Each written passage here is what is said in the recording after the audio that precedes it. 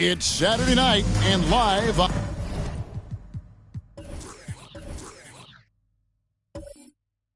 And with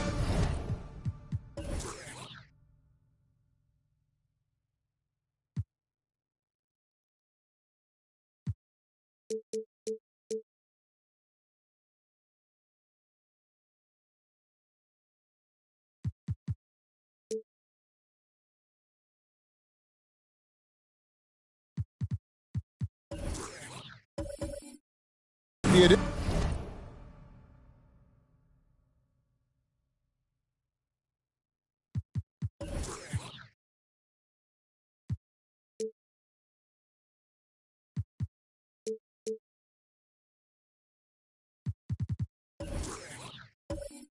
Greg, of the play-in tournament, we're seeing more meaningful games here late in the season. Yeah, we're seeing teams battle for positioning more than ever. You have multiple teams trying to secure that 6th seed to avoid the play-in. So with Randolph on the bench, this is the group Mike Malone has right now.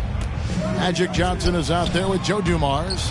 Then there's Embiid. Then it's Barnes. And it's Manning in at the 4 slot. And the call on the shot that sends him to the line. First team foul. The Nuggets shooting their first shots from the free throw line tonight.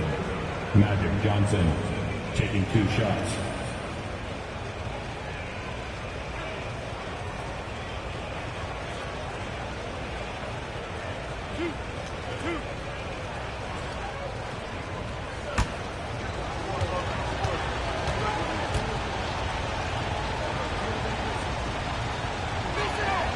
First free throw is good.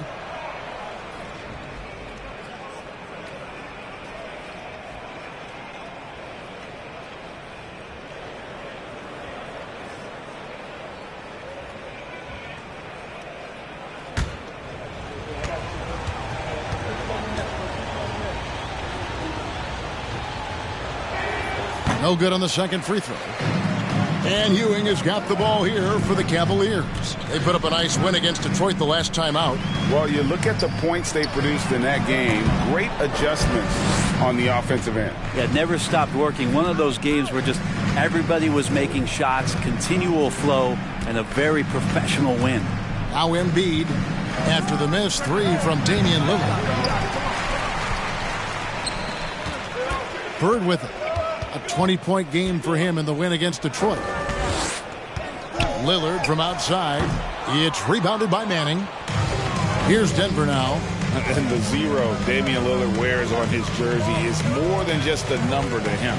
Yeah, Greg, we know that represents the letter O, as Dame grew up in Oakland, went to college in Ogden, and became an NBA star in Oregon.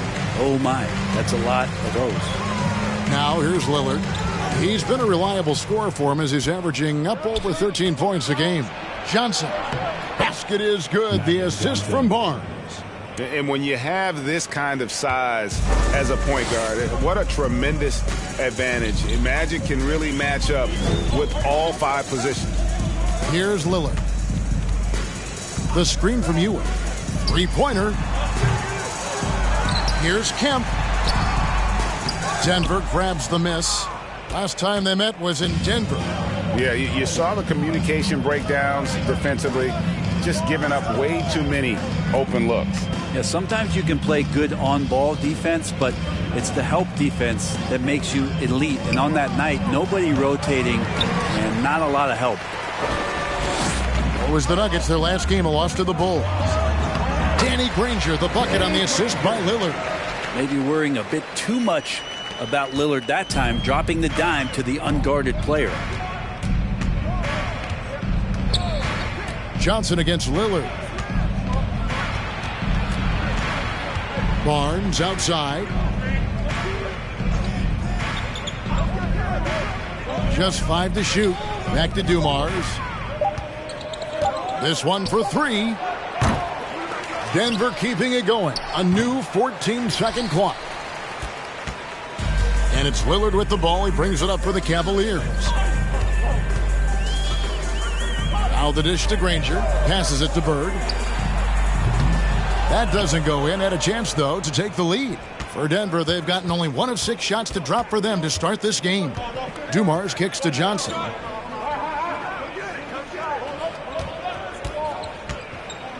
Barnes outside. Pass to Dumars. Good, and it's Barnes picking up the assist. Well, that's one way he can finish, but far from the only way he gets it done. He's got all kinds of tricks up his sleeve. Outside, Kemp.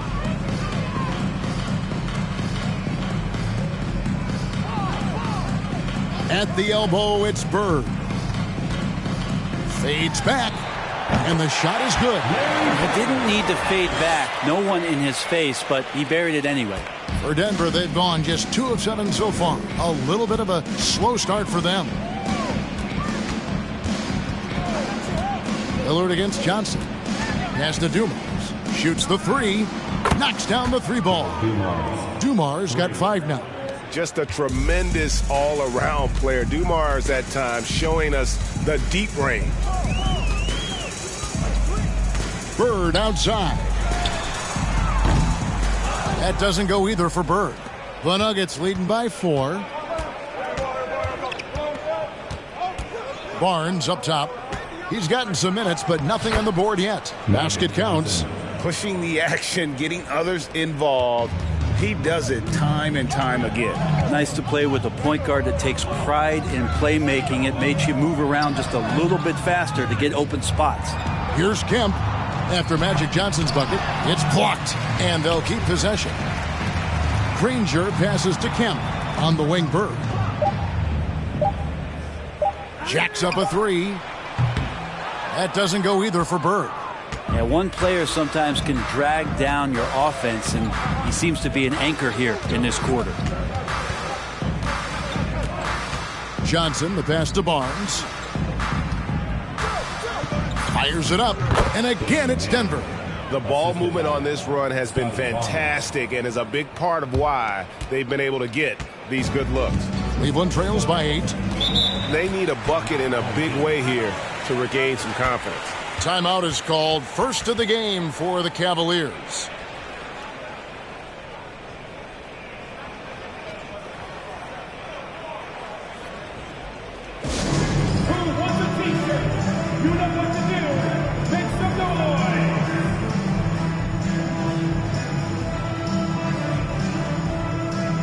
And it's a completely new group for Cleveland. And a quick look now at the best free throw shooting teams. You know, it's really a team-wide talent. You want a foul to stop layups, but against them, you're not saving much. They'll make you pay time and again.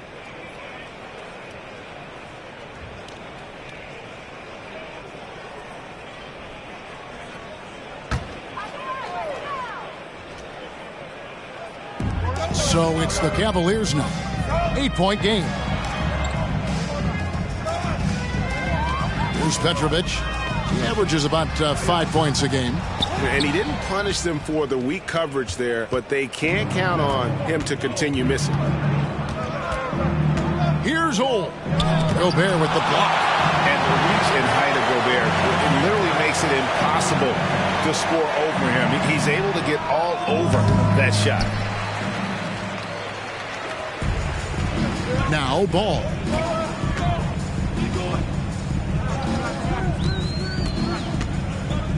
To stop the drought. Count it. And we knew LaMelo was talented coming into the league. What we didn't quite know was how much of an impact he would make in terms of controlling the flow of the game. Stojakovic with the 3. He can't get it to go. And it's the Cavaliers taking it the other way. Vanderbilt with the screen. Ball no good. Denver leading by 6. Oh, no good. Man, I thought he was making that in so close. That's some aggressive defense. From 11 feet away, and it's Randolph with the rebound. Nuggets shooting 36% in this first quarter, trying to get their bearings. Hudson kicks to Randolph. And the pass to Stojakovic. 5 on the clock from outside the arc. He doesn't hit that one. And for the Cavaliers, they're shooting an alarming 21% to get things going here. Ball finds Vanderbilt.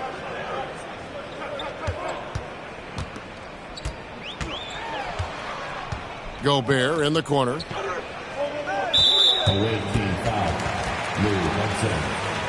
You gotta love strong defense, especially when it comes in the form of harsh rejections. Wow.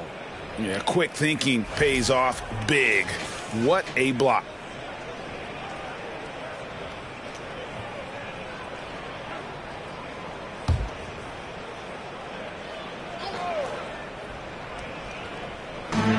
44 seconds left in the first quarter. Steps back. Here's ball. 6 to shoot. In building this lead, they've done a terrific job finishing their defensive sequences with the backboard. That has been key. Here's Hudson. He's been patient so far. Nothing on the scoreboard yet. And foul on the shot. He'll shoot 2 at the free throw line. And no doubt the size of Ilgauskas can be intimidating. He is a huge player with a surprisingly soft touch. For Denver, they have converted 1 of 2 free throws so far today.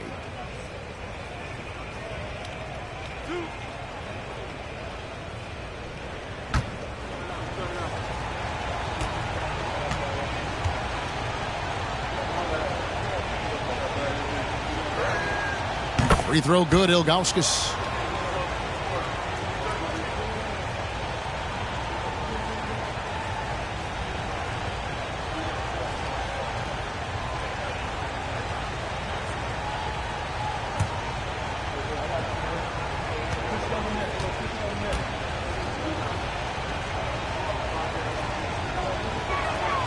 Good on both. At this point, you might as well go ahead and chalk up the points when he's at the free throw line. Pretty much automatic. Shooting foul as the whistle blows. He'll shoot 2 free throws. Taken 3rd overall in 2020, LaMelo Ball is a unique player. Like his brother Lonzo, very tall at the point at 6'6", and he'd much rather pass it than shoot it. Take a break. Take a break. 2 shots.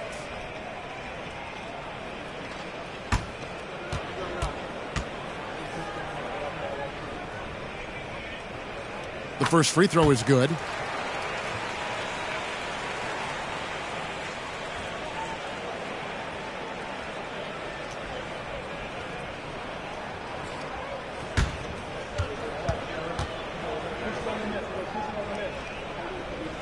And he makes both free throws.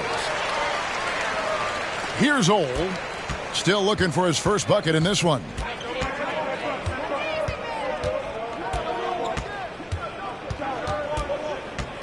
He kicks to Randolph. 3-pointer, Stojakovic. Not going to go that time. And so the first quarter is in the books. Nuggets lead by 6. And we'll be back with you for the start of the second.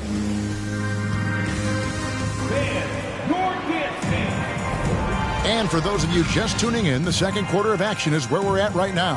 And when you consider how Denver is doing, guys, what are your thoughts? Well, their effort on the defensive end has set the tone for this game. That defense has been infectious here as everybody stepping up aggressively on that end.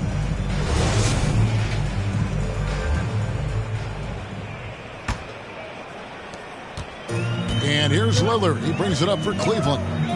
They trail by 6. Danny Granger out there with Kemp. Then it's Bird. Then it's Ewing. And it's Lillard in at the point. That's the 5 for Cleveland right now.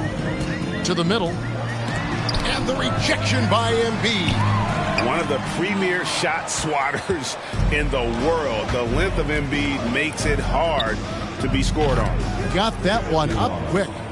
Dumars got the lead up to 9 now for Denver. Right, we know the league's cracking down on those dangerous plays that risk a player's health. Why was that less of a focus when you played? That's a great question. I think it's smarter to approach the game this way. We don't want to have unnecessary injury because of guys maybe just taking it a little too far with the physicality. Uncovered.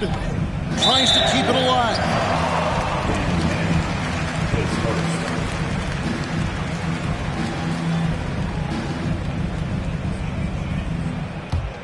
Cleveland trails by 7.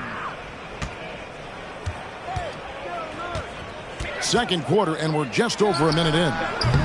Offensive rebound, Kemp, and he drops in the layup off the glass.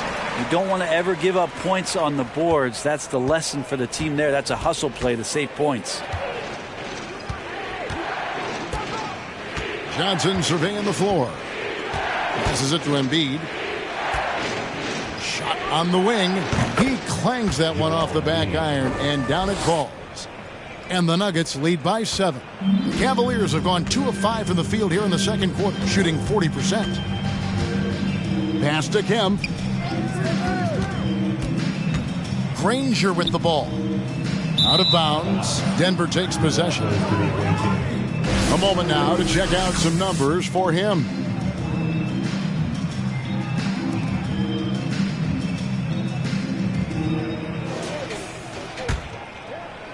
The Nuggets leading by 7.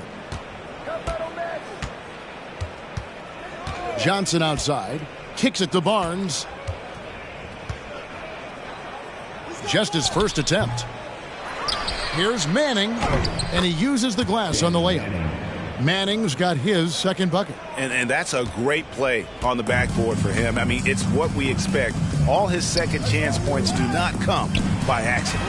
Three-pointer, Lillard. It's rebounded by Manning. Manning's got 6 rebounds in the game. Pass to Johnson. Back to Barnes. Denver passing it around. And here's Dumars outside. Good, and it's Barnes picking up the assist. Barnes has got his 6th assist on the night.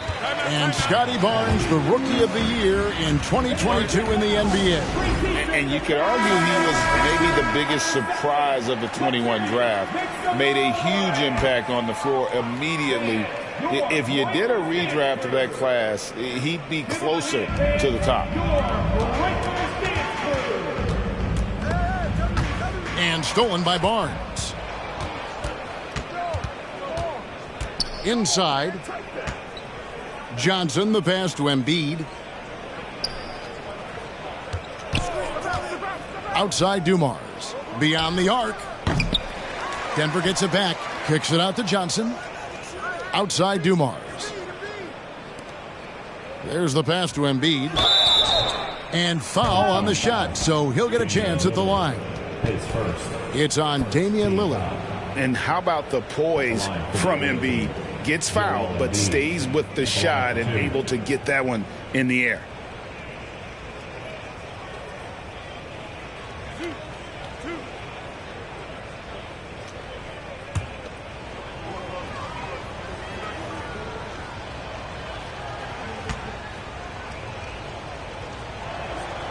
The free throw drops for Embiid. Really an underrated part of Embiid's game. Excellent as a foul shooter for a 7-footer, so you just can't hack away at it.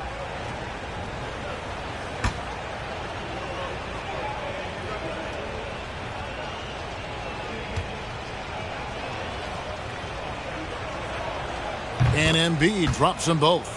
A big fella with the ability and confidence at the free throw line is something that every team wants. You don't have to make those late substitutions.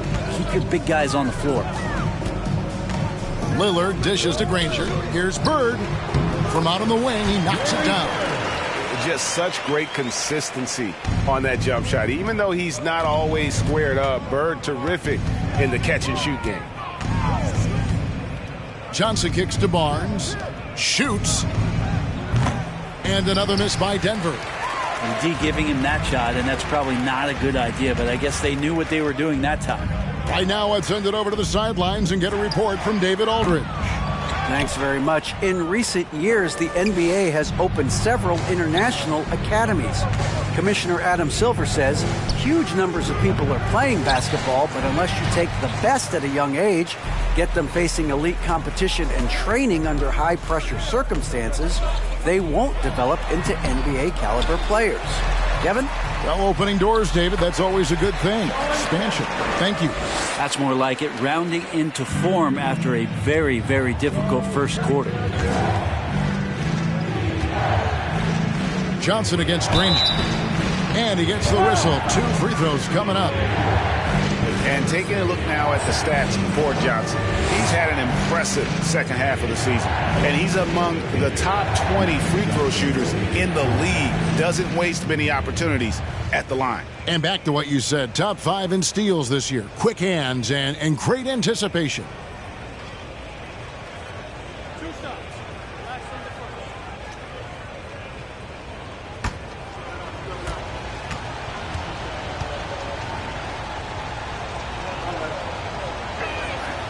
And that one falls for Johnson. And they have yet to miss a shot from the line here this quarter. And the Cavaliers making a change here. Ball's checked in. And Denver with a change here, too. Stojakovic is checked in for Scotty Barnes. And Johnson drops them both. And they've done a better job at the line this quarter. They've got that free throw percentage up to almost 90%. Ball kicks to Granger. Ewing inside. Embiid's there. No good from Ewing. And so it's Johnson who brings the ball up for Denver. Outplayed in the previous game on their schedule, losing to Chicago. Yeah, tough game on the road. The guys you're defending, obviously comfortable shooting in their own building. You've got to find a way to break their rhythm. Yeah, they couldn't do it in that one. Always a step slow in closing out the shooters and maybe even recognition of who was on the floor. Just not enough energy, and that's a tough way to win on the road. Catching up on the changes for Cleveland. Rudy Gobert, he's checked in for Ewing. Vanderbilt comes in for Kemp. And it's Green in for Danny Granger. Ilgauskas is checked in for Denver.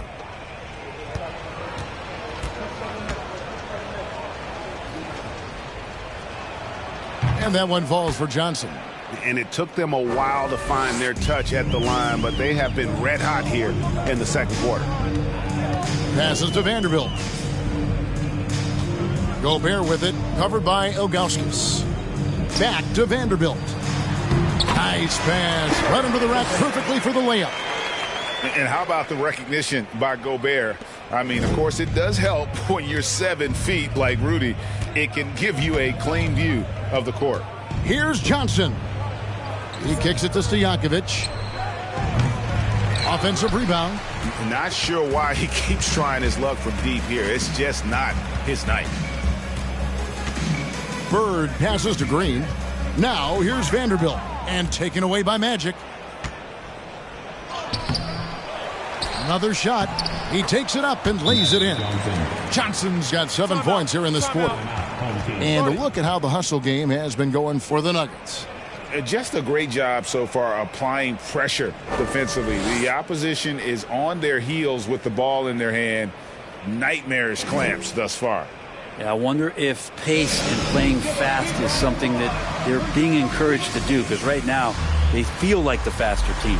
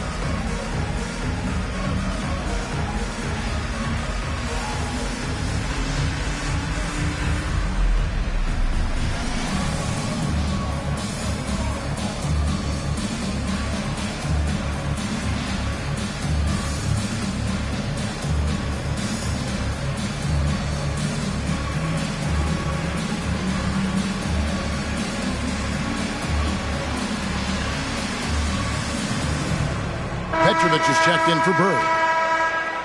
And now let's have a look at the teams that have had the quickest hands in the NBA during the past month.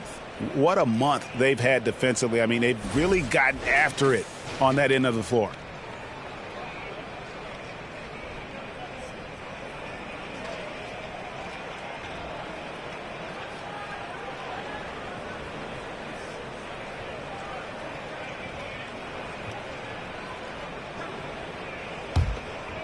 Here's Ball.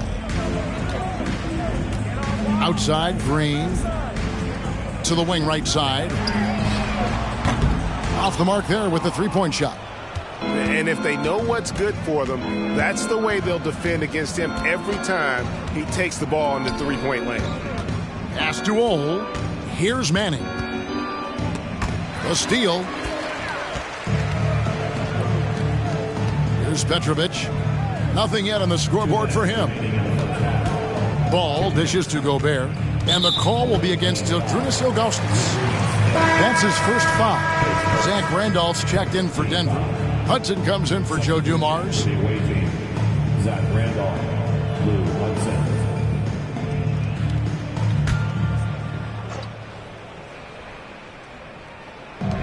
1:56 left to play in the first half. Pass to Petrovic. There's the triple. Got a piece of it. And he recovers it. 4 on the clock. There's Green with the 3. No good on that one. And it's Denver the other way. The Nuggets on offense. They're on a 16-6 run. And out of bounds. The Cavaliers will take it. And now a chance to see what's coming up for the Nuggets on Tuesday and then on Thursday. And looking at the schedule, it isn't ideal in terms of the upcoming games with the amount of quality teams they're going to be playing, but it's also a good chance for you to get some confidence and really see just how good you are. 1:22 left in the first half of the game. Back to Ball. Launches a 3. Cleveland with a fresh shot clock. Here's Gobert. Lays it up off the glass. And just an excellent rebounder. Gobert is so good at using that incredible wingspan to track down those additional scoring opportunities. Here's Hudson. Still getting warmed up offensively. No scoring yet from him. Some tough offensive sets. They want to turn it around. Yeah, right now you just need a bucket to get some momentum. And finished off by Gobert. And sometimes it's as simple as this. Throw it up anywhere near Gobert, and he's going to finish it. Outside Randolph. Ilgauskas a screen on Vanderbilt. Here's Randolph. The Nuggets with another miss. Cleveland trails by 11. Ball feeling it out a bit. 17 seconds left here in the second. Takes a 3. It's hauled in by the Nuggets. The biggest lead of the game, 15 points. Here's Hudson. Offline with the baseline jumper. And so it's Denver holding on to an 11-point cushion as we get ready to take a break. And thanks to their outstanding defense, the impact Damian Lillard has had on this game has been minimal. And now let's catch up with David Aldridge, who's standing by from the sideline. All right, Dave. Thanks very much. Joined by Mike Malone. Coach, what did you like most about your team's play in the first half? Well, energy. We were able to get stops, get out and run, and that's the pace that we have to play at. More of the same defense, take care of it, give them one shot, and then get out and run and get out and attack. And you kept them on their heels, Coach. We'll see if that continues. Thanks. Back to you guys. Thank you, David, and we'll be right back after halftime to start the third quarter. See you in just a bit.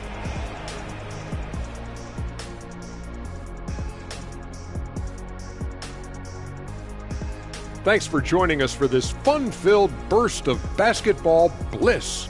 We kick off tonight's show with the power rankings across the league. A lot of stats go into making these power rankings. When you guys are judging teams, do you trust the numbers, or do you usually just go with your gut? I always follow my gut. The numbers don't paint a complete picture. They can't account for the intangibles. Yeah, I agree with Shaq. He always follows his gut. He follows it to the kitchen. He follows it to the barbecue joint. He follows it to the restaurants, everywhere. I agree with him. Ba-doom, boom. And it hasn't been wrong yet. Now, looking at the first half of play in our featured game, what a disaster it's been for the Cavaliers. They couldn't get anything from beyond the arc. Obviously, plenty of bad shots, but they couldn't even hit wide open ones. They need to regroup, I'm telling you, regroup with some kind of rhythm and get on pace. And that concludes halftime. Now time to send it over to Kevin Harlan as the game's about to resume.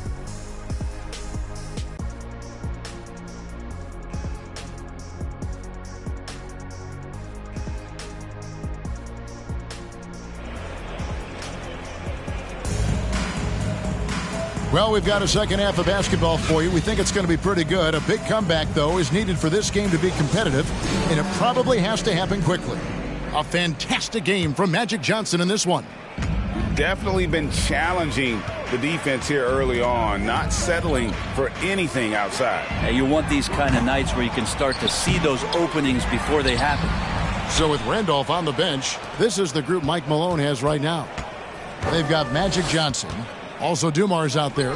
Barnes out there with Joel Embiid. And it's Manning in at the power forward position.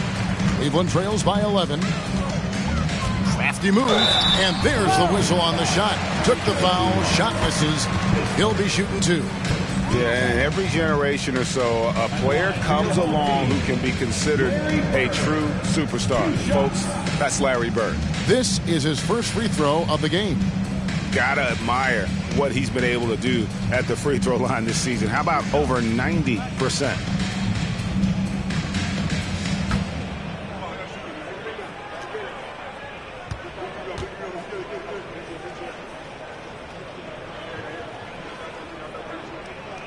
Free throw good. Bird.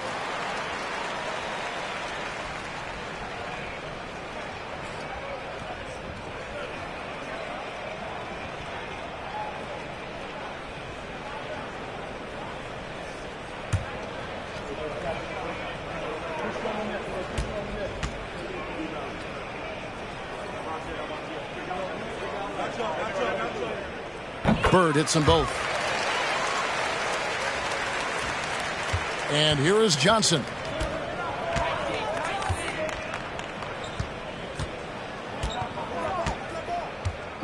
And there's the pass to Embiid. Down low, Manning. And there's a nice one-handed slam. And for a big man, Embiid sees the floor as well as any big. Recognizes when one of his guys has an opening for a shot. Lillard, the pass to Granger. Back to Lillard. And a minute played as the second half gets going. Just 5 on the clock. And here's Bird for 3. It's rebounded by Manning. Manning's got the glass covered here tonight. 11 boards for him. Johnson finds Barnes. And here's Dumars outside. The rebound by Ewing. Ewing's got double-digit rebounds now in the game. Even if you're not shooting it, you like to see the effort level, and his tonight has been high. He muscles it in through the contact, and they call the foul. He's on his way to the free throw line. And this is his first trip to the line tonight. One of the areas where he has excelled all season long. How about 87% from the line? Damian Lillard, shooting 1.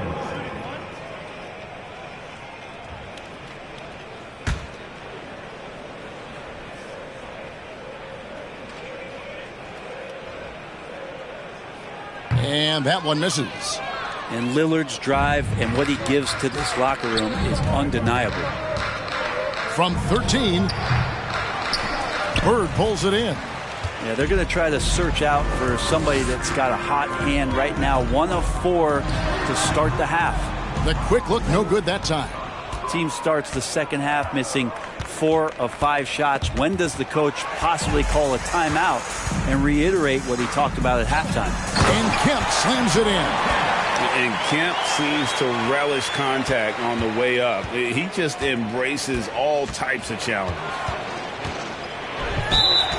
Blocking foul called on Shawn Kemp. His second first team foul.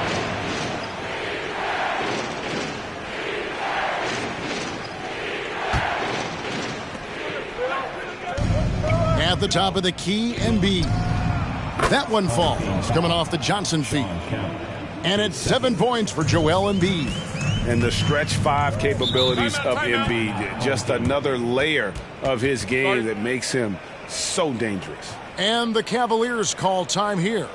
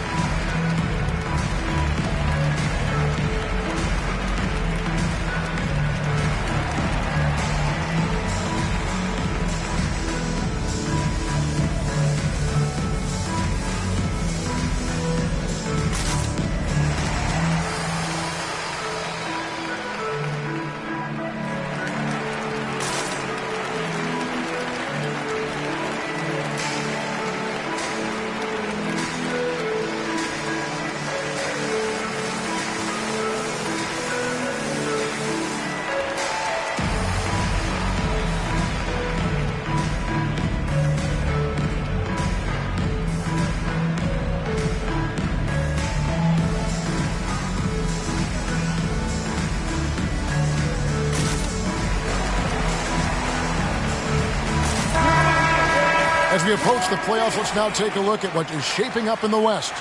You look at the Nuggets. It's been a rough season for them. The good news is the lottery is only a couple months away. And you know, for the Nuggets, they're down at the bottom of the barrel in terms of standings. I can't imagine how toxic the mood in that locker room has to be here after these struggles. Yeah, and if you look ahead to this offseason, which the front office is probably already doing, they should. That toxic environment you mentioned will make this team a very hard sell to free agents out there. Just under 2.5 minutes into the third quarter now. And the foul called on Larry Bird. That's his first foul. Yeah, way to get there first and be willing to absorb the contact. The Nuggets leading by 10. Now here's Johnson. 12 points for him. Embiid sets the pick for Johnson. Goes up at the stripe. That's another one for him. His 5th in just 7 shots. That's just more for Magic. And for all of his unselfish ways, if he wanted to, this guy could probably score like this on a nightly basis. Kemp deciding where to go with it.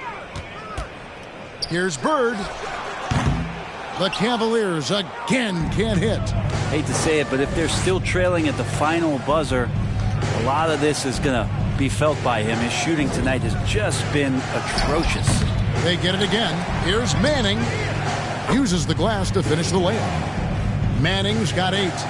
There he is, beasting on the glass, converting the opportunity, trying to put this game away.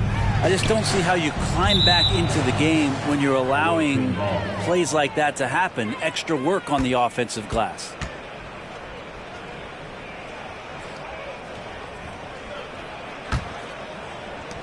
The Nuggets leading by 14. Outside Dumars. Pass to Embiid. Back to Dumars. No good on the shot. A bit long that time.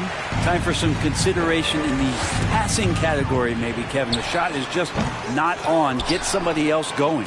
But his shooting this quarter has to be a huge concern, especially when they're behind like this. Can he find a rhythm? Johnson connects on the 17-footer. He's got 16.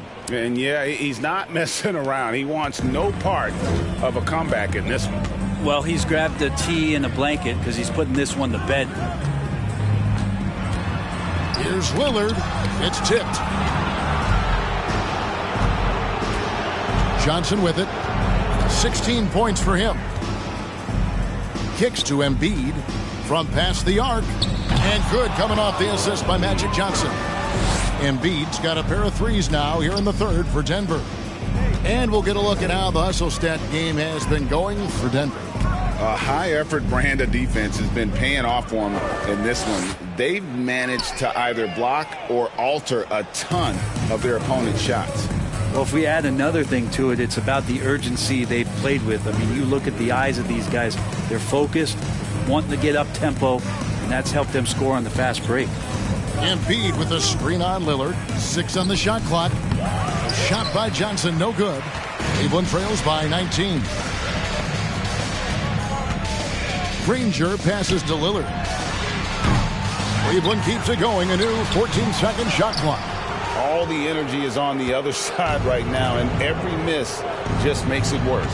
Well, the other team is scorching hot, and they come down on this end and can't find a way to get the embers going. Lillard against Johnson. Back to Barnes. The Nuggets need to get a shot off here. And here's Dumars outside. He was terrific shooting the ball in the first half, but he looks a little bit slower out there, possibly leg tired here in the second half. And Lillard kicks to Granger. A wide open look for Bird. Another miss, and they've really hit a rough patch here. And offensively, he has been a liability more than he's helped this quarter. And Johnson with the stuff.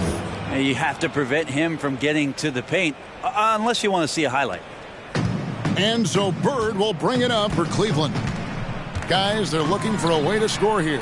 Yeah, they've had a tough time taking the lid off. And there hasn't been anything easy for him in this period. No, I haven't seen him in comfortable spots, or at least spots we've seen in this offensive set that are allowing him to settle in. Here's Embiid. Good D by you. Not going to see that very often. The defense in the vicinity, but still, he's not one to blow layups. Here's Bird. The Cavaliers again can't hit. The Nuggets leading by 21. Now Johnson. He's got 18. Dishes it to Barnes. And here's Dumars outside. The Cavaliers pull it in. Ewing's got rebound number 13 with that last one. Bird, the pass to Lillard. Back to Bird. Lillard against Johnson. 5 to shoot.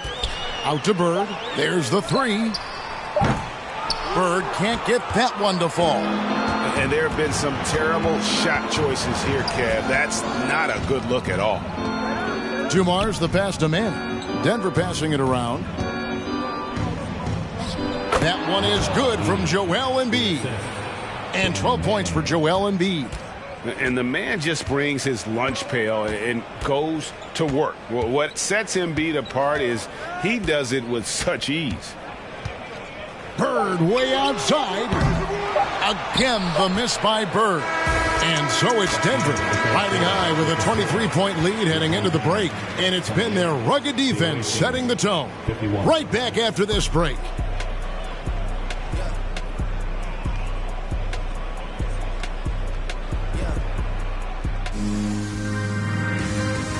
And now we have a moment to reveal our State Farm assist of the game. And the definition of teamwork right there, guys. I mean, what great communication.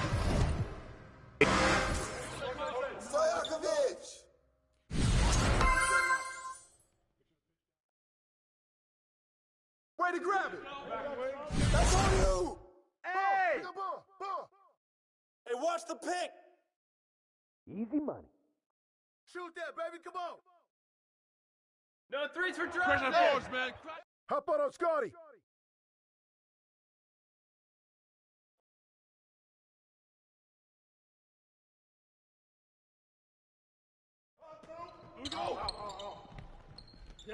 The ball. Yeah. Good shot.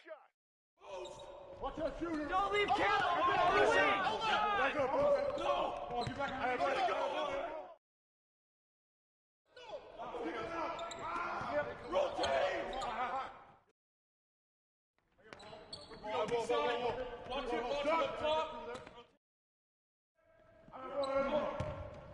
Watch it. Don't leave Granger open. Help out on Hudson. And one. Oh, foul.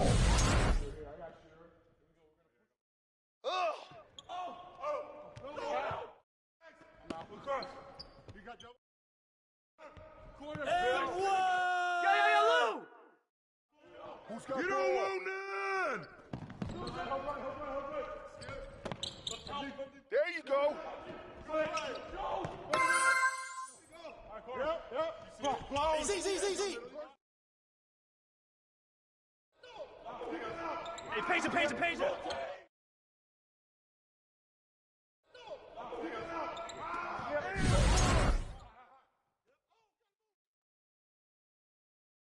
Get it!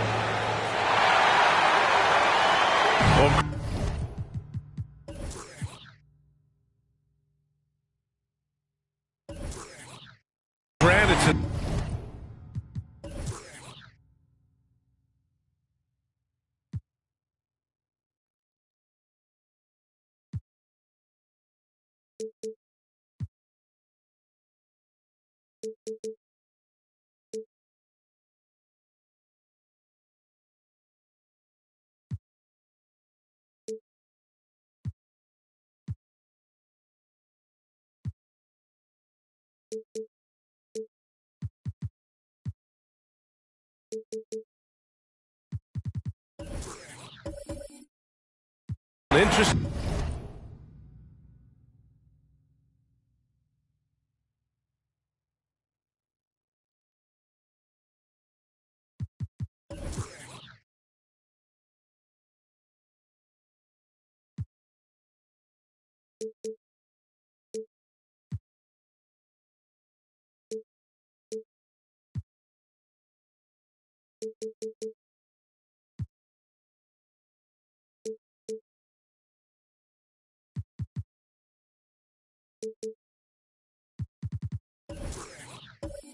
Battle for playoff seeding.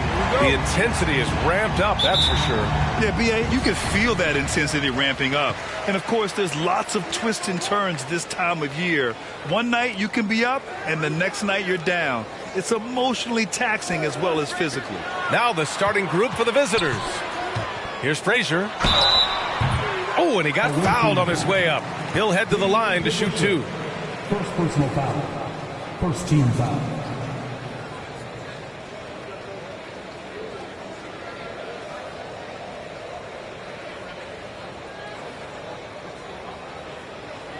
Shooting for your home team, Walt Frazier. 2 shots.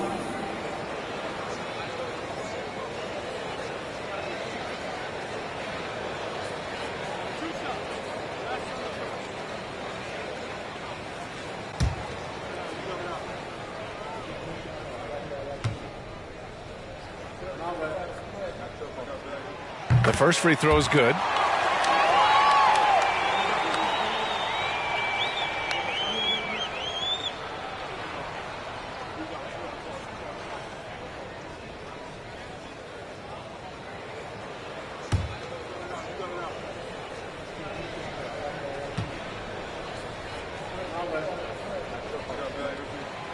And so he hits both.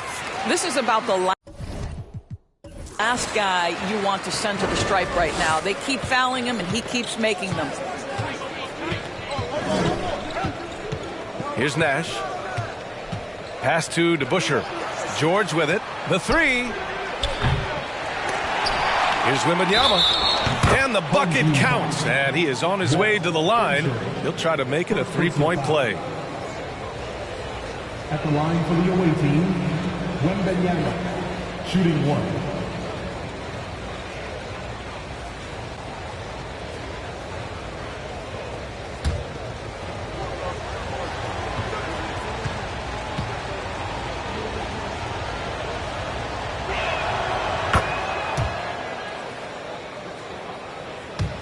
So it's the home team now.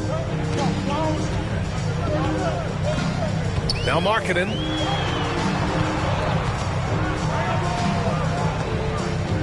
Pass to Frazier. And here's Love. Another shot. And it's good on the lay-in. Well, you know this about Kevin Love. He is willing to be a workhorse on the glass for them, and you will not have him ever give up on a play. First quarter, just over a minute played. Here's DeBusschere. Offensive rebound. It's good on the putback. Woo, hard work creating the second chance opportunity. Here's Frazier. Outside Love. Fires for three. Hits a three-pointer. Love's got 5 points. Well, you know Kevin Love is ready in catch-and-shoot situations. Beautifully done. Here's Nash. In his last outing, 8 points for him. There's a screen. Love grabs the miss. For Minnesota, they've gone 2 of 3 from the floor. Down low. Here's Frazier. Yes, and it's Leonard with the assist that time. Well, as a great scorer, you still have to be willing to balance it with finding your teammates. Kawhi Leonard puts the ball where it needs to be. And stolen by Leonard. Here we go. Here's Frazier. And no good. And Detroit will go the other way with it. Yeah, they hit the court last game with some serious attitude, especially on offense. And what surprised me was how easy they made it look. It seemed like they got something out of every possession. Now here's George. He's been an offensive weapon for them, scoring around 17.5 points a game. Can't get it to go, making him 0 for 2. Boy, a miss like that will drive any scorer crazy, especially with the defender giving a cushion. Pass to Lanier.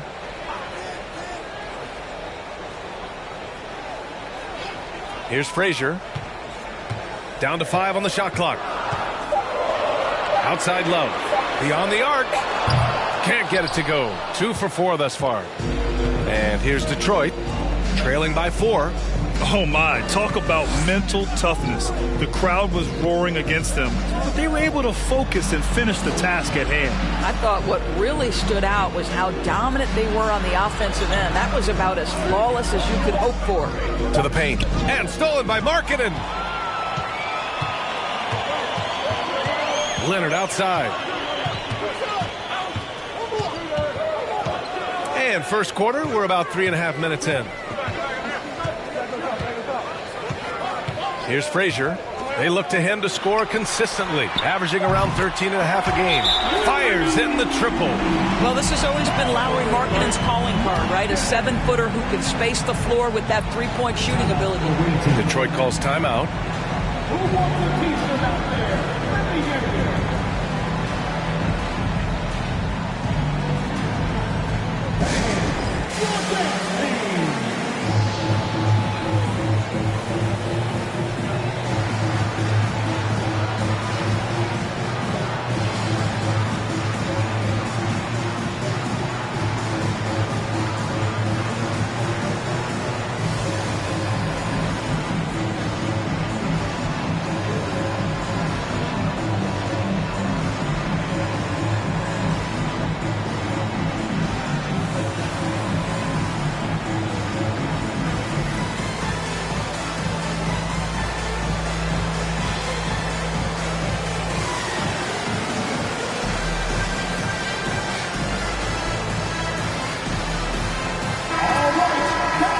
Chance to check out stats for Kevin Love.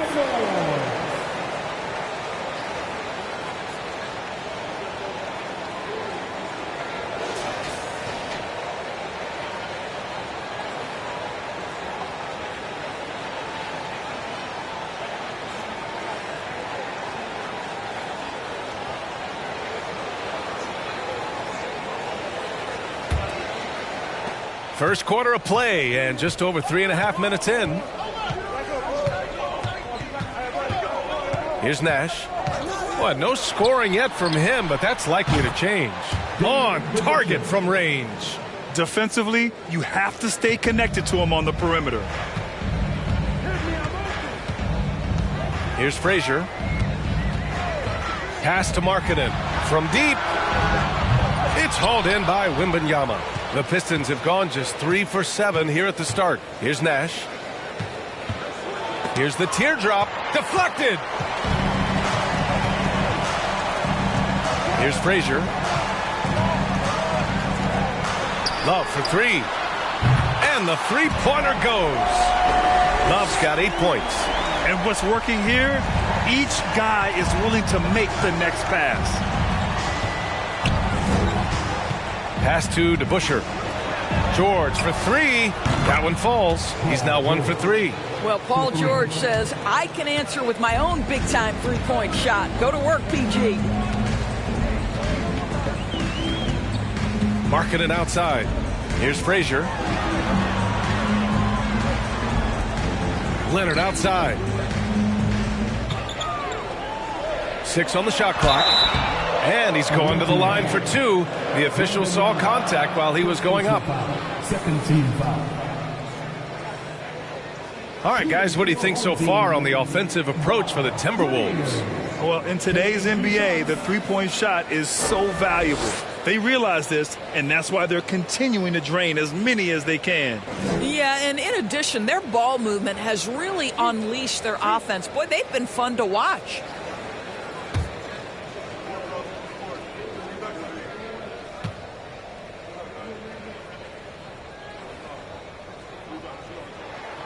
First one falls.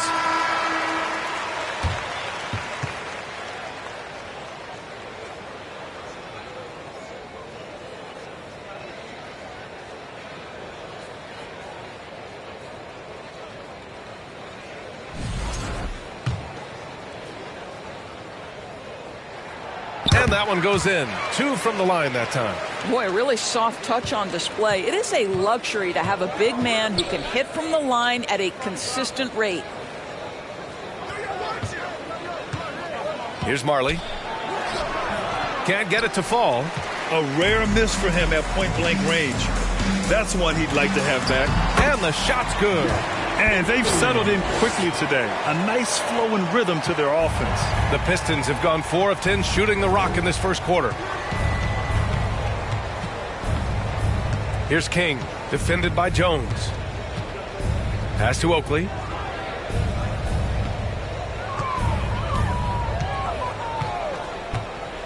Here's Marley. Fires from deep. The putback. Great positioning on the putback. Great anticipation off the missed shot. Oh, his timing was impeccable.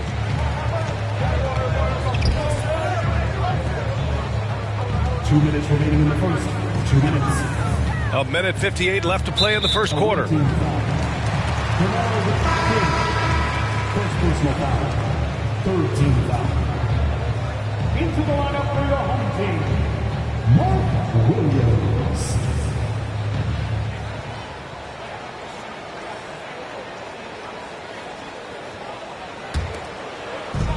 1:56 left in the first.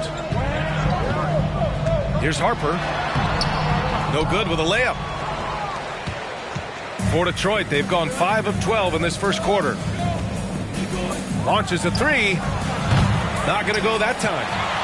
The Timberwolves have gone 6 of 11 so far.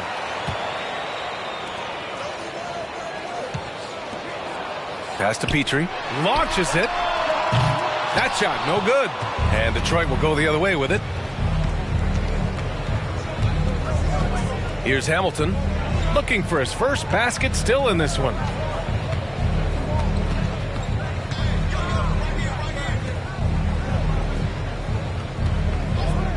Over to the left wing. And here's Sabonis outside. Williams grabs the board. Grab that one. However, so far they're getting a little out-hustled on the boards. Pass to Petrie. Lets the three fly. Connects from downtown. He's got 5. Well, the versatility he possesses makes him a very tough cover, guys. Here's Oakley.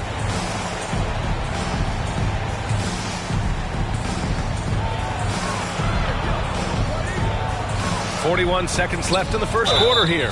And that one's good. Just owning the painted area. If it's working, no need to change. Shooting for the away team, Charles Oakley. 1 shot.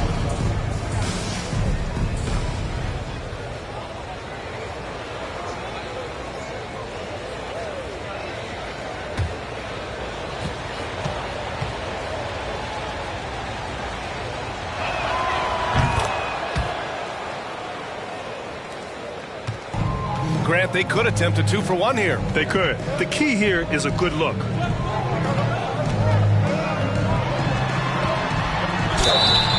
Oh, and there's the whistle on the shot. So 2 free throws for him coming up. First personal foul. 14 foul. At the line for your home team, Bob Nelke. At the line for 2.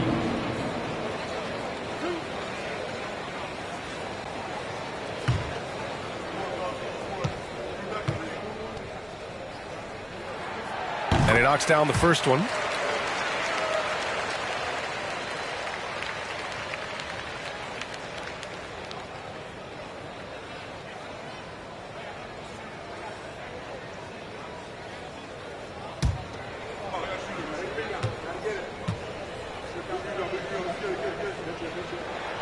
And he makes both free throws.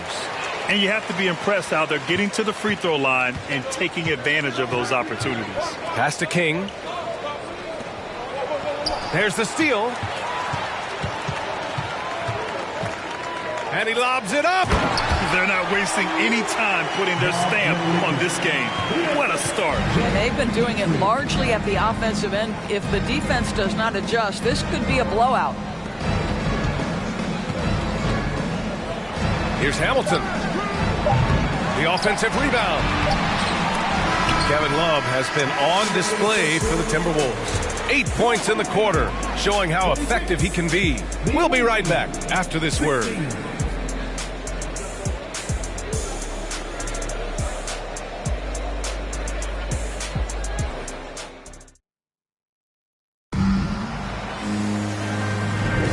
And if you're just tuning in, we've got a wide margin on the scoreboard, but plenty of time left for a comeback. And from what we've seen here from the home team, what's your take so far? Well, clearly they played well in the first period because of their selfless attitude. I'll tell you, that willingness to make the extra pass, that is what creates good looks. It also forces the defense to scramble. And when you're trying to slow down a top scorer, often the game plan is to get physical. Grant, you would know better than anybody. What's it like in the trenches here? Well, B.A., it's interesting. I mean, it can wear on you. It's a mental challenge. When you're in the trenches trying to slow down a great offensive player, it really becomes a battle of wills. You have to stay focused. You have to be disciplined. And most importantly, you just cannot take a play off and allow a great player to get going. Setting the floor for the Pistons. Well, Detroit's shooting around 33%. Not the best offensive efficiency. Pass to Nash. 4-3. Kawhi Leonard comes up with a rebound. Minnesota shooting a solid 53% from the floor. Here's Frazier. Markkanen outside. And he makes no mistake. Slam dunk. Come on, man. Showing unbelievable agility in the air. When he's working with the lead, now he's got a chance to put the style on it. Can't hit that one. Now Minnesota takes it the other way. Yeah, they were dialed in from deep in that one. The basket must have looked as big as the ocean because they were hitting everything. Well, and I think what that was a product of was their movement off the basketball. Just tremendous work on the perimeter. Here's Nash. He got a piece of it, and they recover it. Second chance effort, and Wembanyama gets it to go. He has 7. And you like the balance here, not just falling in love with the 3-ball. Here's Frazier. Leonard outside. The 3 is up. Here's Lanier. And can't get it to go. Now 1 of 2. The Pistons have gotten nothing to go out of 5 attempts so far this quarter. Pass to DeBusschere. It's stolen by Leonard. Here's Frazier. Outside Love. Leonard outside. Shot clock at 6. Lanier controls the rebound and the putback. He really gets in perfect position for the follow. Just a terrific read. Boy, they'd love if anyone could get a bucket. Yeah, their offense has been grinding to a halt. Detroit calls timeout.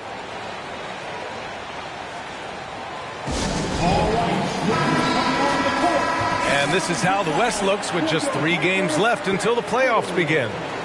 Taking a look at Minnesota, if the postseason were to start today, they'd be the 7th seed. You know, for Minnesota, they failed to deliver the great season people were hoping for, but it's far from hopeless. Plenty of time to turn things around for them. It's an amazing thing. If you can get a couple of wins, generate some momentum, you've got to believe they'll be just fine. Here's Nash. Still getting warmed up offensively. No buckets yet in the game from him.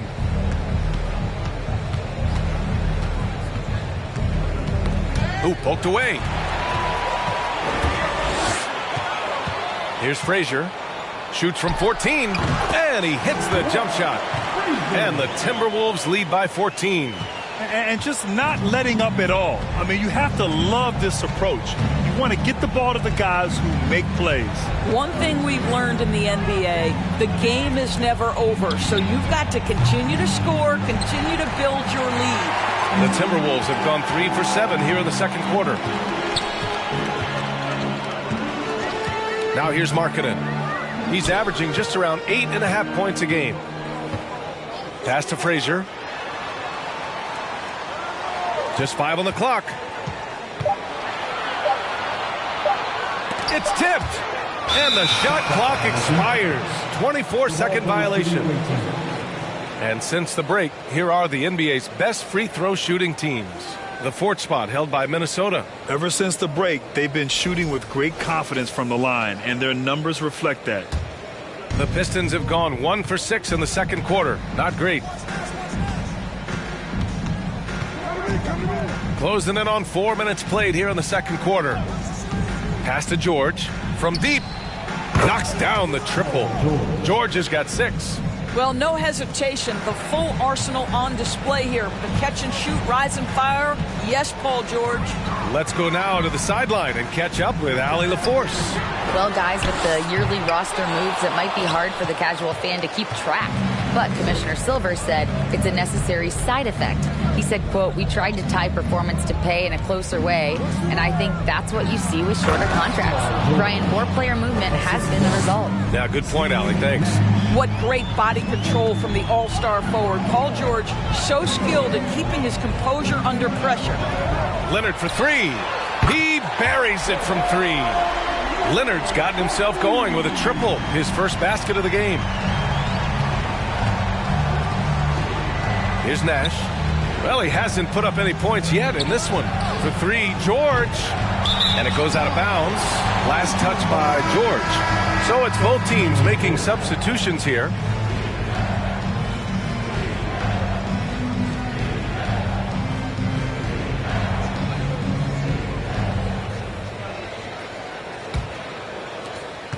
The Timberwolves have gone 4 of 10 from the field in the second.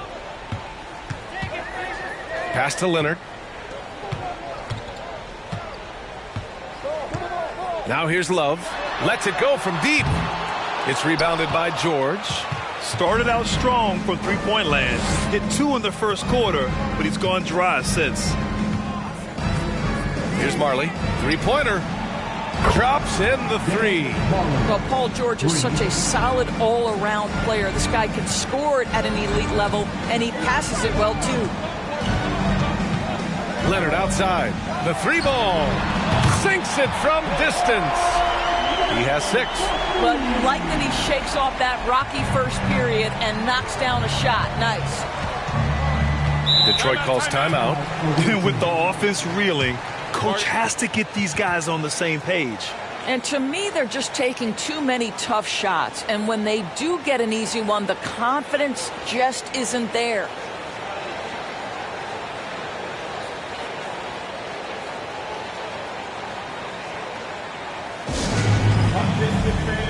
It's time to try on some t-shirts.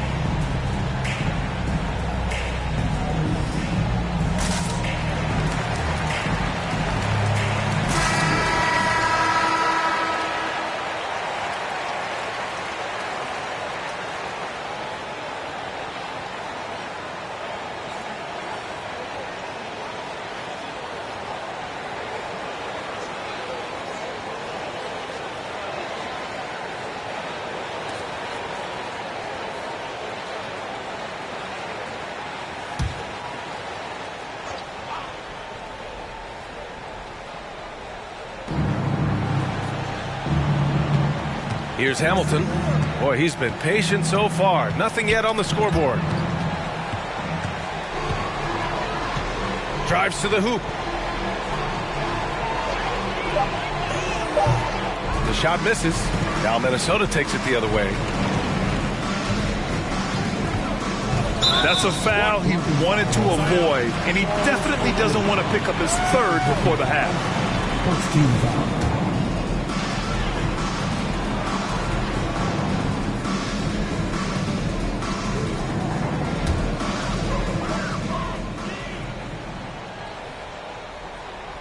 Here's Harper.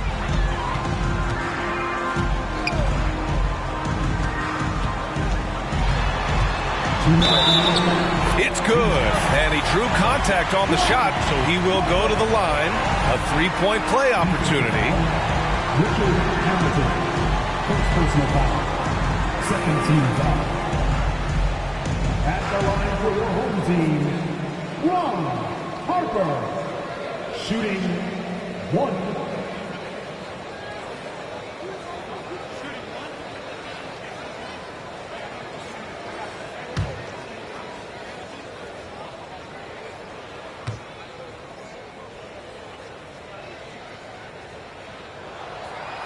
And that one misses. And the Pistons shooting only 36% during the second. Marley with the bucket. He has 6. That's his second bucket from range this quarter after hitting none in the first. To the left side wing. Pass to Jones. Right wing. Clock at 6. On the wing, Jones. Pulls it. And he can't get that one. Ooh, nice D from George. A minute 20 left in the second quarter. Here's Oakley. Well-timed pass, and he goes straight to the bucket for the layup. That's been the story of their offense so far. Getting a number of looks from point-blank range. Pass to Petrie.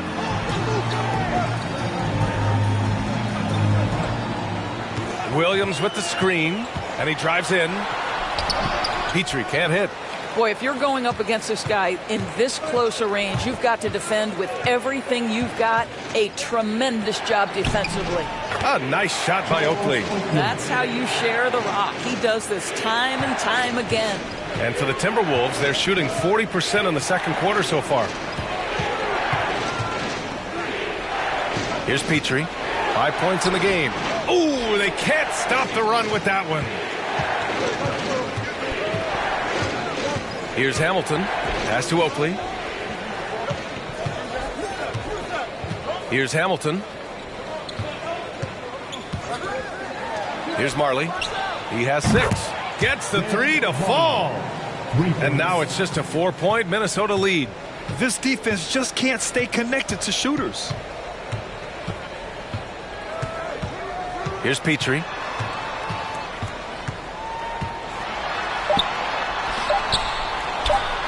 Gets the jumper from the corner to fall. He's got 6. And so it's Minnesota with a 6-point lead at the close of the quarter. Appearing in control, but could still use a little more of a push to feel totally comfortable in this one. More NBA on 2K Sports right after this.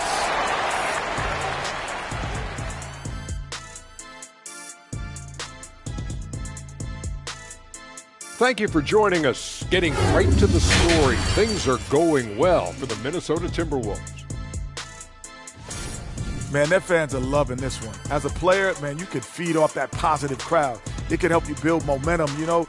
It just gets your blood flowing, and it's right tonight. We'll see if they can carry that energy into the second half, both the fans and the team. And now, as the regular season marches on, here's how things look in the West as we near the final stretch. A look here now at Minnesota. They're right around where we expected them to be at this point. Nothing to be ashamed of. They've had some great wins. And now they know exactly what they need to work on to become contenders next year. Glad you could join us. Ryan Anderson and crew are ready to take it away for the start of the third quarter.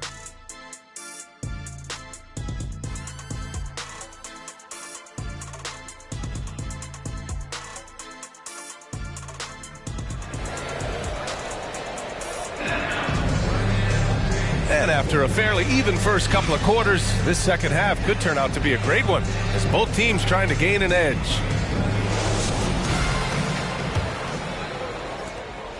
And the Pistons shooting at about 44% so far. Kevin Love out there with Kawhi Leonard. Then it's Lauri Markkanen, and it's Frazier in at the point. And that's the group for Chris Finch as we begin the second half. George, no good. Minnesota shooting at a 48% clip from the floor. Pass to Love. Back to Markkanen. Here's Frazier. 6 to shoot. From outside the arc. The rebound by DeBusschere. And here's Detroit. 6-point game. To the middle. And the jam by George. And plays like that demonstrate Paul George's athletic ability. He's not just an elite scorer. He is a high flyer. Here's Frazier. He has 6. That one rolls around and rims out. Well, they have the advantage, but you still feel like this guy needs to find a way to get himself going. Here in this third quarter, just over a minute played. And the layup is good off the glass. It's not easy to work the ball inside in this league, but they've done it all night. Leonard outside.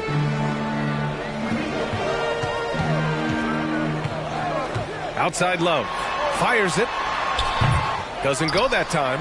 And Detroit will go the other way with it. Well, I guarantee you this is not what they talked about in the locker room. 0 for 3 and looking lost.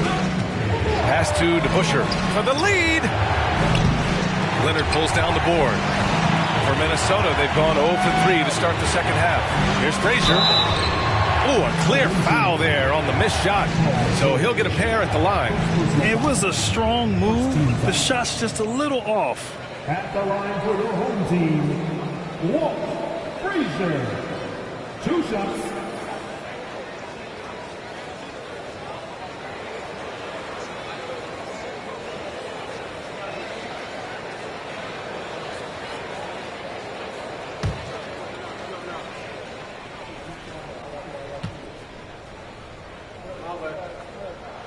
And he makes the first.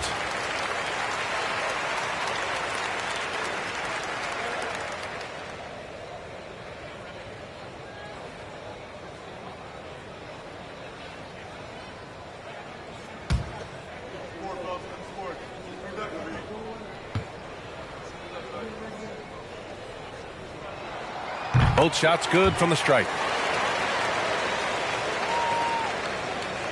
2 minutes into the second half of play now. Detroit calls timeout. Adjustments are a part of every game and every quarter of a game. I think Coach sees something here. Well, this is a chess match. Looking ahead a few moves and trying to execute toward that.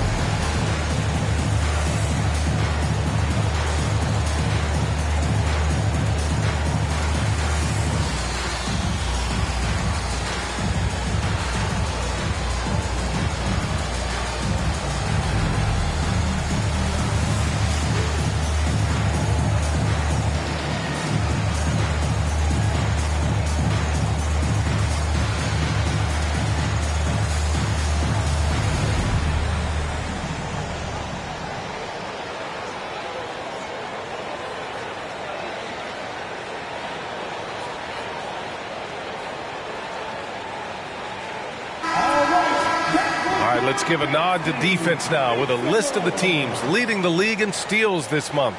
Number 5, the Timberwolves. They've really gotten after it at the defensive end, and that's been generating turnovers.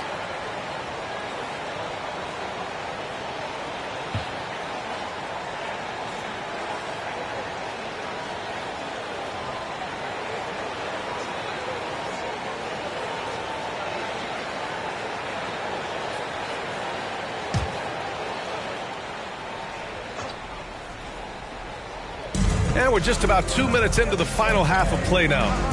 Pass to Bowl. Oh, that's going to be too many steps. Gets the whistle on the travel.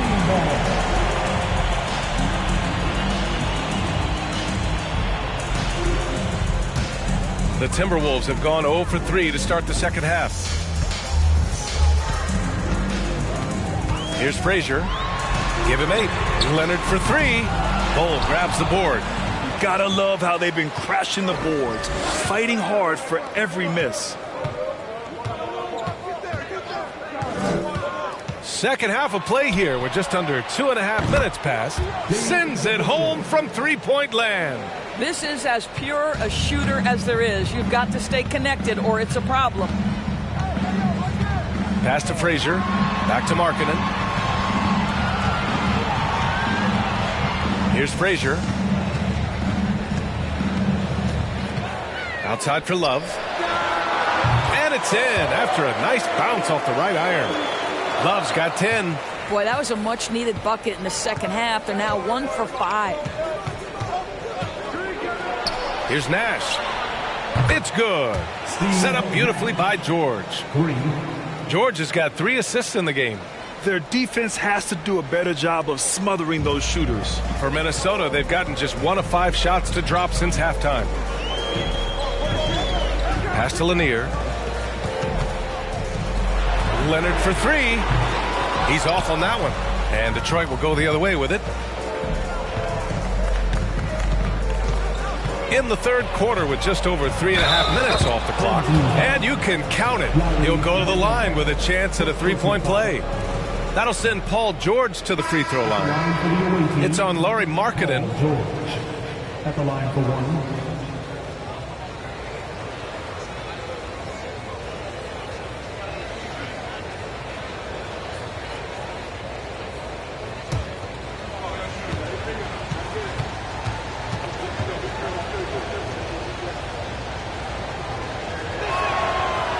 George, one of those players the media appreciates because he doesn't give you pat answers.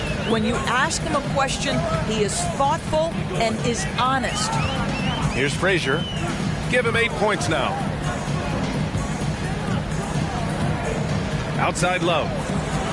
Leonard for 3. Knocks it down from distance. He's got 9.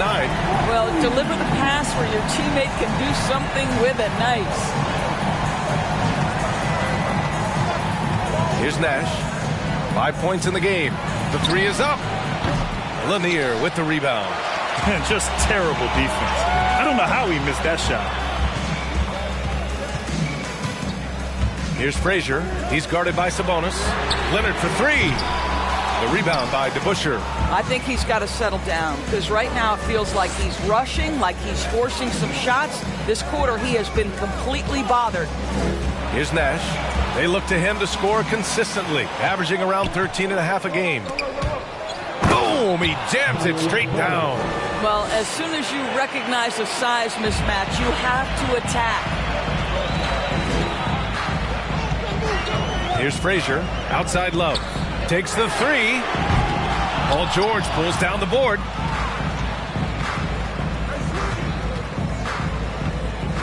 Pass to Nash.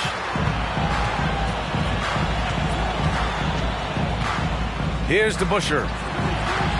George for 3. And that basket makes him 6 for 11. Shooting a good percentage. His first triple of the second half. That makes 3 for the game. Markkanen with it. Here's Frazier. Ooh, plenty of contact on that shot. Officials call the foul, and he'll take 2 free throws now. Let's get a quick check of the scoring breakdown here for Detroit. What a performance for Beyond the Arc in this game. They stuck to their guns, and it's paid off all game. I think another thing that's striking here tonight, the ball movement is incredible. Again and again, they're making smart passes to ready shooters. First free throw is good. Williams is checked in for Minnesota. Harper comes in for Markkanen.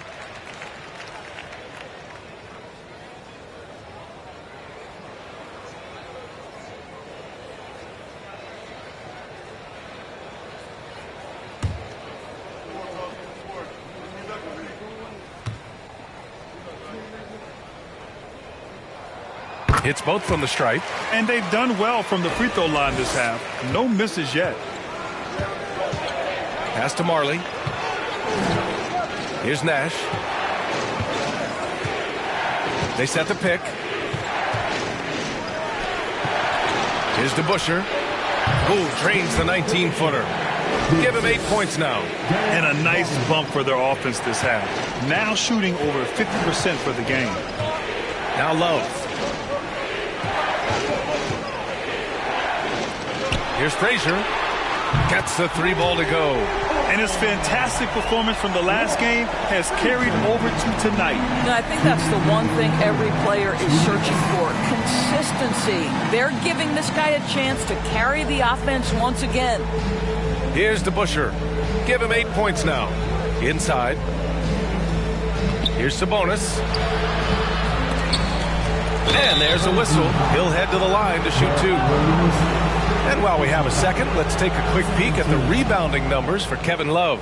Unfortunately, we've seen his ability as a rebounder take a back seat these past few seasons. And I'd like to see him refocus on that element of his game. You can never have enough rebounds, in my opinion.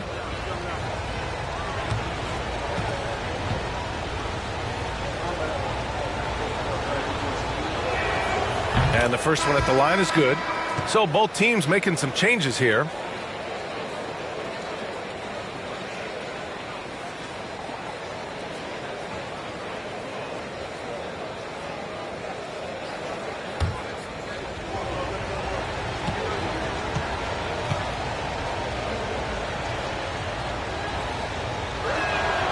And Sabonis drops them both. So it's the home team now, and that game will conclude a 4-game homestand for them. Here's Petrie. Misses the layup. We've got 1:28 left in the third quarter of the game. Here's Nash. The shot, no good.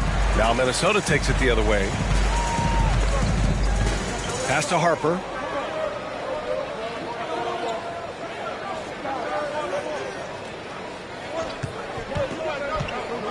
Driving inside, banked it in off the glass.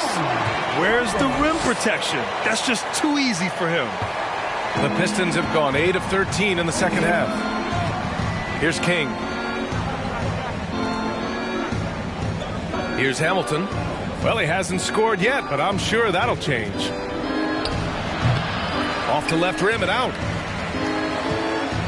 The Timberwolves shooting just about 33% since this second half started. We've got 33 seconds left to play in the third quarter. Harper misses. It's a neck-and-neck game here in Minneapolis. Here's King. Pass to Oakley. Here's Hamilton. Nails it from beyond the arc. Well orchestrated. And then the pass is right on the money. It would be smart to hold for the final shot. Well, that's great execution if you can do that, because it takes any chance at momentum away from your opponent. Here's Nash. Three-pointer. No luck on that one. 3/4 of play and a close one here. The Pistons, they're up by 3. All right, we're going to step aside for just a second, but join us right back here for the start of quarter number 4 next.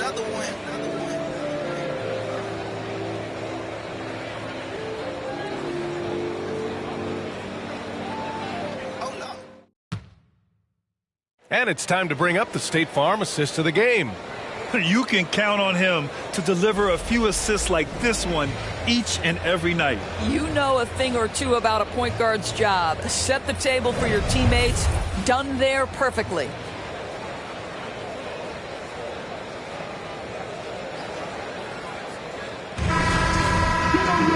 And it's been a very competitive game so far as we get rolling here in quarter number 4. Setting the floor for Detroit. Pass to Lanier. Here's Frazier. Outside Love. 5 on the clock. The shot is good, and this game is back to even. Is it just me, or is Kevin Love all over the floor tonight? There is simply no answer for what he's bringing to the table. Here's Nash.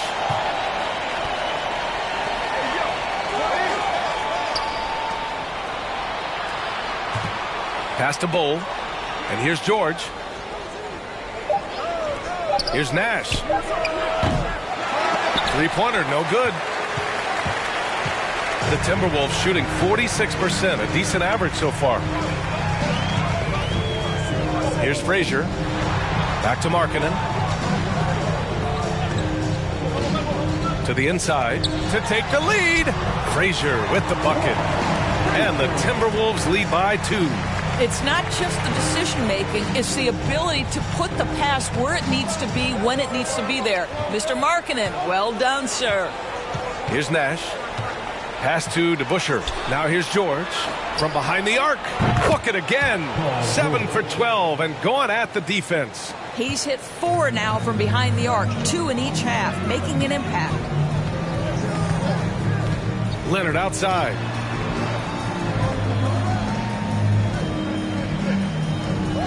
Here's Love for 3.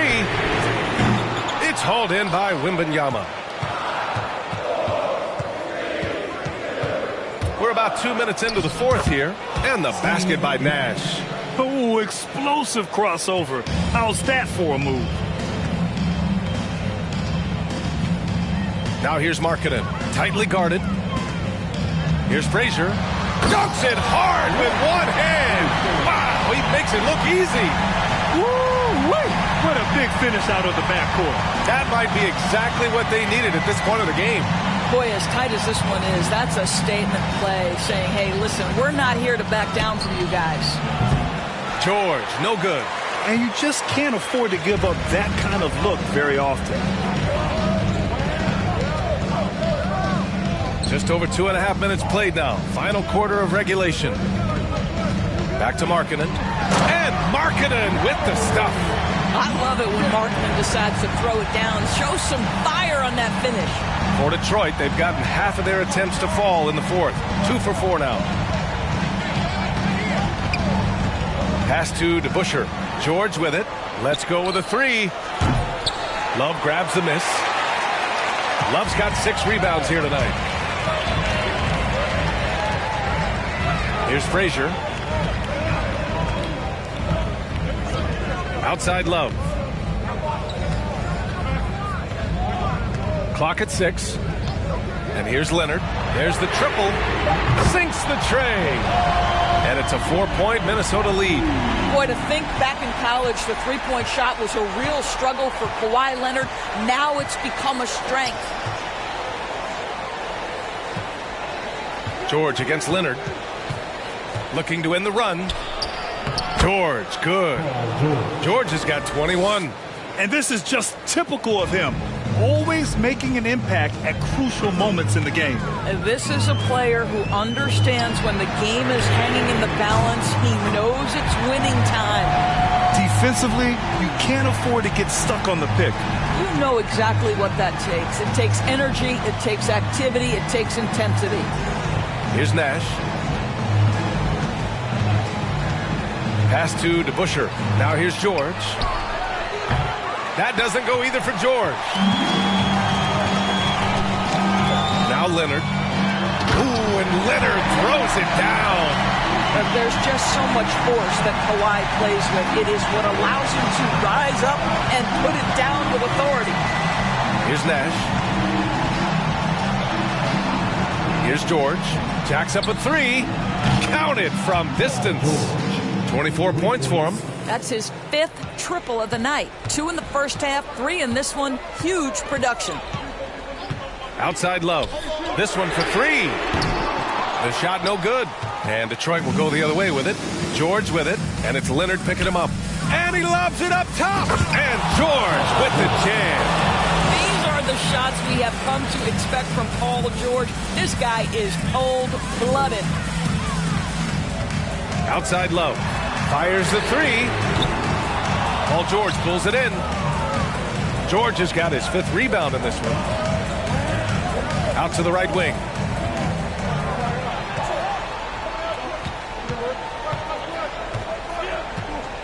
Pass to Nash.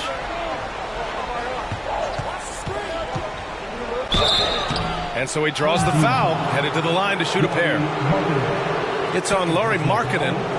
And a closer look here at the scoring breakdown for the Timberwolves. Well, the coaching staff has to love what they're seeing on offense. There's so many assists because how this team is moving the ball.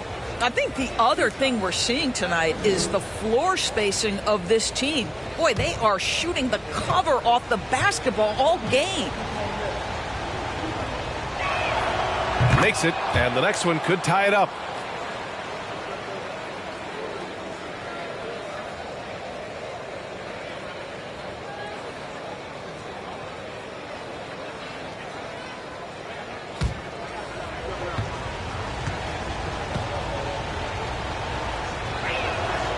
And it's tied up with that one. Well, this is the kind of player he is. The tougher the moment, the more he elevates his game. Pass to Love.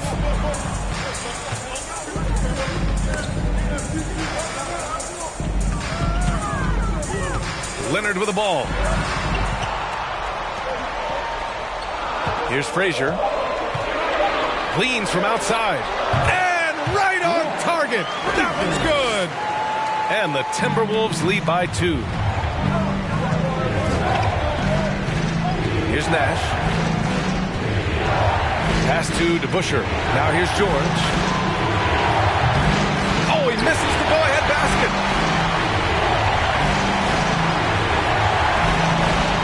Here's Frazier. So it'll be 2 free throws. He was fouled in the act of shooting. First team foul. Shooting for your home team, Walt Frazier. 2 shots.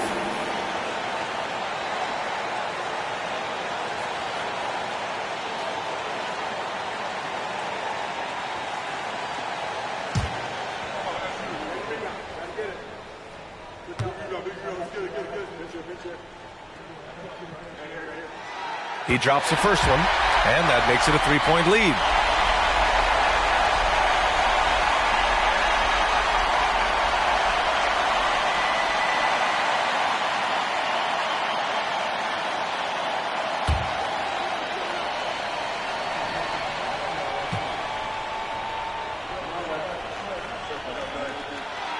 And so he drops them both, and it's a 4-point ball game. Well, in a game this tight, you can't overlook how important those free throws could be. For 3, George. No good there. Now Minnesota takes it the other way. Here's Leonard. It's hauled in by Wembanyama. For Detroit, they've gone 5 of 11 so far in the 4th.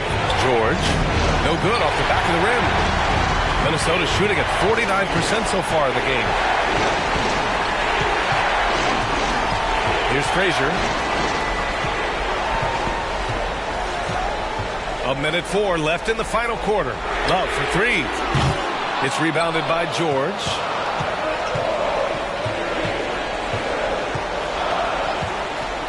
Fires the 3. They get the rebound. Wembanyama. And it's in. And he's brought them within 2 points now. Big-time shot, sending his teammates into a frenzy. I'll tell you, these guys have worked so hard together. Everyone pulling in the same direction. Beautiful to watch.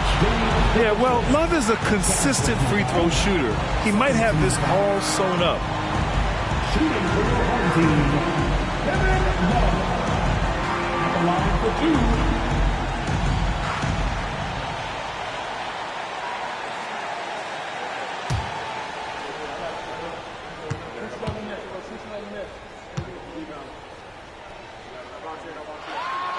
Oh, the first of 2, no good.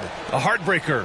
Well, it's a big moment, and nothing like having a consistent shooter from the foul line. Love has the skill to make the most of this big-time opportunity.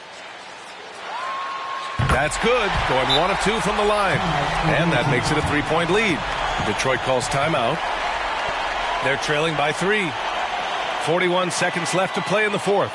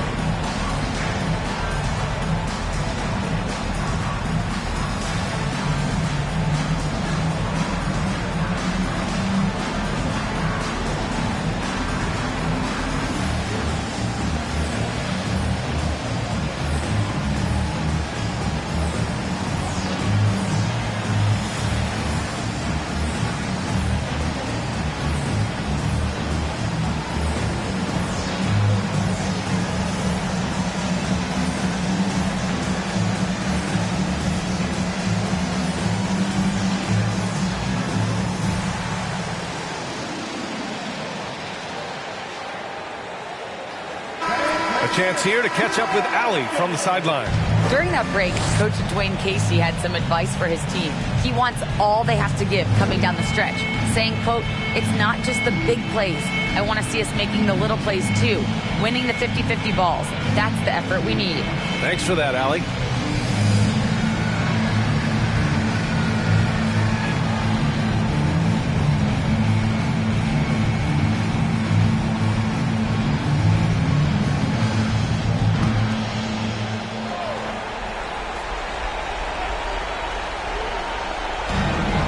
.41 seconds left to play in the fourth.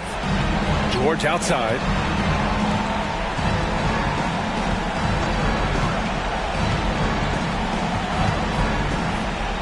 Pass to Bowl. Leonard against George. 5 to shoot. Over Leonard. George, no good. And an intentional foul there stops the clock. Yeah, no, you had to do that. I mean, you can't allow them to dribble out the time. At the line for your home team, Bob Lanier, taking 2 shots.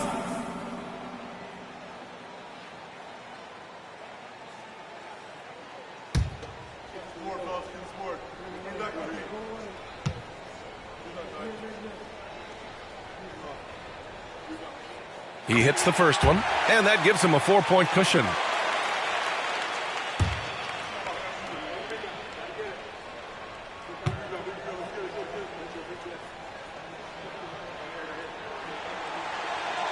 So he gets them both, and it's a 5-point game. Yeah, 2-possession game now after knocking both of those down. Detroit calls timeout. They're down by 5. There's 18 seconds left in the fourth. Guys, your thoughts? They're going to have to work fast coming out of the timeout. This is the very definition of desperation mode right now. They need a quick shot and a quick foul.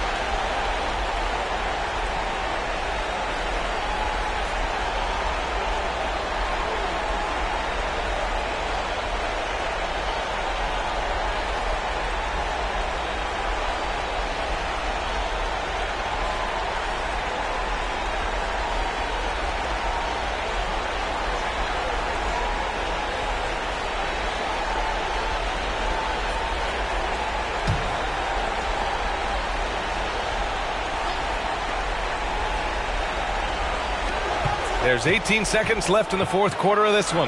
To the middle. Kicks it to George. Here's the 3. Oh, he drained it from downtown.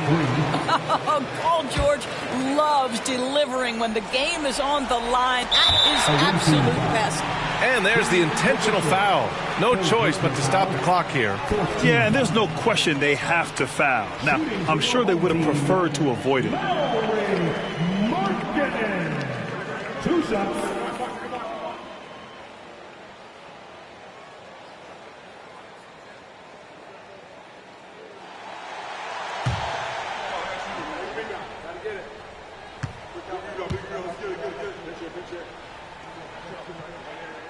He gets the first, and that makes it a 3-point lead. Well, Markkanen at the line here, and let's remember, since he entered the league, he's always shot free throws at a high clip. Now you just add the pressure-filled moments. And so both free throws good. And it's a 4-point ball game. That's what you call slamming the door. This one is over. Pass to George. Here's Nash from the arc. And so the home crowd treated to a win. I'm sure they would have preferred a blowout victory, but a win's a win. And so true, but you have to credit the crowd for giving them such a big boost toward the end. It really kept this team's energy high. And that'll wrap it up, folks. For Allie LaForce, Doris Burke, and Grant Hill, this is Brian Anderson alongside our 2K Sports crew, thanking you for watching as we present the New Balance Player of the Game.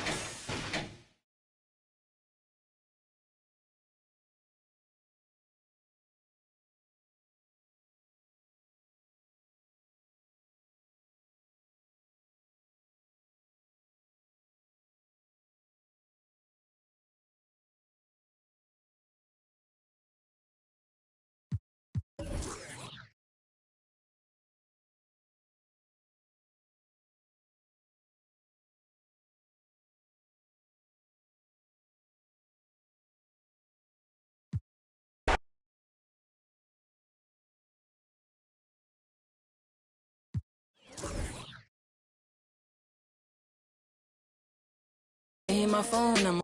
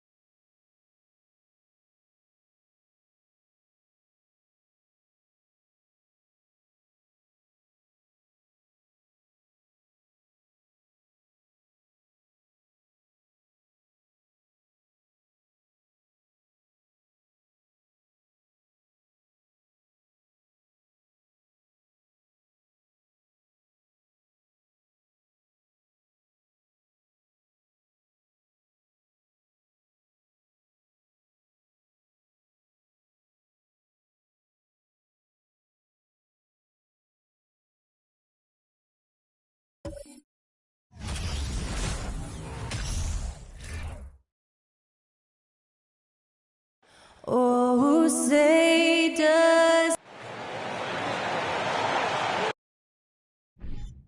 All wide. Rich.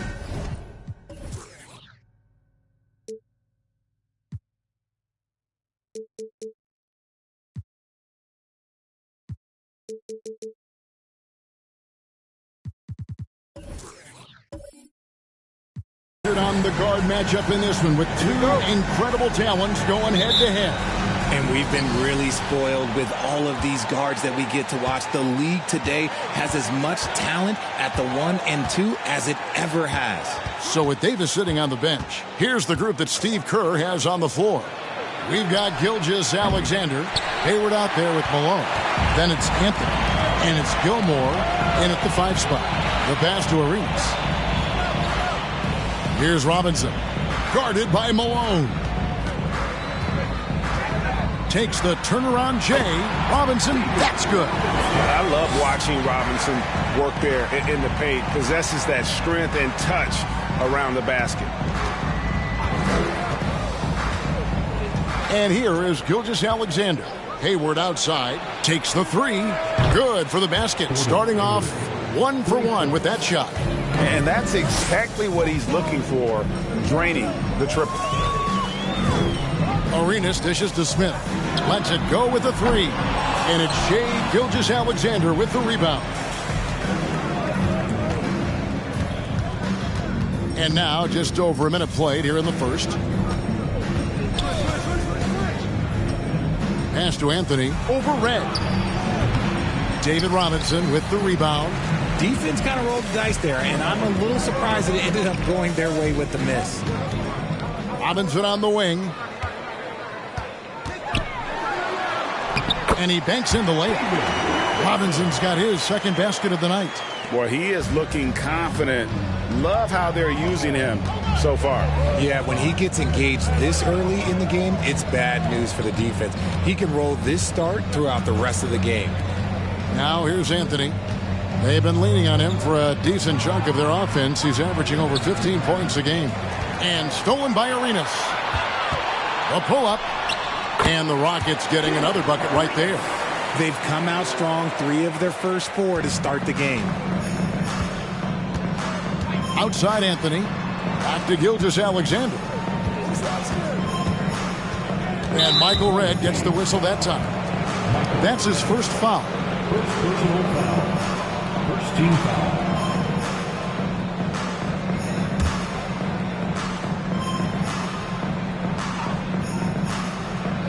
On defense, Houston. Outside, Gilgeous-Alexander. And blocked the ball with his palm. What a defensive play. Shot left block. Here's Baylor. Unable to get that one. The Warriors go the other way.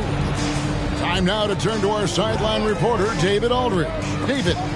Thanks. Earlier, I spoke with Stephen Silas. There's no question this team can shoot the ball. That's the philosophy he's instilled here. The long-range shooters they've got, he wants them to move the ball from one side of the floor to the other. And then take that first open look that's available. Kevin? All right, thank you, David. I mean, just throwing himself on the offensive glass. Robinson knows he has the size and length to capitalize there. And the Warriors decide to take their first time out here.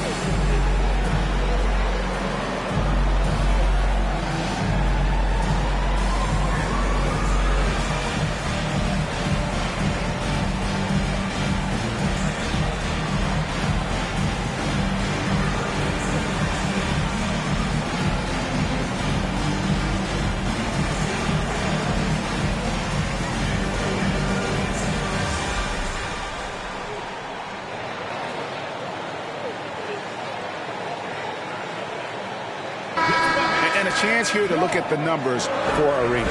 Averaging 13 points per game, 7 assists, and 3 rebounds. And you look at those numbers, but really his main asset is being a playmaker. Great handle, great vision. That's how he drops so many dimes.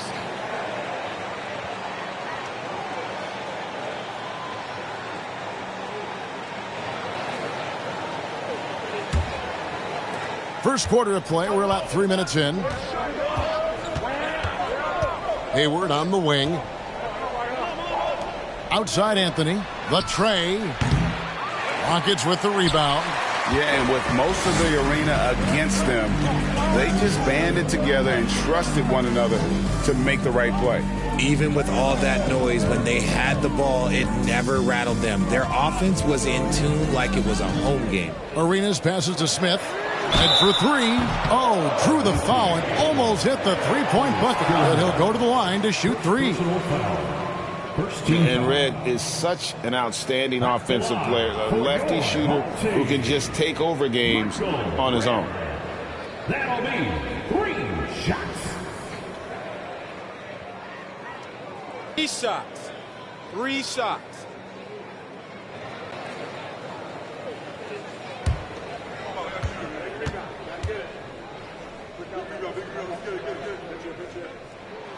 And he hits the first of 3.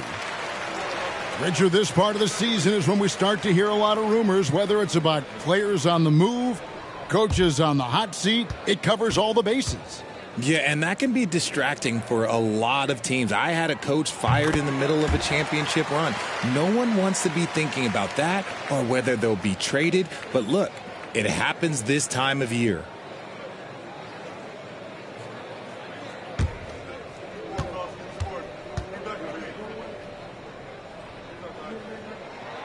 And he can't make it. 3 for 3.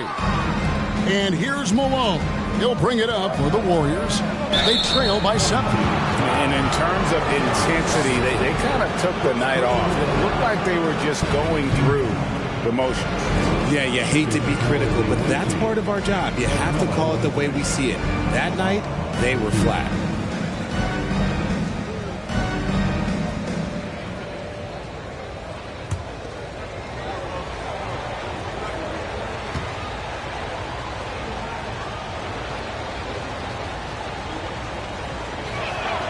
And the first one drops. A lights-out scorer who possesses incredible confidence. Anthony is such a skilled and explosive player.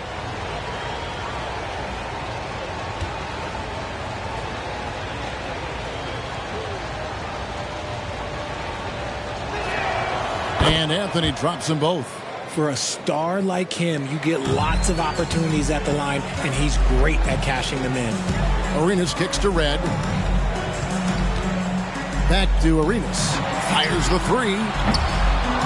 And the rebound goes to the Warriors. Hayward on the wing, guarded by Robinson. Hayward passes to Malone. First shot, first basket. He's out of the blocks fast. Considered one of the strongest players in the league, Malone doesn't get distracted by a little contact. Now, here is Robinson. Defense right on him. Here's Red. Another miss by Houston. Warriors have gone 2 of 6 from the field. Gilgeous-Alexander against Arenas. Gilgeous-Alexander passes to Hayward. To the paint. Here's Malone. The basket good off the assist from Hayward. And just the ultimate in the pick and roll is Malone. He just excels with that hard dive to the right spot there after setting that screen. 2 free throws coming up, and they call the shooting foul. It's his first trip to the line. In their last contest, guys, he was unconscious from the foul line. Shoot 2 shots.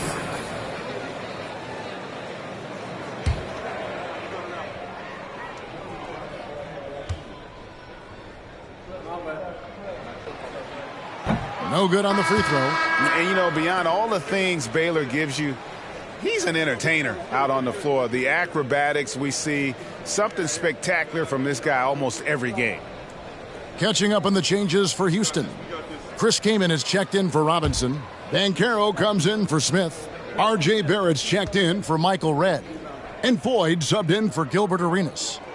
And he sinks the second. So here's Murphy. Outside, Beal. Gets it to go from beyond the arc. And it's fun watching Beal take these shots. He's a master at knowing when to catch and fire. Here's Floyd. He's guarded by Murphy. Banchero kicks to Barrett. And they wasted no time getting those 3 points back. just focusing on the task at hand. That's all you can do. Yeah, when the game is up for grabs like this one has been, it's all about the attention to detail. Murphy can't hit. Houston in the lead. Banchero passes to Ford. Houston moving the ball around. Now the feed to Banchero. And the layup's good off the glass. And hard to throw Banchero off his game. That could have been a foul as well. Warriors have gone 4 for 9 from the field to start this game off. Throws it up high and slam dunk by Camby. And how sweet a play was that? As sweet as it gets. An exquisite pass to set up the powerful alley-oop dunk. Here's Foy. He's still scoreless so far in this one. And that one, good. Yeah, and there it is again. On a lot of their possessions this first half, they've established great inside position. To the inside, Malone. And the jam by Karl Malone. Oh, the D is at fault there. You can't let Malone get that type of position inside. Floyd passes to Barrett. Baylor dishes to Barrett. His second shot goes in, off to a good start, 2 for 2. Just such a well-rounded offensive player. He's got a little bit of everything. And growing up around basketball, R.J. Barrett's dad played a bunch of places. R.J. spending a lot of his childhood in France. Punch, counter punch, impressive offensive production early on. You have to think at this point the winner will be the one to settle in on defense. Now, here's Barrett. He has 5. Rejected by Campbell. Now, here is Murphy. Outside, Beal. No good. That would have tied it. And Barrett has got the ball here for the Rockets. Kaman with the ball. Kaman sets a screen for Barrett. Back to Kaman over Camby. Off the left rim and out. The Warriors have gone 7 of 13, just over 50% from the floor. Some good looks. Out to the right wing. So here's Murphy. He's been quiet so far. Still no points in the game. And the baseline jumper, no good. A good close contest so far as we finish the first quarter. Rockets on top. They lead by 2. And back with the start of the second quarter in just a moment.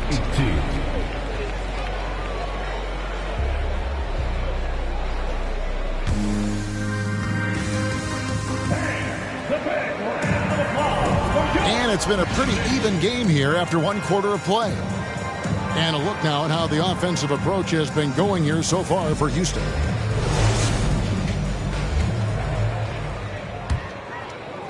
And so it's Houston with it. Michael Redd is out there with Smith. Then it's Gilbert Arenas. Then it's Robinson. And it's Guerin in at the shooting guard. That's the 5 for Houston right now. Warriors shooting at 50% in a decent groove.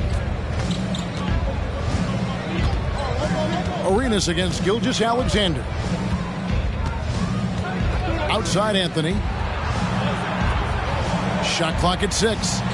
There's a screen. A miss that time. Would have put him up. Not quite enough defense. That time around, just lucky he was off.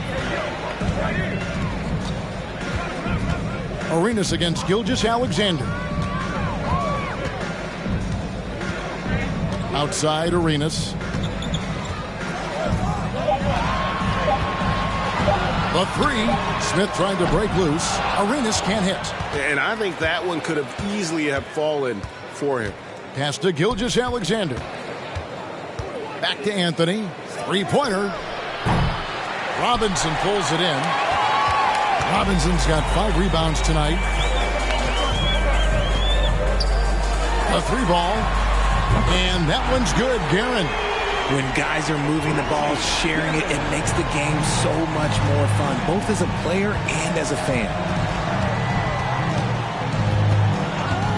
Gilgeous-Alexander surveying the D. Bangs home the trifecta. Anthony's got 5 now. Well, Anthony is just this competitive. He wants everyone to know what he can do. Arenas passes to Guerin. Back to Arenas. From deep. Rebound by Antoine Jamison. The Warriors have gone 1 of 3 to start out the second quarter. Bounce pass Anthony. Outside, Gilgeous-Alexander. And that won't go, missing the go-ahead bucket. And for Houston, they're shooting reasonably well, 45%. Here's Guerin, covered by Anthony. Here's Robinson. The Warriors pull it in. Gilmore's got his 5th rebound in this one. And a little under 2.5 minutes gone by here in the second quarter. Down low, here's Anthony, and a great assist by Gilgeous-Alexander as that one goes in. Gilgeous-Alexander's got 3 assists now in this one. Now here's Arenas. He's making his presence felt offensively with his scoring average up there at almost 13 points a game. Here in the second quarter, about 3 minutes played. Outside, Gilgeous-Alexander. Fires from the wing. And David Robinson pulls it down. Robinson's got his 7th rebound of the game with that last one. Guerin passes to Robinson. Houston moving it around. Kicks to Smith. The fadeaway. He hits the back iron and sinks the shot. 8 points for him. Look, they are in front right now because of him. He keeps draining these shots at a ridiculous clip. Oh, and a jam by Anthony. And this is Gilgeous-Alexander's responsibility to find his guys when they're open. Arenas against Gilgeous-Alexander. No good from Arenas. He is single-handedly dropping the temperature in here with that cold streak. Yeah, right now, he's just in his own head. Not much you can do to try and push through it. Gilgeous-Alexander. Robinson with the block. And clearing the deck, the Admiral. His length and reaction time, so impressive. Now Arenas. Here's Guerin. He kicks it to Arenas. A three-pointer, no good. The Warriors have gone 3 of 8 from the field since the beginning of the second quarter. From deep, Gilgeous-Alexander. Good on the triple.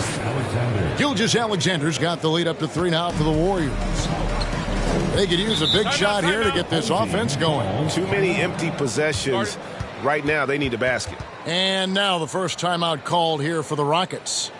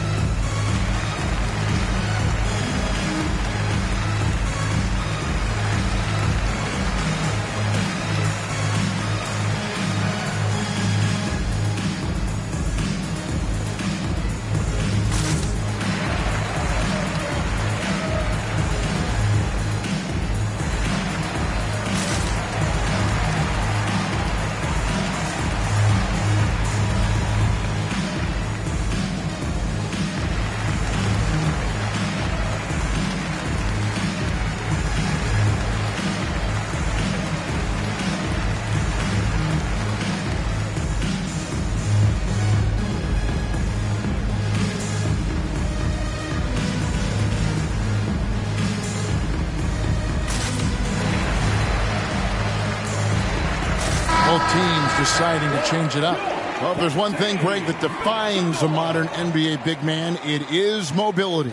And they've got to be able to move their feet and really play in space. Otherwise, they just can't stay on the floor in today's game.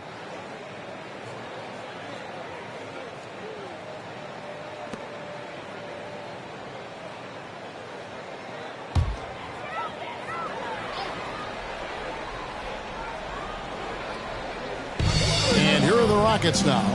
It's a 3-point game. Passes it to Ford. Now Smith.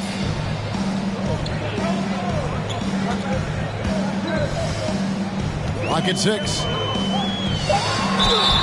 And that'll be 2 free throws coming up. Officials on the call with the foul. That one on Malone. And ever since he came straight out of high school into the NBA, there's always been a drive in Josh Smith. He plays like he's got something to prove. Take a break. Take a break. 2 shots.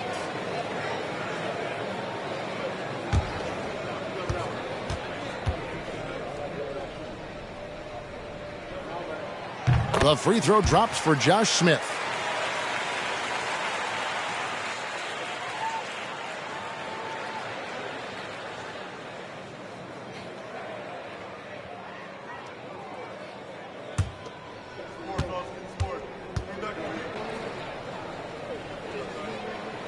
He doesn't get the second one.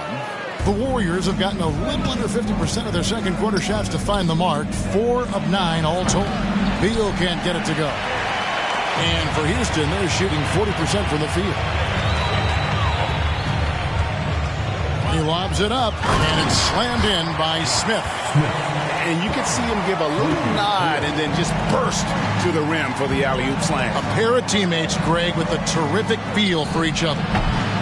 The shot by Beal, no good. And the great shooters know when they've got enough opening to go for the 3. I didn't think it was a bad choice on that possession. No good off the back of the rim. That's one he knows he should have drained. Malone kicks to Murphy. The pass to Anthony. Fires the 3. Rebounded by Elgin Baylor. And it's the Rockets with the ball. And sometimes it's a lot harder to get easy looks on the road, but they found ways to get their guys good looks. Yeah, they seem unfazed by the hostile environment. I mean, just look at how efficiently they shot the ball. Now Barrett after the missed 3 by Carmelo. Floyd passes to Keenan. And some nice passing there by Houston. Here's Smith on target from 13 feet. Smith's got 5 points in the quarter. And you see the passing instincts Barrett has. Great at recognition out on the floor. And again, it's the Warriors missing. Houston in the lead. Baylor passes to Floyd. Pass to Barrett. Lets it go from deep. Carmelo Anthony comes up with the rebound. And we haven't seen them be quite as aggressive driving the basketball, settling far too much for jumpers. And he's good on the 3 ball. Anthony's got 12. And Anthony is certainly capable of sinking the triple. The D has to respect that quick release and get out on it. Smith with a screen on Beal. Barrett finds Smith. And the dunk by Smith. No shortage of drama here early on. Yeah, 8 lead changes already. Huge number this early. Lobs it up for Anthony. Oh, and the jam by Anthony. And Melo is highly explosive, nailing shots left and right. The D has got to get it out of his hands. Came in up top. The dish now to Barrett. Oh, good on the 3. Something that's kept this game close is the fact that the rebound stats for both teams are almost identical. 3 seconds separate the shot clock and game clock. Here's Murphy. There's Beal with the 3. Here's Malone. And contact on the shot, so he'll be shooting free throws here. And that's the last guy you want to defend inside. Malone is just too good near the hoop. And he's got his first free throw of the game. And you know, guys, he had a big game at the free throw line in their last outing.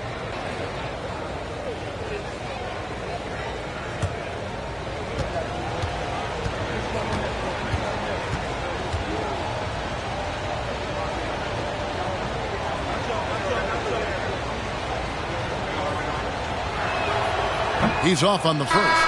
The bruising power forward, Malone, a dominant offensive player between his nifty post moves and that soft mid-range.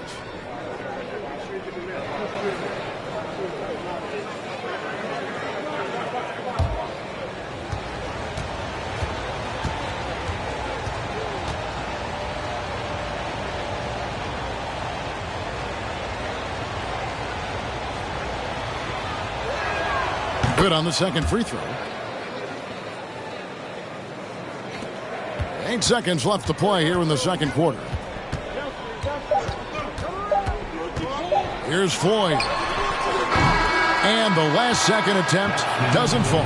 Carmelo Anthony getting it done for the Warriors. That quarter had to take a lot out of him. He racked up 12 points. And a chance now to send it over to David Aldridge, standing by courtside. David. Thanks very much, Steve. Some great engagement defensively. What's happening that's good at that end of the floor? I think they're just playing hard, rotating, playing for each other, and I think we've done a better job of avoiding fouls and just playing good. Steve, thanks for your time. Back to you. Thanks so much, Dave, for the great interview. Don't go away, folks. We'll be back for the second half of basketball right after this.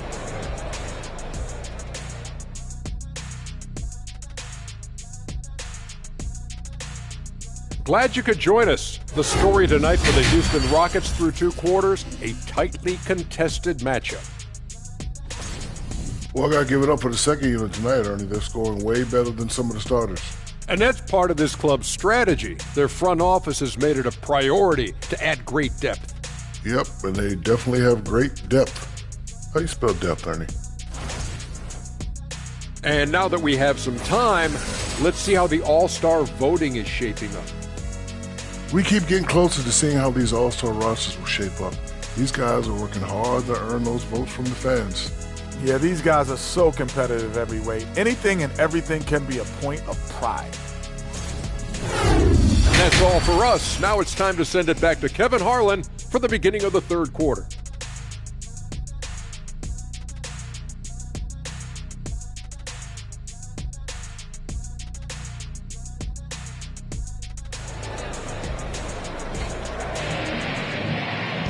And we've got second half action for you. Thus far, a pretty evenly contested game. You have to like what we're seeing from Carmelo Anthony. Man, how about the amount he's contributing in the scoring column through 2 quarters? He has been terrific.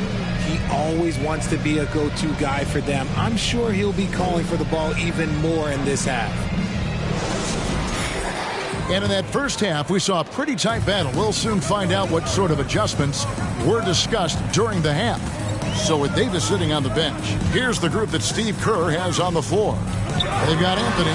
Malone is out there with Hayward. Then there's Shea Gilgeous-Alexander. And it's Gilmore in at the 5 down low. Now here's Malone after David Robinson's miss. Outside, Gilgeous-Alexander. Pass to Gilmore. 6 on the shot clock.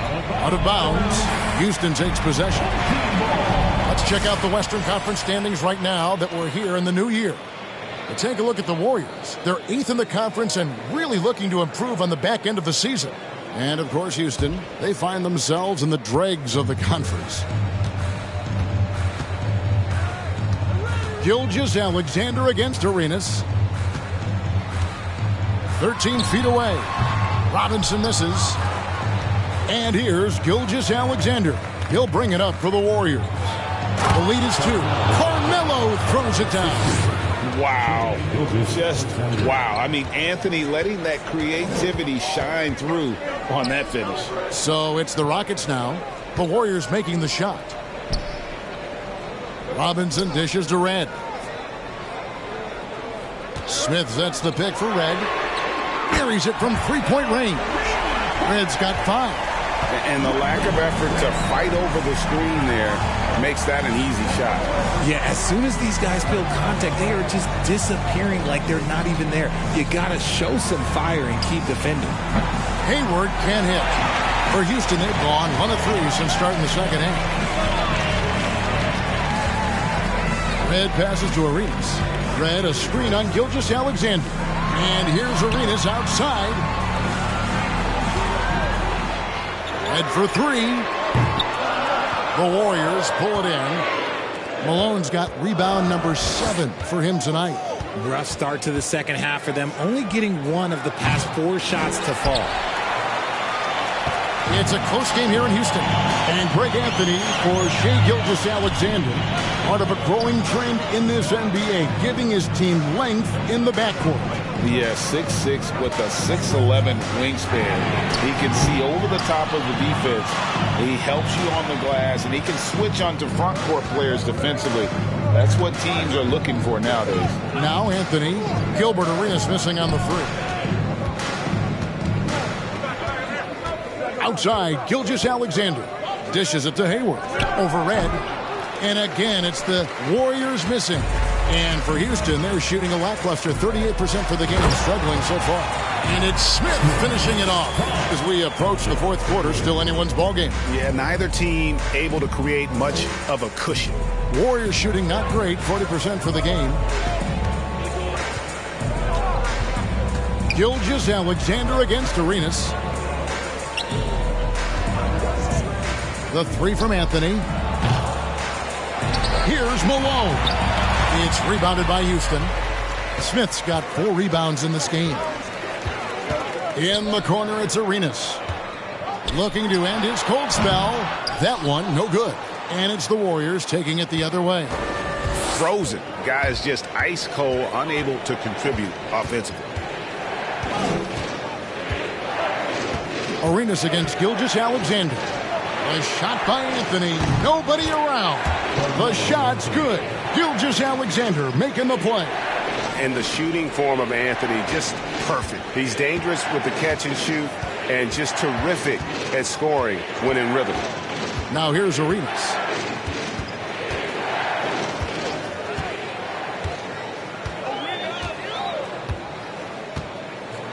Pass to Baylor for the three. Warriors with the rebound. And here is Gilgeous-Alexander. His scoring has been there on a regular basis. He's averaging more than 14 points a game. Driving inside. And even if Gilgeous-Alexander isn't the fastest guy out there, he stays in balance. It helps him to be effective on his drive. Arenas passes to Robinson. And what a play. Just snatched out of the air. Credit the block. Outside, Gilgeous-Alexander. Over Arenas. Here's Anthony. Kicks it out to Malone. Now the pass to Gilgeous-Alexander. Malone, a screen on Baylor. Gilgeous-Alexander with it. Baylor picks him up. Hayward can't hit. Houston trails by 4. Outside Baylor. Here's Smith. Malone with the block.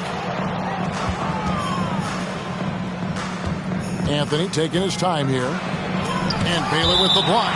And so it looks like the Warriors will retain possession here. Let's take a second look at that fantastic block. And boy, did he get up quick to reject that shot. That's as fundamental as defense gets. Timeout called the Warriors. And from college to the pros, Richard, you played for some legendary coaches. And speaking of coaching, is that something you've ever entertained doing? I never have, and I never will. Coaching, the amount of hours that you have to spend sounds exhausting. I love my job right now, and you know why I love my job? Because I get to work with you. Oh, listen, the feeling's mutual.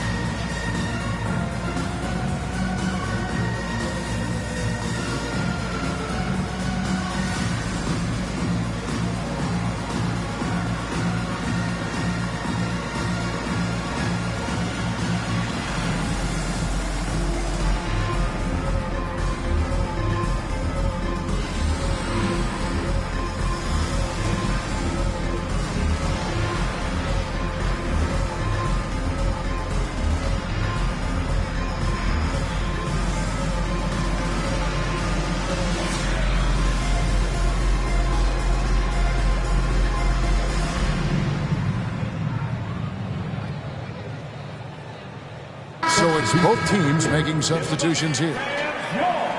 And here we can check out the story for him.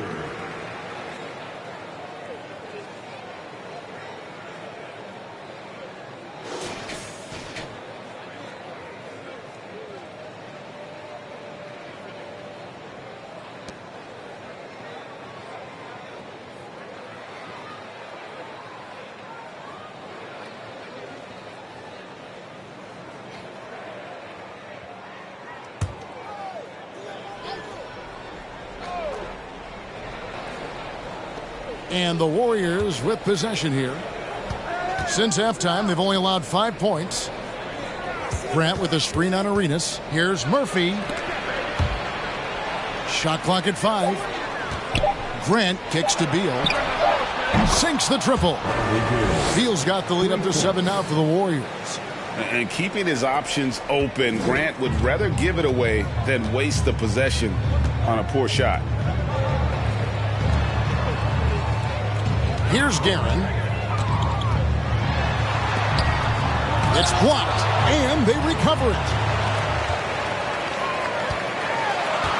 Banchero with the ball. Grant on him. Another miss by Houston. Another rebound hauled in. They're hitting the glass with a lot of passion. Hayward kicks to Beal. 1:43 left to play here in the third. Second shot opportunity. The Rockets pull it in. And you got to give credit to the D for never giving up on the play and doing just enough to bother him at the rim. An elite prospect with very few holes in his game. Banchero can score from all 3 levels, makes plays for others. Terrific rebounder. Man, the list goes on and on. Many scouts had Banchero as the safest pick in the draft. Would you agree? He and maybe Jabari Smith Jr. What separates Banchero a little, he's an elite back to the basket scorer. Those guys have become increasingly harder to find. That free throw, good from Banchero. And on paper, Paolo Banchero has so many appealing attributes. His size, build, the ability to find shots. You can easily see why scouts were enamored with this guy as a prospect. Looking at who's out there now for the Rockets. Robinson's checked in for Kaman. Barrett comes in for Michael Redd. And Floyd subbed in for Gilbert Arenas. And there's already a loyalty aspect to Banchero's makeup, starting with the tribute to the city he grew up in. He literally takes Seattle everywhere he goes. You look at the tat on his right bicep. It has the Seattle skyline, Mount Rainier, the street he grew up on. In terms of his character, that indicates deep roots and a solid foundation he can build on. Now, here's Gilgeous-Alexander. He's got 5. This young man, a rising scorer who continues to improve. Gilgeous-Alexander may soon be the focal point of every opponent's scouting report. And let's quickly check out the scoring breakdown here for the Warriors. Shoot 2.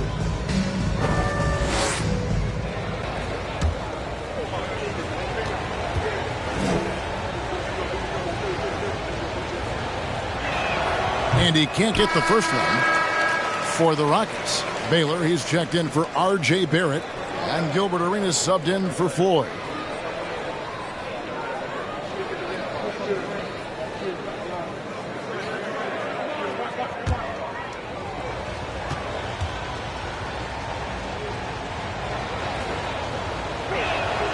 He hits the second from the line. Houston trails by 6. Outside Arenas. Pass to Guerin. It's good, and it's Arenas with the assist. Guerin's got 6 points. And you can tell Arenas just has that ability as a distributor. He can pick out the ready shooter and get them the rock. Now, here's Gilgeous-Alexander. He has 6. Even though he's undersized, he's making an impact on the glass. Looking fearless right now. And Baylor throws it down. And how about the incredible timing on that alley-oop? He absolutely hammered it down. Gilgeous-Alexander against Arenas. Hayward outside. With the drive over Baylor. And again, it's the Warriors missing. And to put things simply, this has not been his quarter. Yeah, good job to take it right at the knee. Marcus Camby. First personal foul. This is his second trip to the line in this one. Shooting for your home team. Elgin Baylor. Taking 2 shots.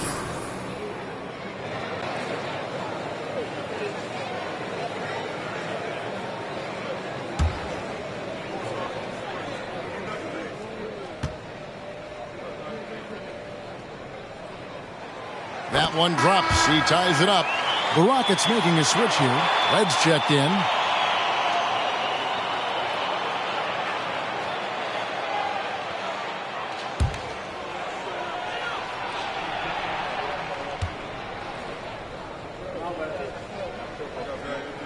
So he picks up just one from the line that time. I know he's kicking himself for not snatching the lead. But look, he tied things up. Hayward passes to Gilgeous-Alexander.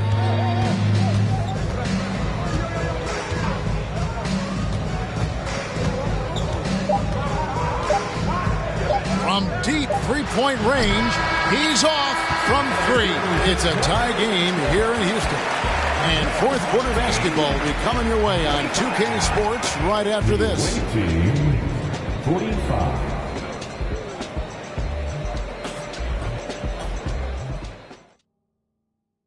Now let's listen in to head coach Steve Kerr. We got to get the first domino to fall, and then it's boom, boom, boom. The extra pass. We're not running plays to get a shot. We're running plays to get the domino to fall. So move the ball, drive and kick, we'll get great shots, right? Well, he's preaching team chemistry right now, Greg. And he wants more ball movement because that makes everything simple. And with these teams locked in a very close contest, this fourth quarter promises to be a good one. Gilbert Arenas is out there with Michael Redd. And it's Smith, then it's Bailey, and it's Robinson in its center. That's the 5 for Houston right now. Now here's Arenas.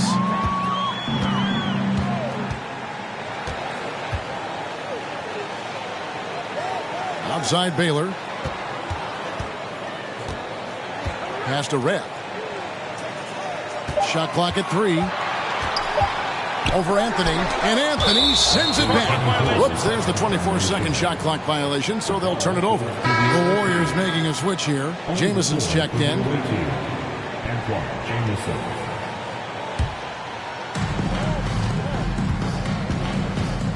Arenas against Gilgeous-Alexander. Inside, it's taken away by Smith.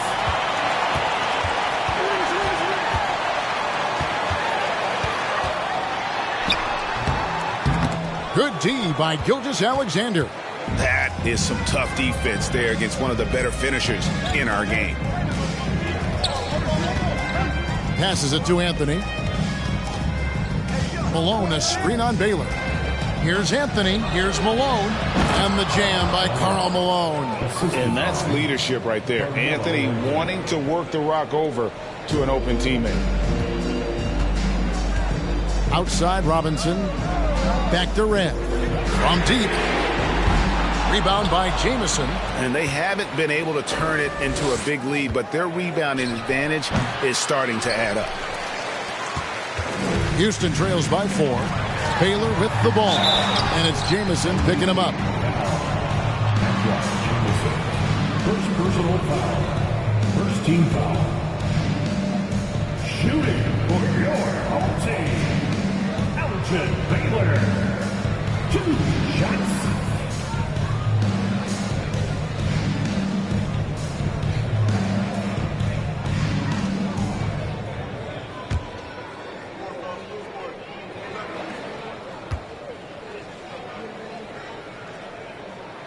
And he knocks down the first one. And one of the problems in the first half, that shoddy work at the free throw line, they needed to fix that, and they've been much improved since the break.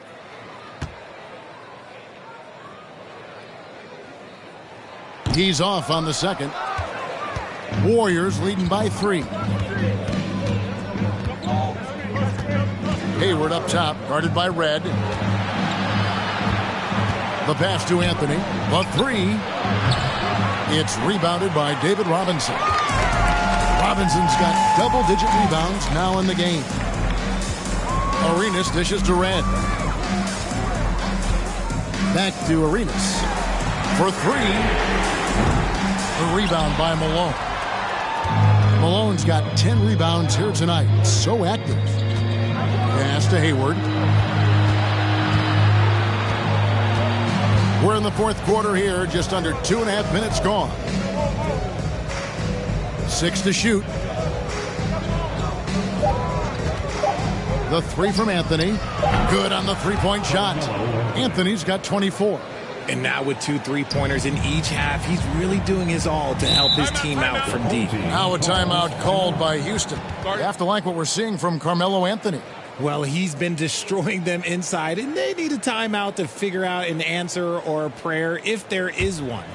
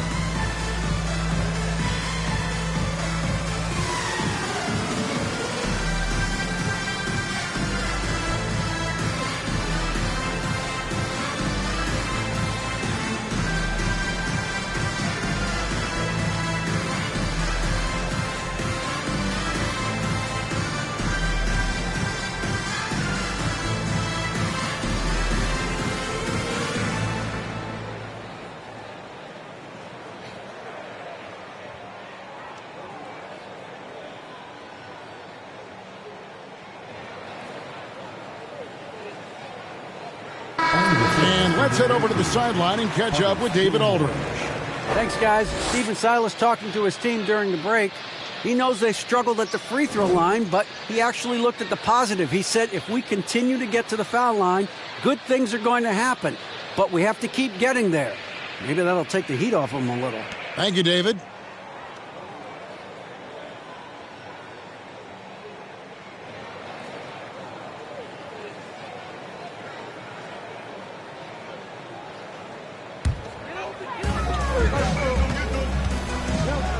Arenas against Gilgeous-Alexander.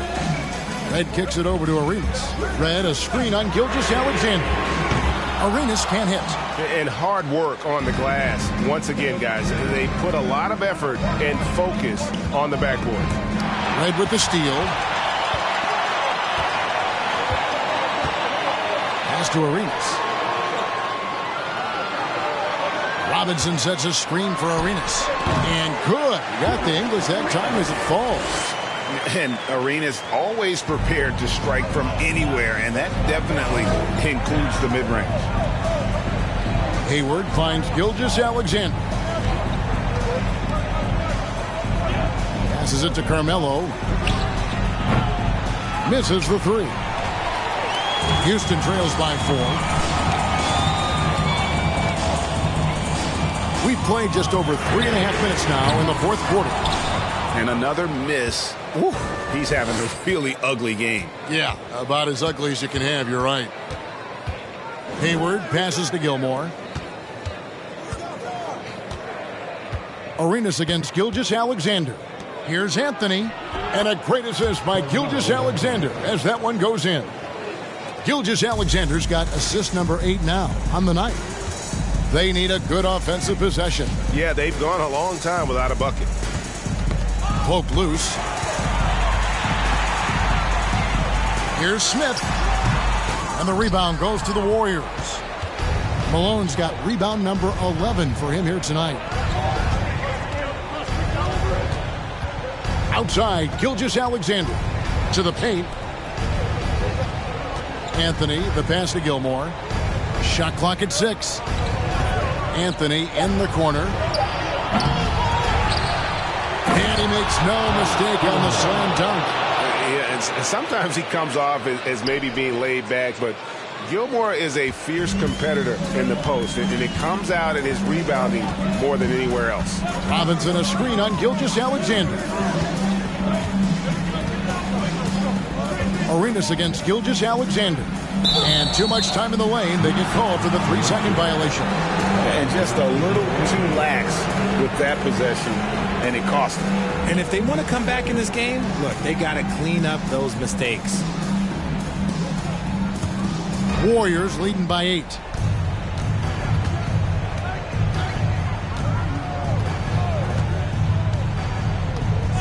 Outside Anthony. Launches it. Hits the three-point bomb. Anthony's got 10 points now just in this quarter. Oh, great ball movement there. Now here's Arenas. Now a timeout called by Houston. You have to like what we're seeing from Carmelo Anthony. Just killing it from deep. They've got to be all up in his jersey at all times. Give him even an inch, and you're just asking for him to drop another triple on you.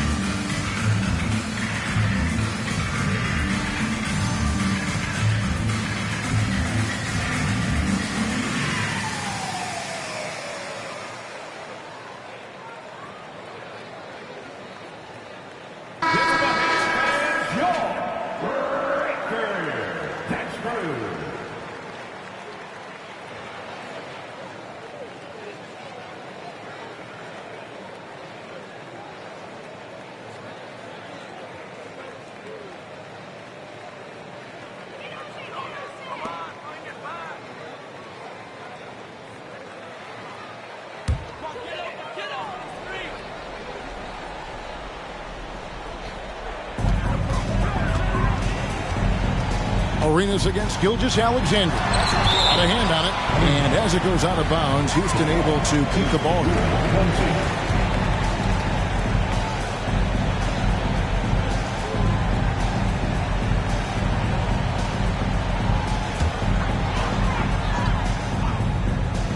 Here's Robinson. Here's Arenas. And it's off the back rim. No good. Baylor against Anthony.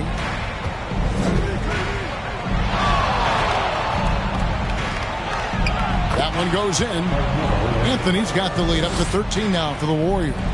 Nothing better than a hustle play like that. It gets the whole team amped up, sets the example for everyone. Arenas against Gilgeous-Alexander. And two shots coming up at the line as he gets fouled on the shot. The more you watch Arenas, the more it seems like the sky is the limit when it comes to his ability. Starting to do things you just don't expect from a guy his size. At the line for two.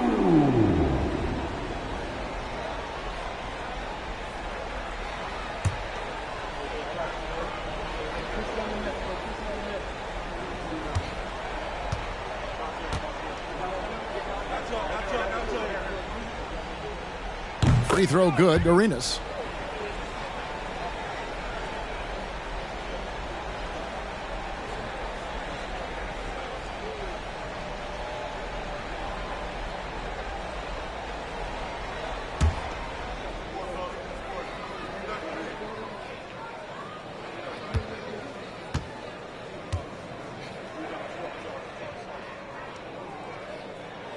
And that's good as he hits both of his shots.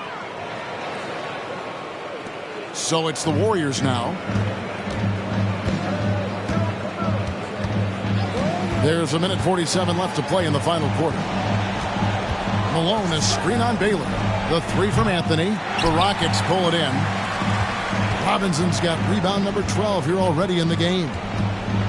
Red, a screen on Gilgeous-Alexander. Deep two from Robinson. And he gets it to go, hitting off the back of the rim. Robinson's got it back down to single digits for Houston. And Gilgeous Alexander's got the ball here for the Warriors. They've allowed just 7 points here in the fourth quarter. There's the pass to Robinson. Outside Arenas. Back to Robinson.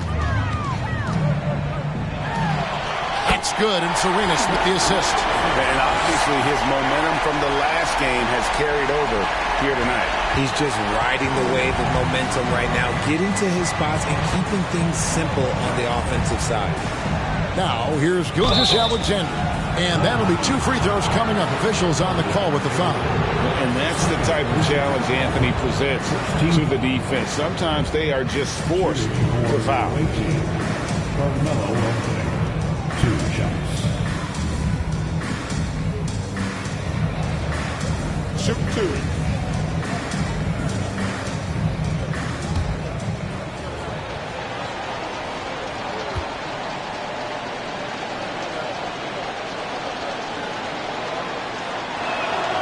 First free throw is good, and that stretches their lead to 8.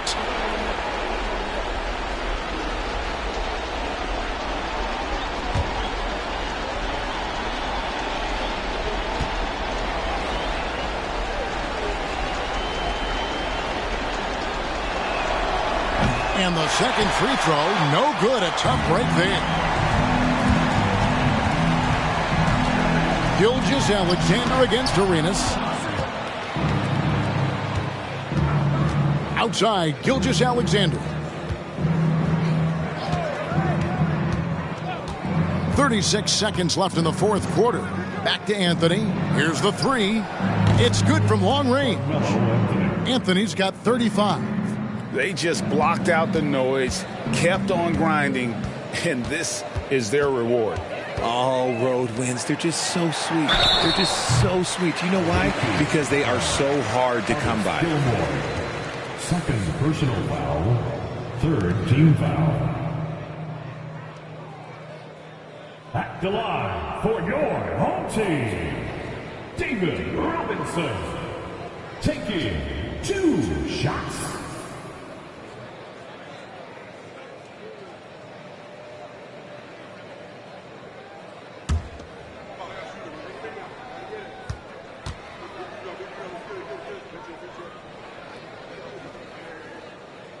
That one is off.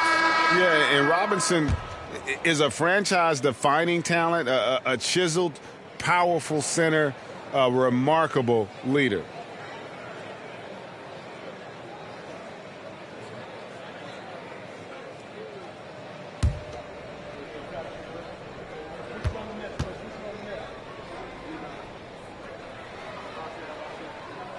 That's good, going 1 of 2 from the line, and that brings them to within 10. And they can just let the clock run out here. Cannot argue with the W. Murphy with the ball.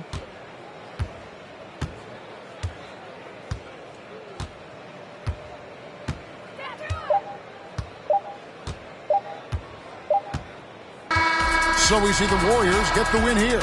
They came in here and took care of business like they were the home team. And Kevin, how about the mental toughness that this group showed? They were never rattled at all by the opposing fans. Thank you for joining us. That'll do it for now. This is Kevin Harlan thanking you for watching. As we leave you with our New Balance Player of the Game, Carmelo Anthony.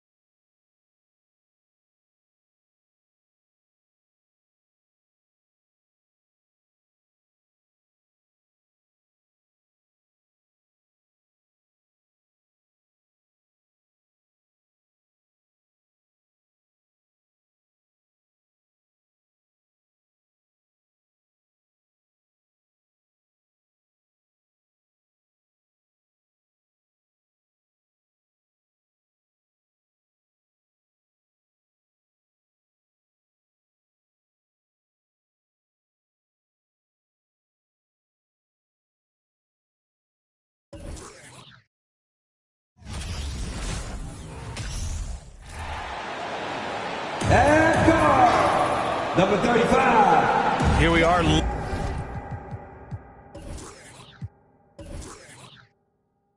Late in the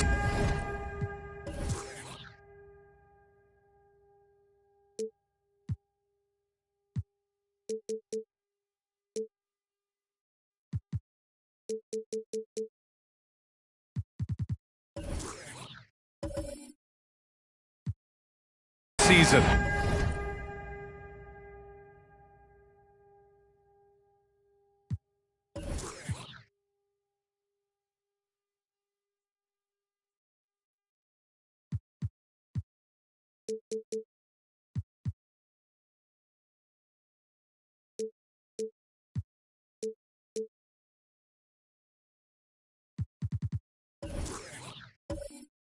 I got to ask you the age-old question, Clark.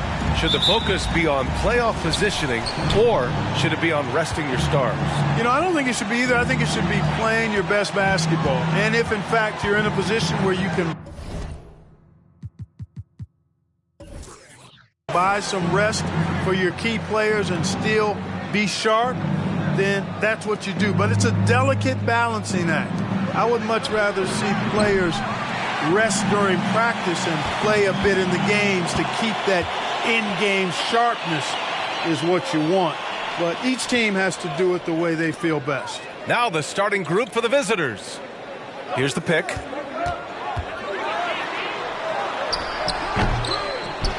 The rebound by Greer. Indiana on offense. Outside Curry. That shot off the mark. So Atlanta will take it the other way. And most of the arena was totally against them. But they looked inward, trusted each other, and made good plays. Well, you know, the cohesiveness was evident out there. These guys feel like they can win in any arena. And they proved it that game. Now here's Durant. His last outing, we saw him score 22. Sending a statement with that rejection. O'Neal reminding everybody what a forceful defender he can be. Oh, they get a hand on it. And it's out of bounds to Indiana.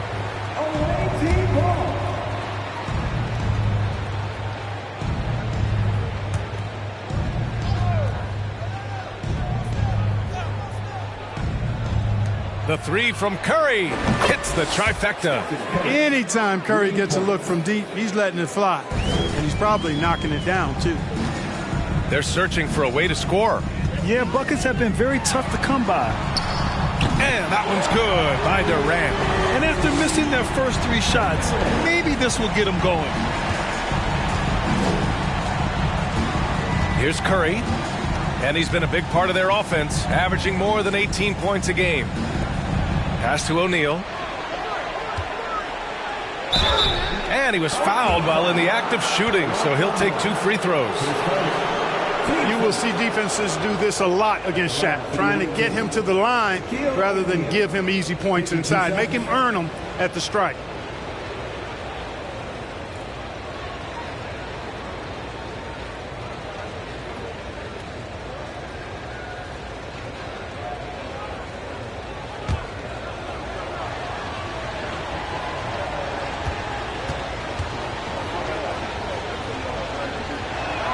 And he can't get the first one.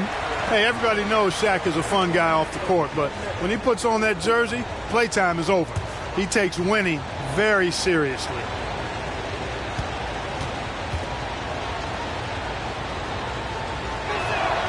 Good on the second one. And the first quarter of action, 2 minutes in. Here's Billups. He's covered by Curry. Pass to Peterson. Back to Durant.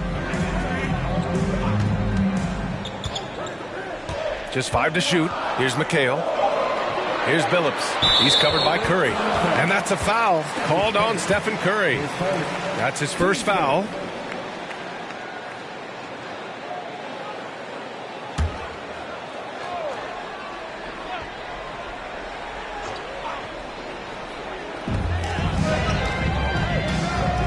Now here's Durant. A steady force on their offense, recording around 14.5 a game. It's stolen by Curry. Great reflexes to get a hand on that pass and go the other way with it. Inside, Stoudemire. And down it goes. Dumped it through off a beautiful setup. Boy, I like that pass from O'Neal. He's got a great feel for the game. Here's Billups. He's covered by Curry. Pass to Durant. Puts up a three. Got a piece of it. You know, he looks a little off kilter to me this quarter. Still trying to find his rhythm. Here's Greer. Here's Prince. Guarded by Durant. Prince down low. Durant's there. Shot clock at 5. Here's O'Neal. Durant pulls it in. He expects to make every one of those, and we expect him to make them too. To the left wing. Here's Mourning. Now quiet so far offensively, searching for his first points of the game. Outside Durant. Shot on the wing. Misses off the left iron. He's lost his rhythm completely this quarter, but he's determined to stay after it. On the wing, Curry.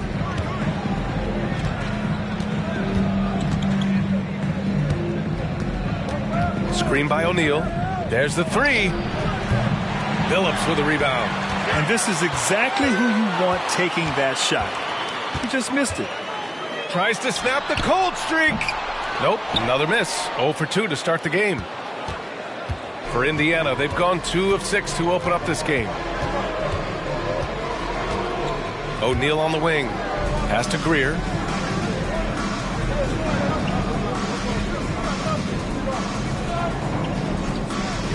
Now here's Curry from deep three-point range.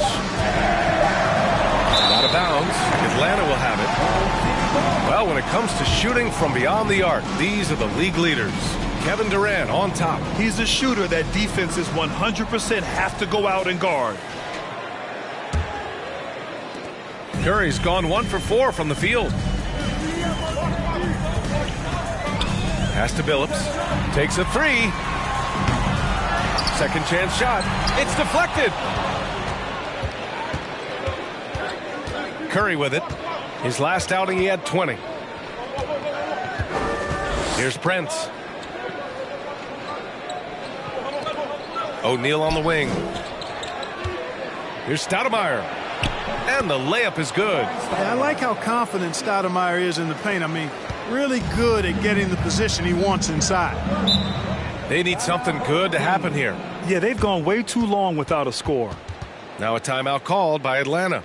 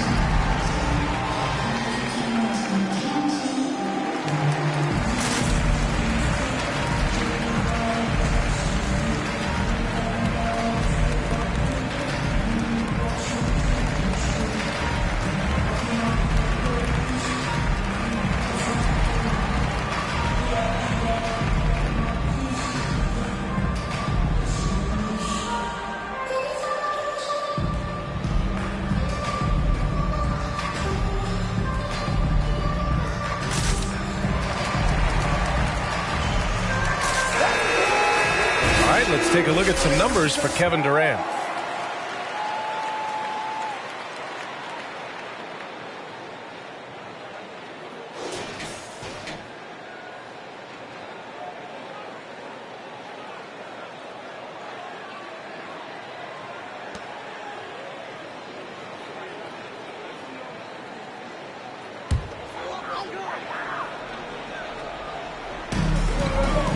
It's Brown on the wing. Here's Peterson. Looking for his first basket still in this one. Here's Coleman. And he can't stop the drought. Another miss. The Pacers have gone 3 of 8 so far. Halliburton outside.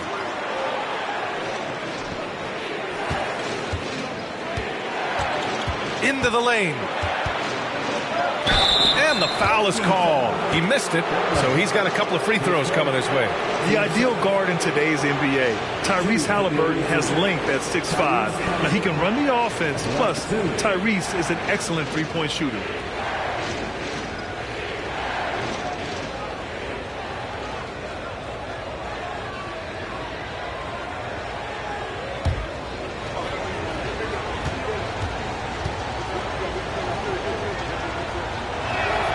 And he drops a first. And with Halliburton, the stats show a complete guard, Grant. Yeah, I mean, think about this. 40% from deep.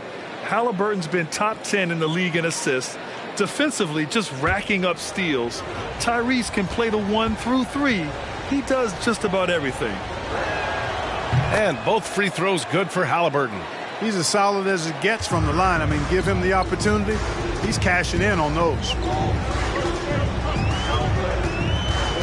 Brown against Halliburton. Steps back. Brown inside.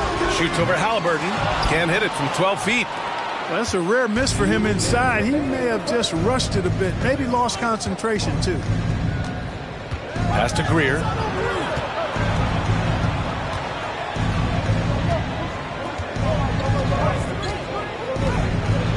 After missing his first attempt, now 1 for 2.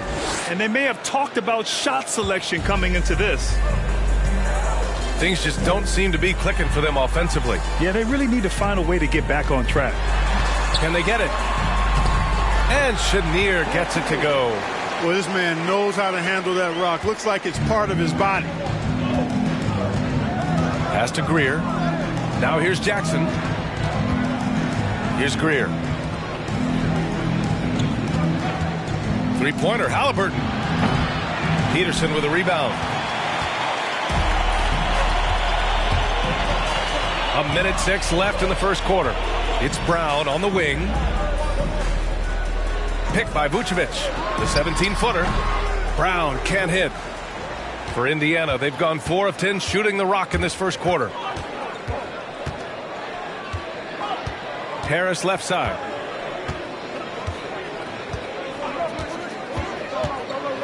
Knocked loose. 36 seconds left in the first quarter. Freddie with great vision there. Easily found the open man. Here's Halliburton. Jackson outside. Harris outside. Pass to Greer from downtown. And the shot is good. Harris making the play. He's got 5.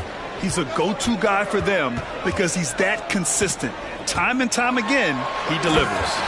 And what an aggressive move to the rim. He's really trying to fire up his teammates right now. Boy, it's not hard to feel inspired after a teammate makes that kind of finish. You know, when you're looking to close the gap, you need guys who will take it upon themselves to step up, take the initiative and make something happen. And so it's Indiana with a 6-point lead at the close of the quarter. And they've done well in limiting Durant's production, making him uncomfortable and getting him out of rhythm. And don't go far. We'll be right back.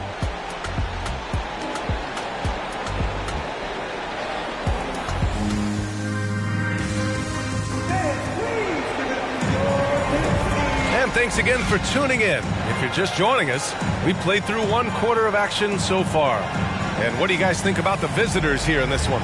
It's simple. The main takeaway from the first quarter is they're winning this game with defense. Yeah, I agree. I mean, look at the energy, the effort defensively. They put it all out there in that opening quarter. Well, you know it takes courage to draw charges. Guys get trucked all the time, and they still call a blocking foul. You think more of those should be no calls, Grant? You know, B.A., courage is the right word. If you're willing to step in there and sacrifice your body for the sake of the team, you know what? If you don't give them a charge, I prefer the no call. I like that idea. And, you know, coaches will take possessions like that all day long. Phenomenal use of the screen there. And for Indiana, Tyrese Halliburton is out there with Stephen Curry. And it's O'Neal in at the 5, down low. And for Atlanta, outside Durant. Here's Billups. They grab their own miss. Tipped.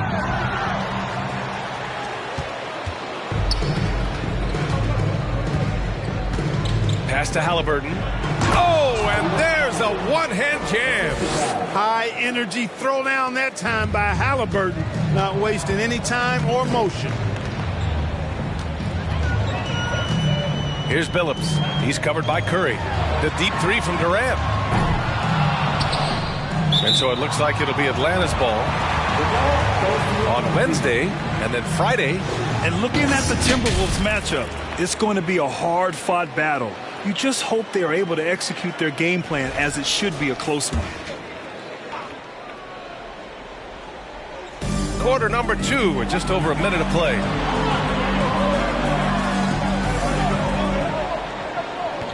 Six on the shot clock. And his struggles have been apparent. Unable to make an impact scoring the ball.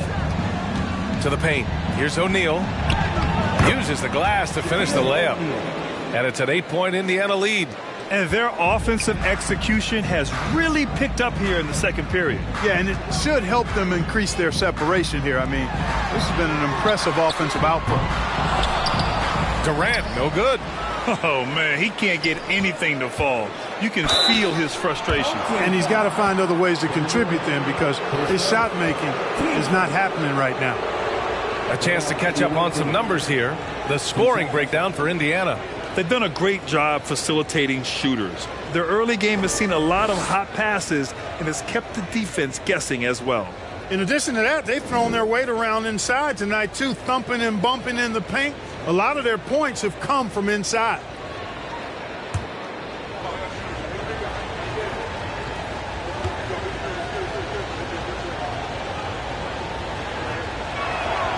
First one falls for him.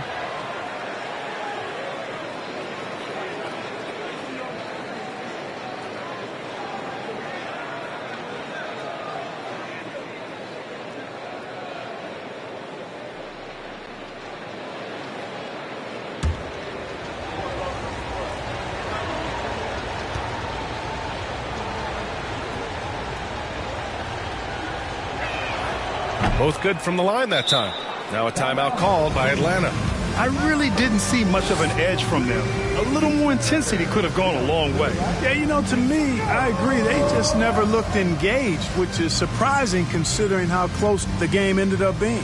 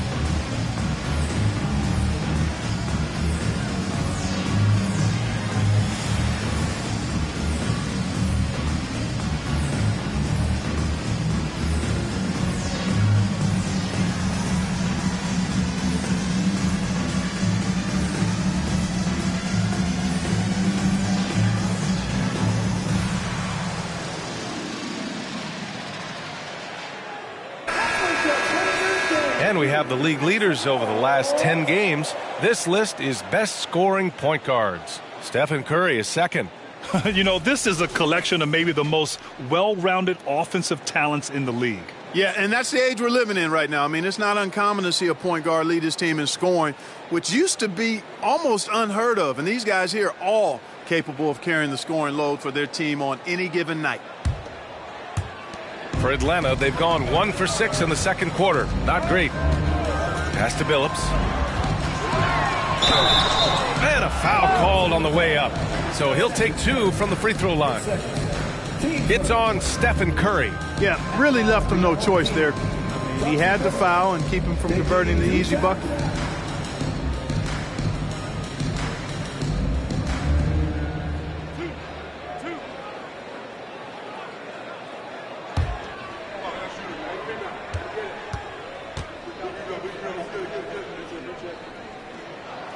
And the first one at the line is good.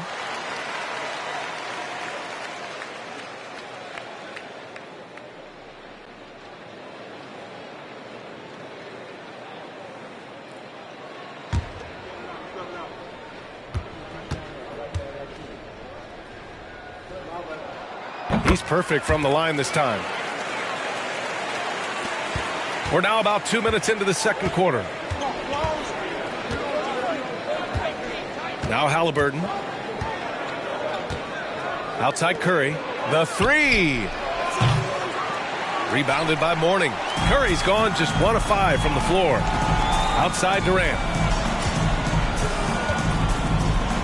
From outside the arc. The shot, no good. So Indiana will take it the other way. Hey, they had their chances, but they struggled from the line. It's so hard to win that way on someone else's floor. Hey, knocking down free throws in a hostile environment is really about the battle of the mind. Good execution. They're getting some short-range looks here. Pass to McHale. Down low. Here's Billups. He can't get it to go. Oh, nice D from Curry. Nice rebound. Trying to match the other team's intensity right now. And that's a good place to start if you're going to try to find your way back into this game. Get to work on the glass. Offensively, it's been a struggle for him. Yeah, they need to string together some shots to have any kind of chance. For Indiana, they've gone 3 of 5 since the beginning of the second. And a little under 3.5 minutes elapsed here in the second quarter. Hits it. Now 2 of 6 from the field. Just so successful getting the ball inside and finding those great looks. Outside Durant. Screen by Durant. To the middle. Pass to Mourning. You look at players migrating to bigger markets. Clark, would a franchise tag help small market teams retain talent? You know, I don't think it's as simple as that, B.A. Each individual player looks at things a bit differently. I know it's a challenge for small market teams. It always has been. But some guys are comfortable being one-team guys in small markets as long as they feel like that team is pushing towards being the best that it can be and having a chance to compete at the high level. Clock at 2. Mashburn. Off target from three-point range. He is just so deadly from out there. You expect that to fall. Here's Greer. He's got 5. Pass to Stoudemire. Here's Greer. Here's Prince. Oh, that shot misses everything. Air ball on the 3. Here's Billups. He's covered by Curry. To stop the drought. And they get it back. Second shot opportunity. Oh, what a play. It's snatched out of the air. Credit the block. Pass to Greer.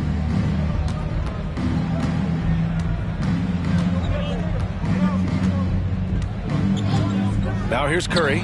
Launches a 3. It's rebounded by McHale.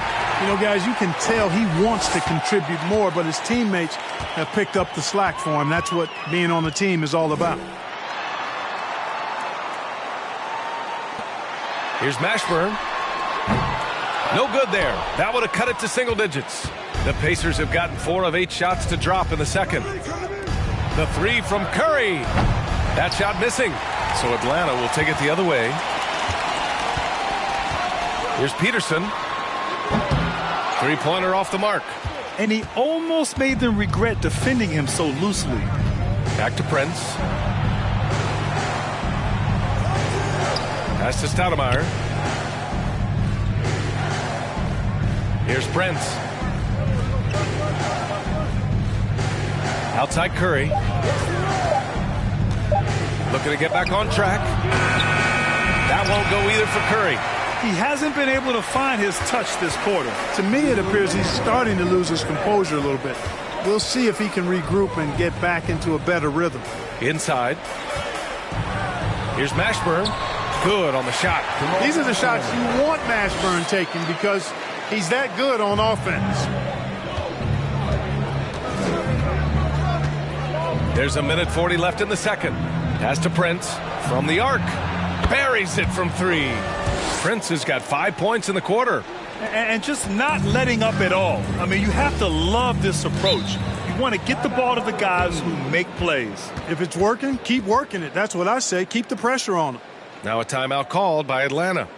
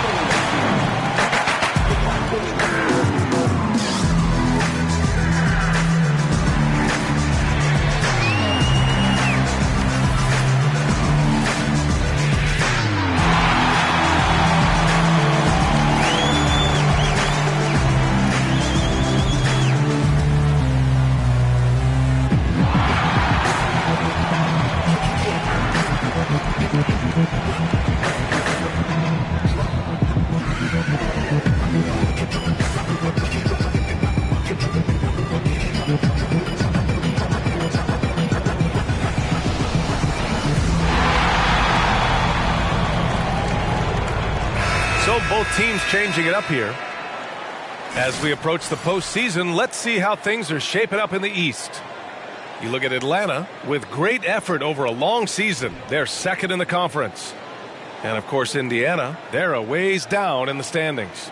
Well, right now for the Hawks, they've been terrific throughout the regular season, showing they may be just the team to beat in the postseason. You know, the way they've handled just about every challenge that's been thrown at them this year, I don't see how they couldn't be considered front runners for the title. Here's Peterson. His offense has been solid, scoring around 11.5 points a game to the paint. Oh, got a piece of it. Brown against Curry. Pass to Greer, and here's Jackson. Here's Curry. That basket is good. Off the assist from Jackson. Curry's gotten 4 this quarter. You know, at close range, Curry has a plethora of shots. You simply can't allow him to get those looks. Here's Chenier. Picked by Vucevic.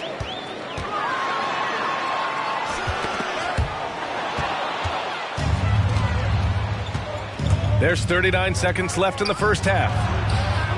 Greer, no good. Brown against Curry. Step back and fire. The rebound by Jackson. Indiana on offense. They're on a 15-4 run. Outside McDaniels. Count it. 1 for 1 to start the game. Here's Chenier.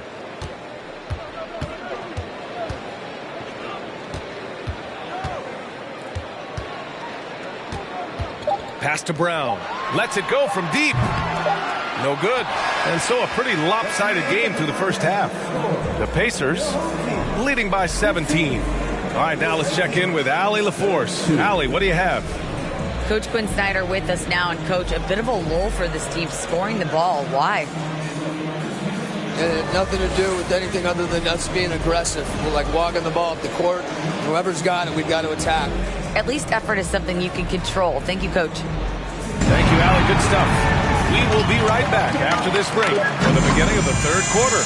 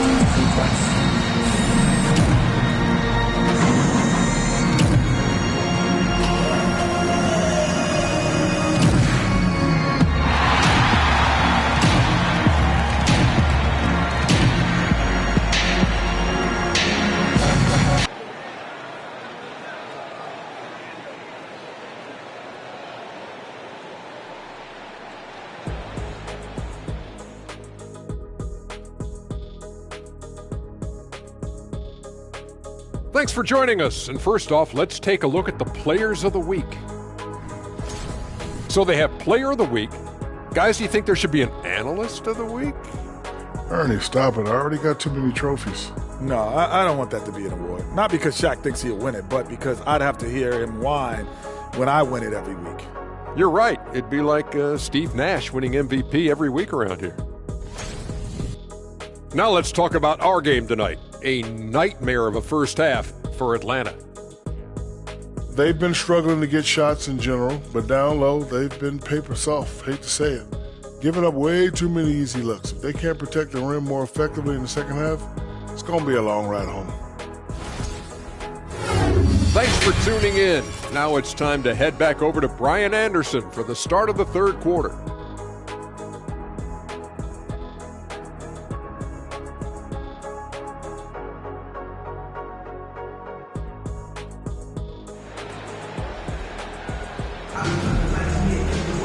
And there wasn't too much drama in the first half, but maybe things will tighten up here in the second.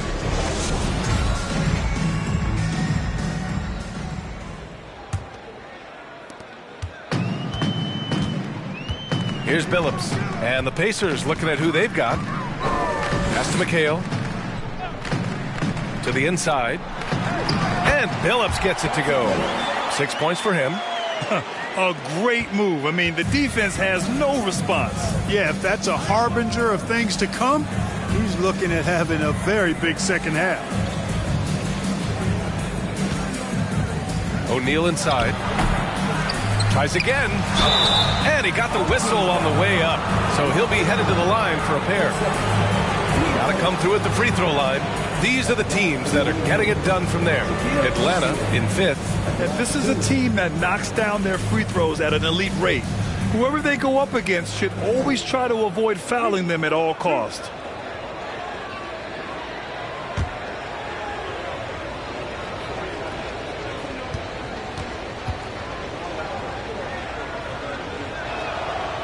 That free throw no good.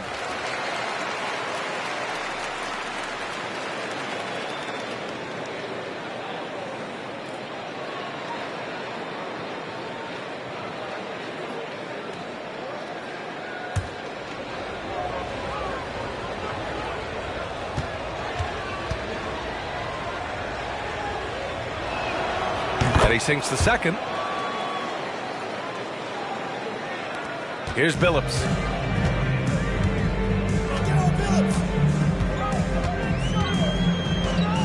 Pass to McHale.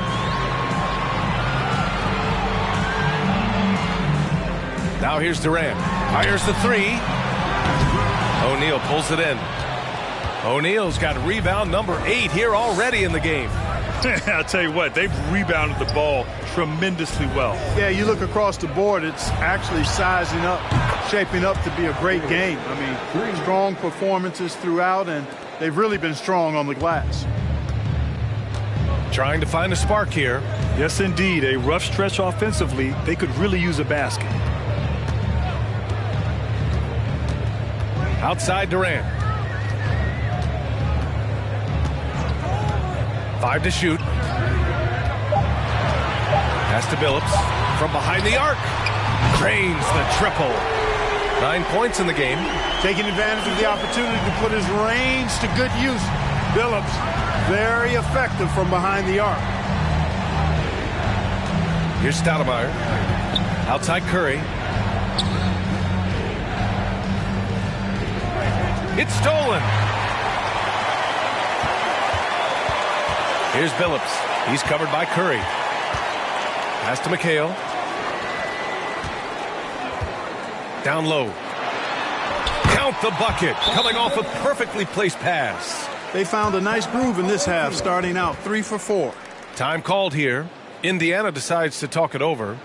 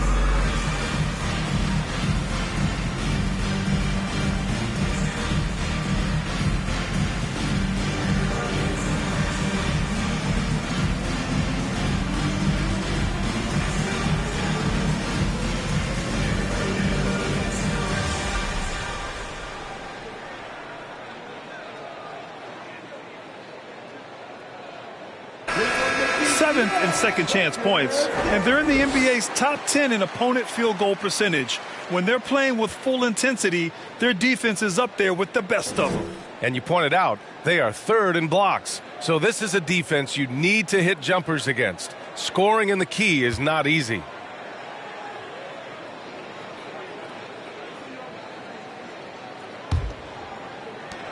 Boy, we're seeing inspired play out of them. And that's certainly reflected in the score.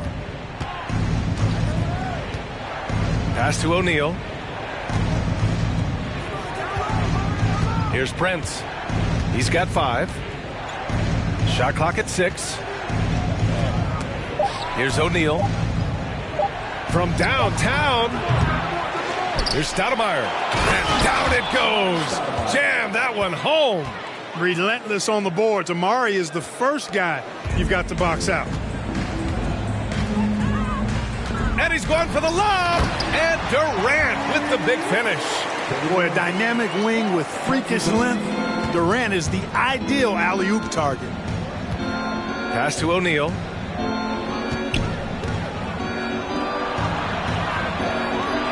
There's the block. And here's Durant. He's got 5. Here's Billups. Back to Durant.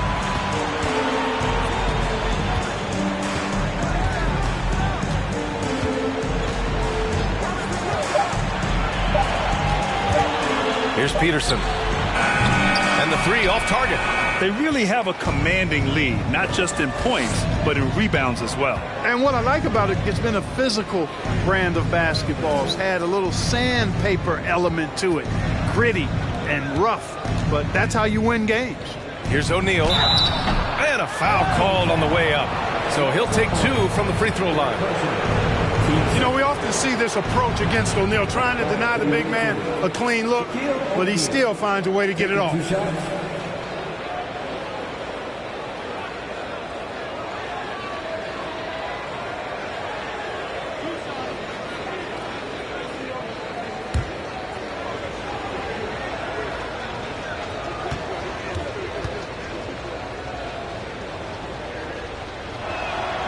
And he drops the first.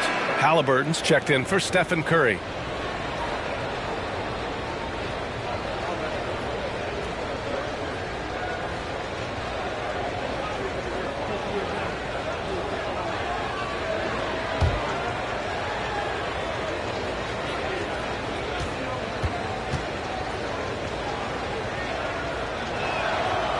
That one misses. Their lead could be even bigger right now, but their efficiency from the line has dropped off a little. Outside Durant. Pass to McHale. And it's good. 2 points. They've now had assists on each of their last 3 buckets. The Pacers have gone 2 of 5 in this third quarter. Here's O'Neal. Here's Stoudemire. 6 points for him. No good. A bit long that time. To the middle. And they're on the run. And Durant with the big finish. Boy, how about the outstanding hustle from Durant? I mean, getting out on the break as soon as the ball was headed the other way. The more bodies going up court, the better. Here's Peterson. Pass to Mourning. Outside Durant. To the wing on the left. Here's McHale. Here's Mourning. Got a hand on it. Goes up again. And can't hit the shot. But they're saying he got hacked. So he'll head to the line. You know, Mourning has really a very effective shot fake. And once he gets the defense off balance, he cracks right into him to draw the foul. And a moment here to take a look at the scoring breakdown for the Pacers. Well, they have owned the offensive perimeter throughout this game, finding lots of openings and turning them into big shots. And another thing they've been exceptional at is their passing. On-target ball movement has gotten them a lot of assists tonight.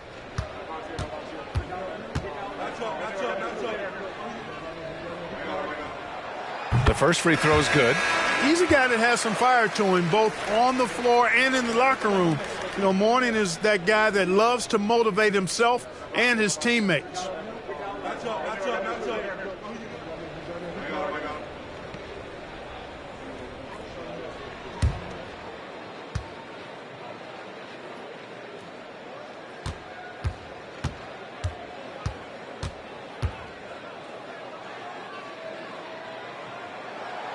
And so he's able to get 1 of 2. And for the Pacers, they're shooting at about 44% so far. And rejected. How about the reach of Mourning? Very impressive and very long, too. An elite shot blocker. He does a good job timing his jump. Pass to Chenier. Here's Mourning. McDaniels covering. And it's flushed down. A nice jam. Not the tallest center in the league. He more than makes up for it with those crazy hops. Time called here. Indiana decides to talk it over. Yeah, they're hoping to turn things around with this timeout. Yeah, you know, they had to do something, anything to stop this run. You can't just let it go on any longer.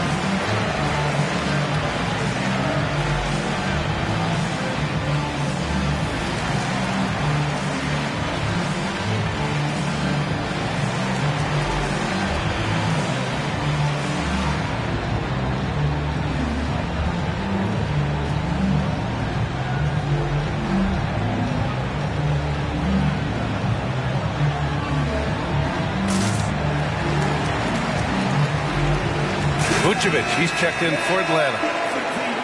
And let's have a look at the teams who have collected the most blocks this season. Number 1, the Pacers. And what's been most impressive about this team is how intense they've been on the defensive end. It's not just 1 or 2 guys getting blocks for them. It's been a team effort, which is why they lead the league in blocks per game.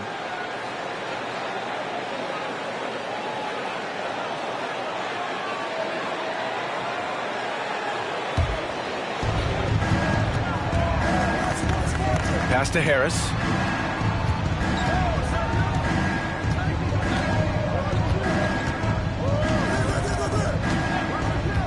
Here's Duckworth. And he's going to the line for 2. The official saw contact while he was going up. It's going to belong to Nikola Vucevic. You know, if you need a bucket getter at the center spot, call up Kevin Duckworth. He's your guy. He looks to score whenever he can inside.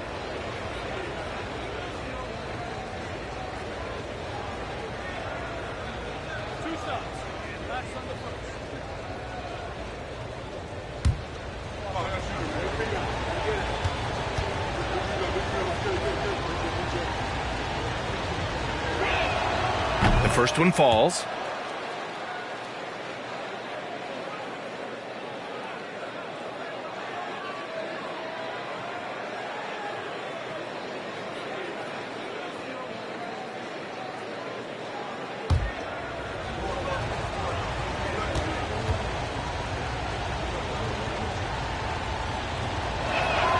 Good on both. Here's Atlanta with the ball. They're on a 14-5 run. Here's Chenier. Outside, Brown. Puts it up. That shot off. So Indiana will take it the other way. Earlier in the game, they led by 19. Inside, Greer. Oh, he missed the layup. He had it with the pump fake. Here's Brown. Oh, it's blocked by Jackson. The attention to detail on defense. Jackson reads shooters well and knows when to go for blocks. There's the 3. Oh, wow. Drew the contact, and that 3 almost went in. So he'll go to the line for 3 free throws. Good defensive intensity, but you have to stay in control always. Especially on the three-point attempt. I mean, you have to defend that shot without fouling. Now you give a guy 3 free throws.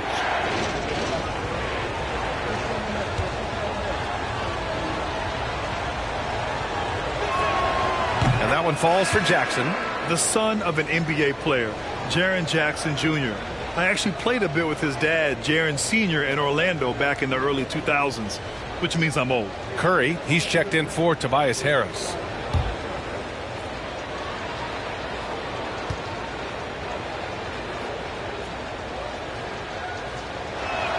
That one's no good. And the Jacksons just the latest father-son NBA duo. Lots of great ones there, Grant. So true, B.A. The Curry family might be the best ever. The Berries, including our own colleague Brent. The Thompsons with Clay in the league currently. Just some incredible NBA families to admire.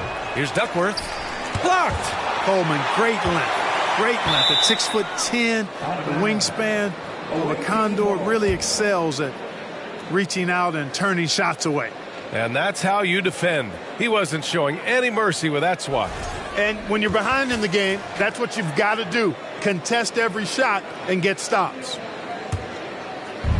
Indiana on offense. 11-point game. Just 5 to shoot. Out to the wing. Here's Greer. You know, they found the shots they wanted in the first half, but since then, you know, it just hasn't been quite as easy. Durant, the pass to Vucevic. And the power finish by Vucevic. Would have been impossible for KD to miss his teammate there. He was wide open. Pass to Jackson. Now McDaniels. 54 seconds left in the third quarter. There's Jackson with the 3. And it's cleared by Vucevic. And that's a strong closeout defensively. Great effort to deter the shot. Spins. The kick to Durant. Vucevic, a screen on McDaniels. Durant. And Durant with the big finish. Yeah, he's got those Inspector Gadget arms. I mean, they go on forever. Durant, a threat on the offensive glass, too. 6-second difference between the shot clock and game clock. There's a screen. And it's Jackson on the take. It doesn't go for him. Durant against McDaniels. Takes a step back. So it'll be 2 free throws. He was fouled in the act of shooting. Boy, that's a tough take there by Durant. He gets off the shot, his finesse coming into play there, and he's able to draw the foul as a result.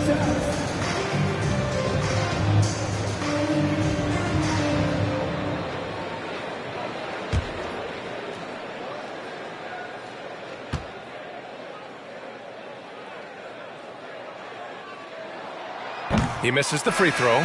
Well, you look at Durant, and it's obvious. He feels like he's got so much more to prove. I mean, he's as driven a player as you'll find in this league. That's part of his greatness.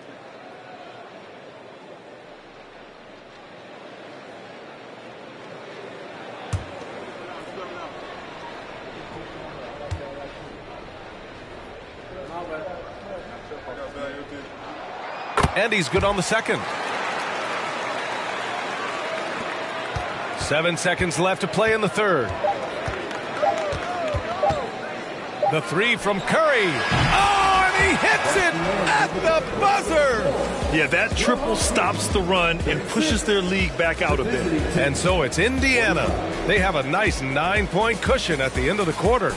Their defensive efforts have paid off, effectively shutting down the opposing offense. We're coming right back. Don't go anywhere.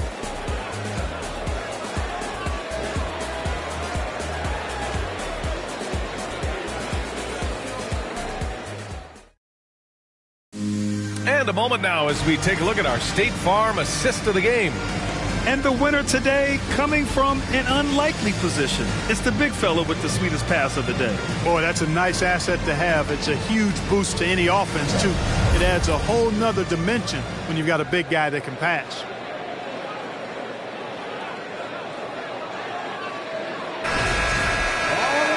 And this is it. Glad to have you along for this fourth quarter. And for the Pacers, they're shooting just 38%. Their offense not where they want to be. They set a pick.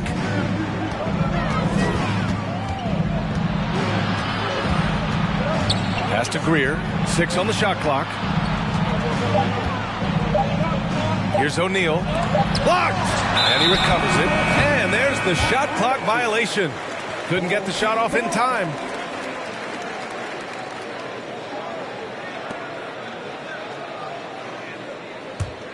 And for Atlanta, they're shooting a low 31%. Their offense is lacking. And the Pacers looking at who they've got. Three-pointer. He can't get that one to fall. So Indiana will take it the other way. Earlier in the game, they led by 19. Pass to Prince.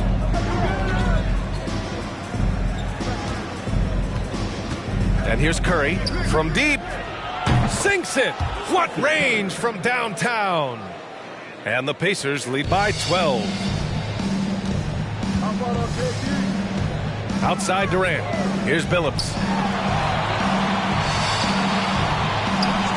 A little over a minute of the fourth quarter gone now. And he comes up with a bucket. Oh, I like how Chauncey Billups looks to share the ball. He's a sturdy point guard with a great feel for when his guys are open. Here's Greer. Pass to Stoudemire. Here's O'Neal. Oh, a beautiful reverse layup. This is where you let O'Neal eat. Actually feast. Feed him inside, and you'll get paid off for it. Here's Billups. He's covered by Curry. Shoots. That one's wide left. The Pacers have gone 2 of 3 to open the fourth quarter. On the wing, Curry. Oh, there's the alley. Great admiration for Stoudemire's athleticism. You got to be aware of it now because he'll get to the air and throw it down in a hurry. Boy, they need something to go to regain some confidence. No question. Way too many empty possessions for them. Yeah, he's really scrambling to keep them in this game. Gotta respect that hustle. Fourth quarter of play. We're about 2.5 minutes through it now. He drops it from range. Their strategy has been pretty simple here in the second half. Attack from three-point range. Certainly. I mean, they saw a weakness in the perimeter defense and took advantage of it. For three, Durant drills it from deep. Durant's got 10 points here in the second half. One triple for him in the first half. Now he's hit another. And we're about 3 minutes into the fourth now. Picked it. Lets the three fly. Prince grabs the miss. Prince has got rebound number 5 here tonight. Outside Curry. Pass to Prince. Here's Stoudemire.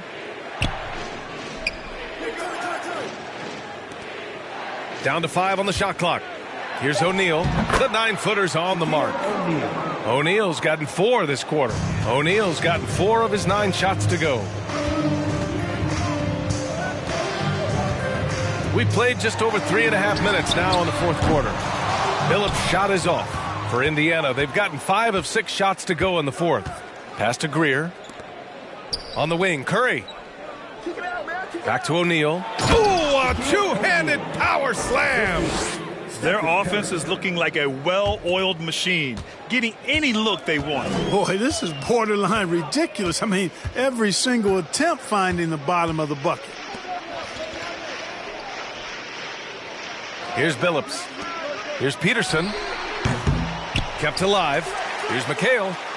Soft touch off the glass. As we like to say, a guy like McHale is a problem.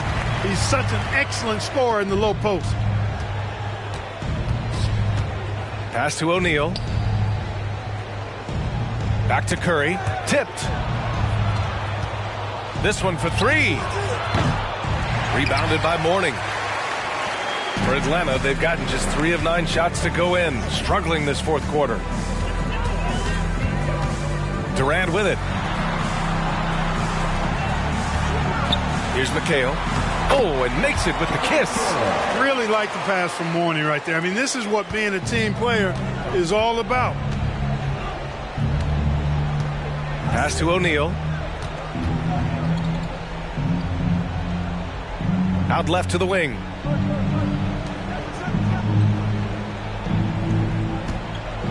Five on the clock. On the wing, Curry fires for 3. Nails it from 3. And the Pacers lead by 17. Tell you what, it's just one of those nights where Curry finds a rhythm and just keeps on flowing. This show never gets old. And Billups gets it to go. As bad as he was in the first half, that's how good he's been since. For Indiana, they've gotten 7 of 9 from the floor in this fourth. On the wing, Curry. Pass to Stoudemire from the baseline. Blocked! Now here's Durant.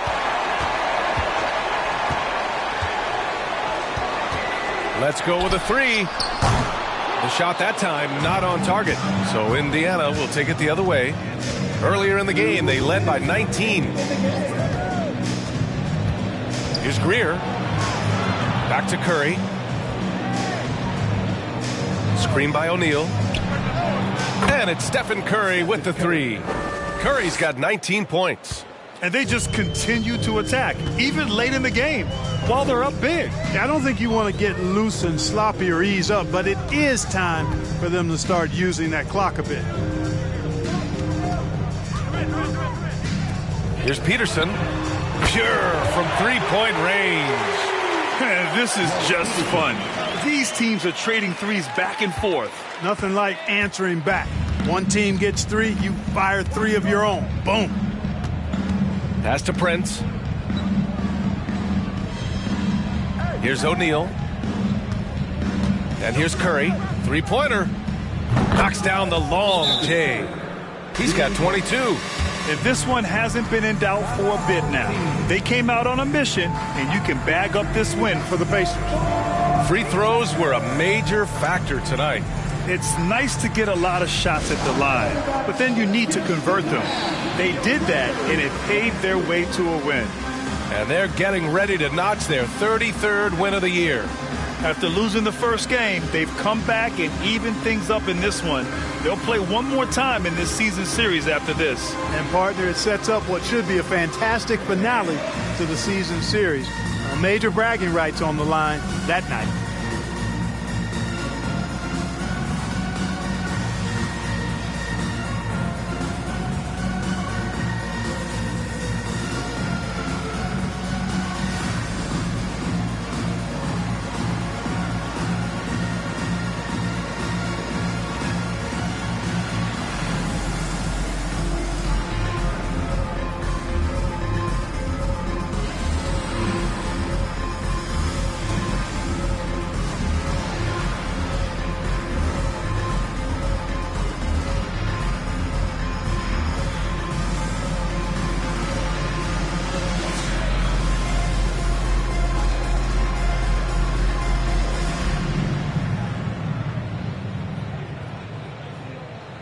Both teams deciding to change it up.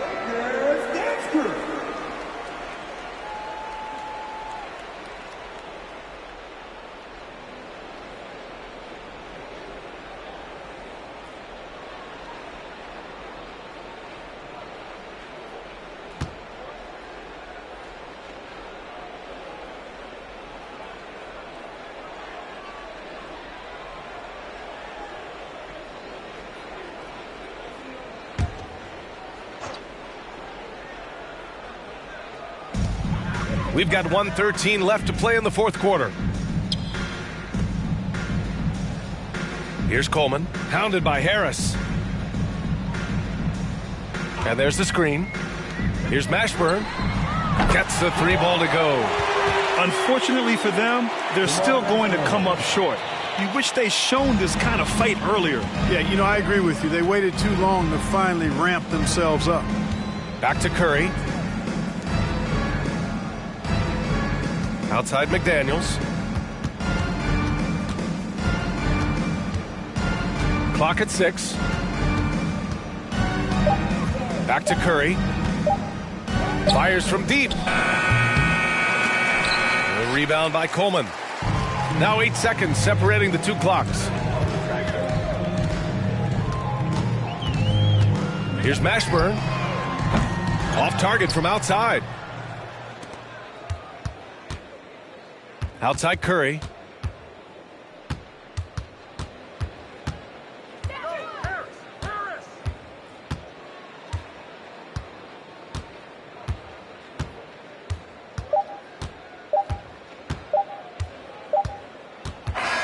And so the road team gets the W in this one. Exceptional effort on the road. They were ready and they were focused. Focused indeed. I mean, it takes a strong mental approach to block out the distractions. These guys stepped up 100%. And that's going to do it tonight, folks, for our broadcast. For Grant Hill, Clark Kellogg, and Allie LaForce, this is Brian Anderson thanking you for watching. We leave you now with our New Balance Player of the Game.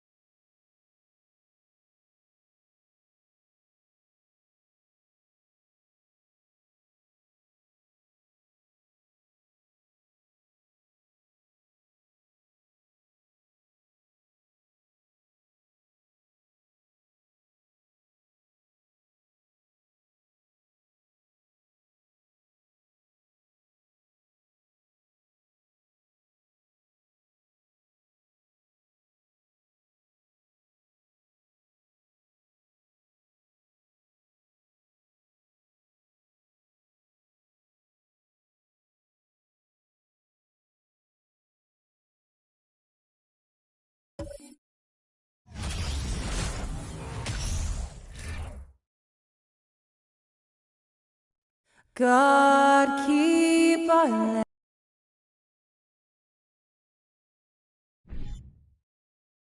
And so many teams with an eye on the playoffs now, Smitty.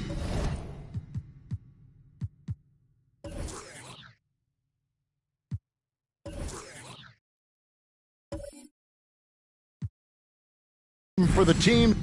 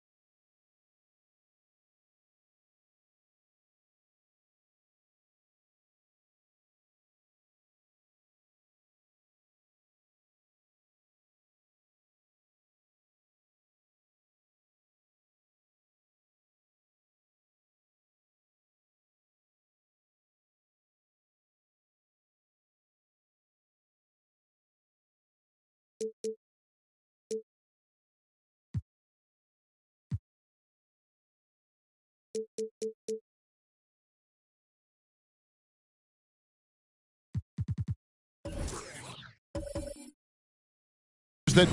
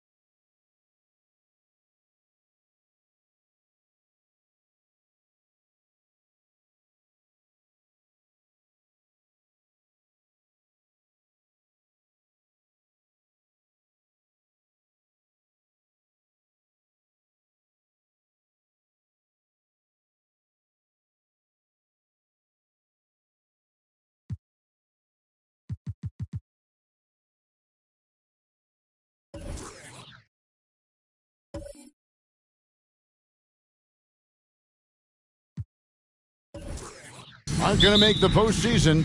What's the focus now? What is their purpose? I think the focus now, Kevin, is still to develop, still create good habits. And this is a final audition for a role for next season for a lot of guys. So with Divac sitting on the bench, here's how the floor looks for Greg Popovich. They've got LeBron James. Allen is out there with Rose. And it's West, and it's Thurman in at center. And here's Stockton, following the three-pointer by Derrick Rose.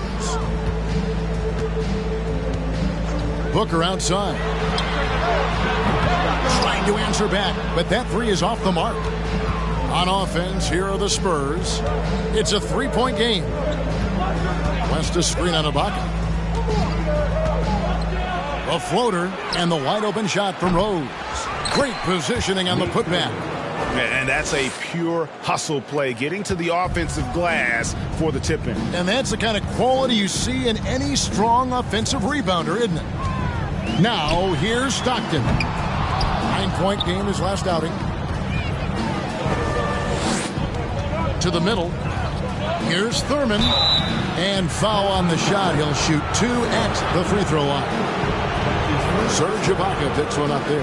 And Nate Thurman is the charter member of one of the NBA's most exclusive clubs. First player in league history to ever record a quadruple-double. Very few guys have pulled that one off.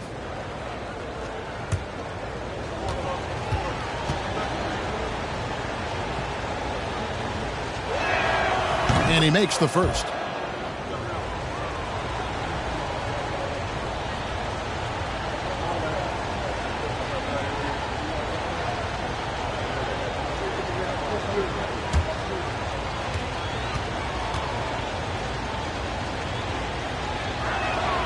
And so he hits both.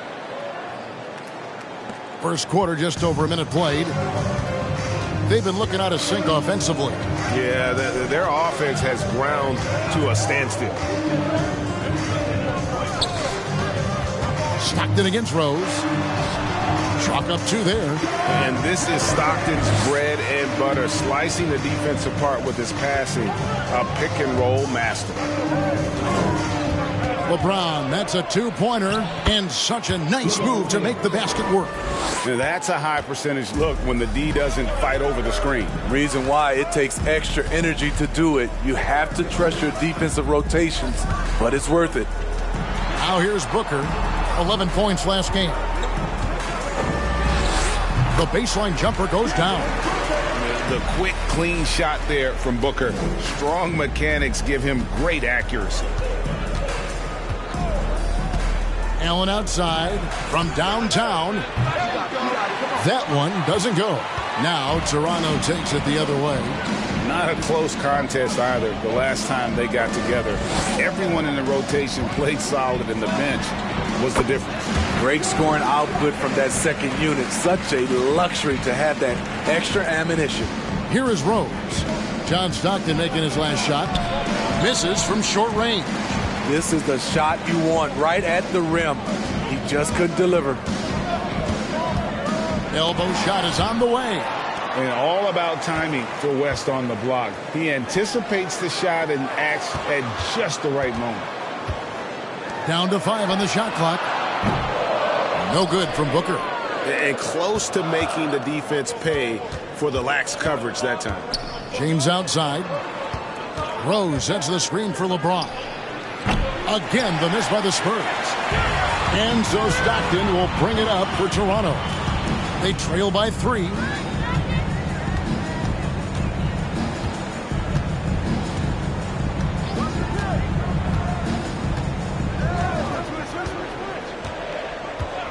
Booker outside. Fires for 3. And that one's good. His second basket of 4, shooting 50%. Yeah, you got to love the recognition there. Stockton just so unselfish, always looking to find the open man. Here's Thurman, defended by Parrish. Rose against Booker. West a screen on Booker. Here's Rose. Good on the 7-footer. Rose has got 5 now. This is why Derrick Rose is considered one of the best at his position. He is not afraid of going down low. Here's Stockton. Nice jump shot from the top of the key. This is why you're trying to get him as many touches as possible. He's got the neck. And the pass to Allen from the arc. That's in, and he found his range with that one. Now 1 for 2. And this is Allen's game. One of the quickest releases we've ever seen. Amazing shooting off that pass. Now Booker. He's got 5. Ibaka sets the pick for Stockton. And Ibaka slams it in. That's a well-timed play, well-executed, and Serge, a quick, powerful roller to work with. On the wing, James, defended by Ibaka. And it's James missing. Shut down. This is the way you play defense. This is how you protect the rim. Passes to Stockton. Back to Booker. Lets the 3 fly. A new 14 for the Raptors. And it's Havlicek missing. For San Antonio, they've gotten 5 of 10 shots to drop in this game so far. Right at the 50% mark. Oh, okay. I guess LeBron wanted that one to sting a little. Keep a little extra on that one. So, timeout called here, the first for Toronto.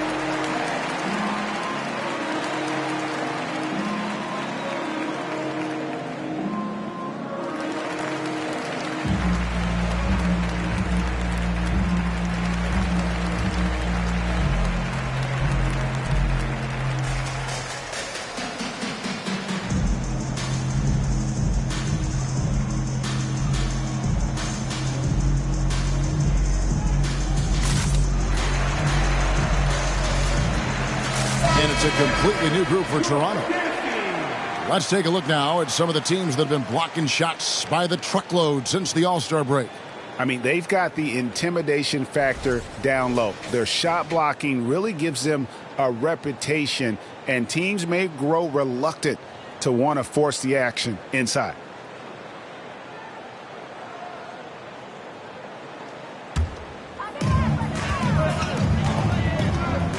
Here's Bing, guarded by Walker, and Draymond Green picks up the foul. That is his first foul of the game. First team foul.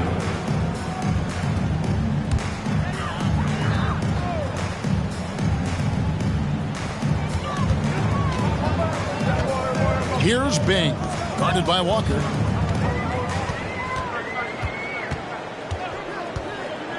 Shot clock at 5.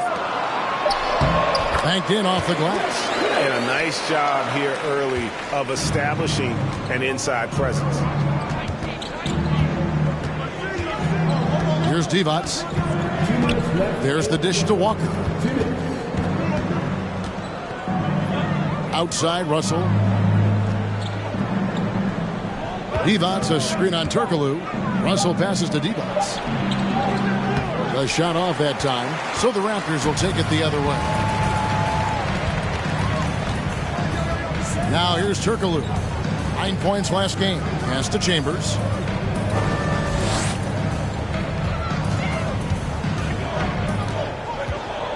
Pass to Christie. It's up a 3. Rebound San Antonio. And bottom line, they found ways to score. Credit the game plan going in. It was right on the money. They knew that the arena would be rocking. And if they could execute well on the offensive end, They knew they could quiet down this hostile crowd. Here's Bing after the basket by San Antonio. Here's Chambers. No points in the game yet for him. Yep, that one goes in there. Those defenders just look a little bit gassed. I mean, they're getting pushed around on that low block. And a look at how the offensive approach has been going here so far for San Antonio. Right now, it's their passing game, and it's been on point. Doing a great job of moving it around and getting the ball to their shooters. And something else that I liked is how they attack the paint, finding ways to get inside and capitalize time and time again. And it's tied up with that one. So it's the Spurs now. Walker taking his time here.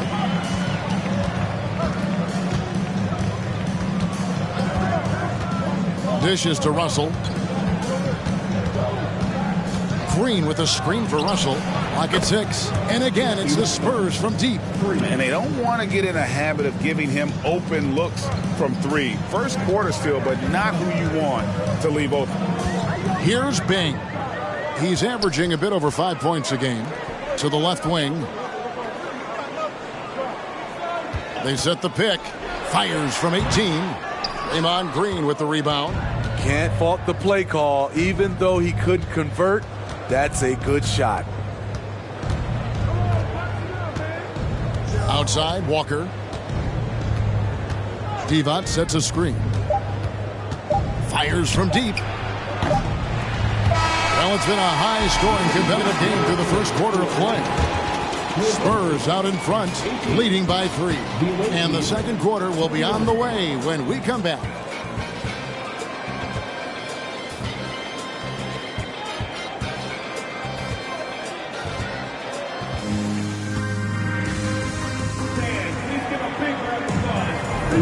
And this has been a fairly close game through the first quarter, and we'll see what happens here in the second. And guys, what's your take on the Spurs so far? Just stretching out the floor in that first. They had the defense scrambling. Reason why, excellent spacing. They may not stay this hot all game, but hard to bet against them.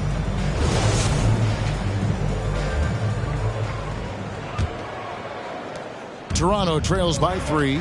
So with Divac sitting on the bench, here's how the floor looks for Greg Popovich. Rose is out there with Allen, and it's LeBron James. Then there's West, and it's Thurman in at the center position. Booker, rebounded by the Spurs. Everything worked except for the outcome. You want him to shoot that every time. Rose against Havlicek. Rose can't hit. After shooting a respectable 47% from the field in this one. LeBron against Stockton. And Ibaka kicks to Havlicek. On the wing, Stockton. 5 to shoot. Releases. And he wills that one in. Sinking right through off the back iron. And you hear the term point forward. But then, Greg, you had Magic Johnson. 6'9", but still a point guard. So, what's the difference? Well, when you talk about a point forward, it's someone whose versatility extends to their playmaking. Magic is the rare talent who redefined the point guard position. Now, Booker, following Ray Allen's three-point attempt. Booker's shot is good. And the intelligence. Love watching Booker operate in these situations. His decision-making has really improved over the years. West outside. Now we get a chance to check out some stats for him.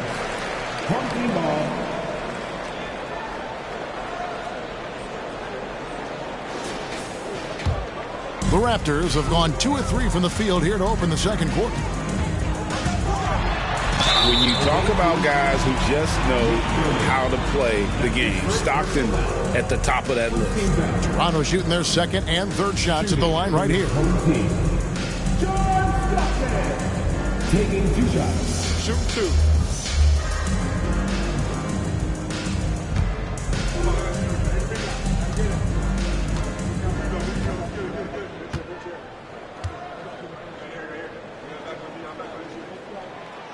That free throw missing.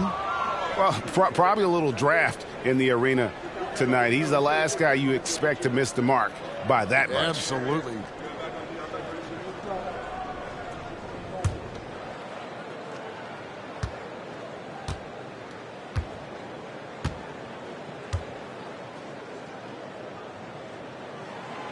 That one is no good. And really, as solid as he's been at the line, I had already chalked those points up. Goes to show you, though, don't take anything for granted. Now here's Rose. And here's LeBron outside. Parrish gets the rebound. You know what, though? Sometimes you can be too open. I think it may have surprised him, and that's why he missed. Ibaka, the pass to Booker. Stockton with it. Ibaka with the screen on LeBron. And a miss there on the triple. And you could tell he thought that triple was going to fall. Allen finds Rose. Back to Allen. West outside. LeBron James on the wing. And the rejection by Ibaka. And that's how you do it. Ibaka still able to surprise people very quick off the floor. And the replay demonstrating once again how aggressive that defense was. Sharp instincts on D there. Just timing when to rise up and swat that one away.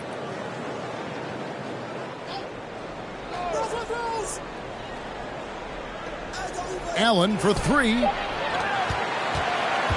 Toronto shooting at 50% in a decent group. The pass to Stockton.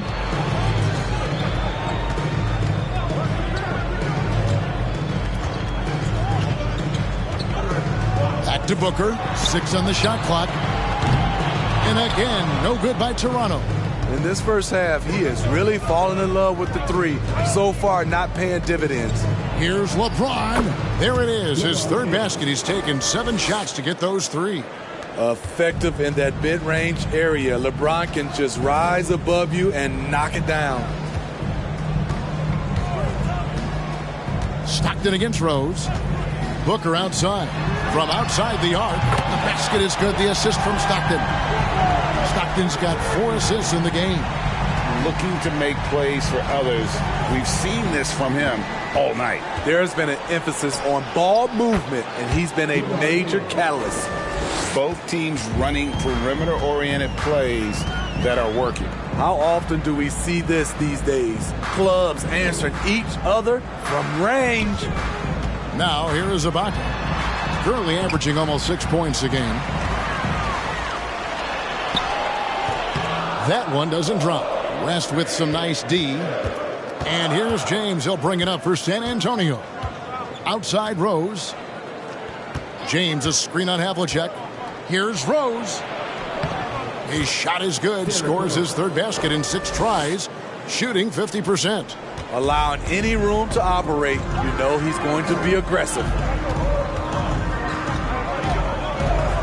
Stockton against Rose. Booker outside. The 3. David West grabs the miss. West has got rebound number 5 here tonight. Rose up on top. He's defended by Stockton. Rose with the ball. He picked up 12 points in their last win against Sacramento. And the basket is good. Nice pass by Derrick Rose, spotting a wide open guy from the corner of his eye. Toronto calls timeout. And coach can't like what he's seeing, trying to get them refocused. It's so easy to get run over when you lose even a little edge. Look for them to come out much more aggressive.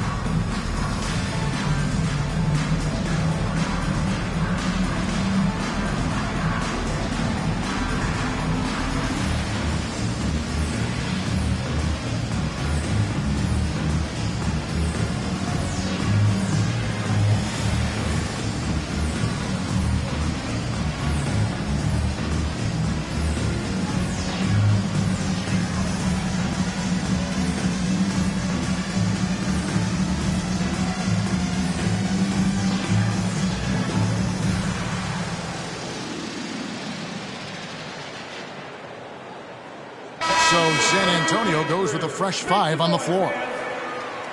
With 10 games left, let's see how the playoff race is shaping up out east. Taking a look at Toronto, it hasn't been a great season for them. We may see some changes in the offseason. And I think for Toronto, the one thing we know for sure is they've got some changes to make if they hope to have any chance at the postseason next year.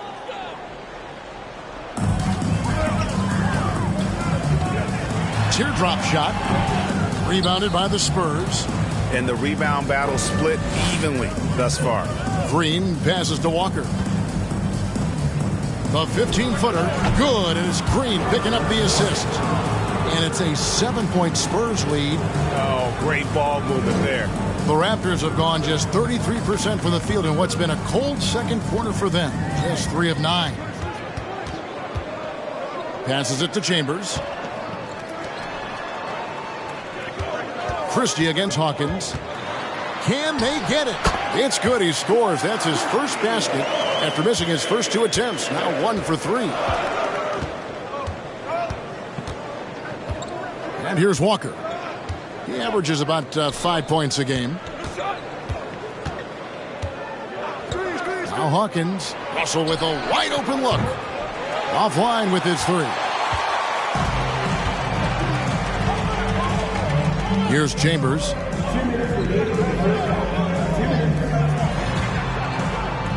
Havlicek with a screen on Walker. That one's good. The San Antonio lead is cut down to 3 on the bucket from John Havlicek. And if there's one thing Dave Bing excels at, it's finding the open man. His passes are precise, whether he's on the move or standing still. Now here's Walker. 2 free throws coming up, and they call the shooting foul. And this is what the schedule looks like for the Spurs.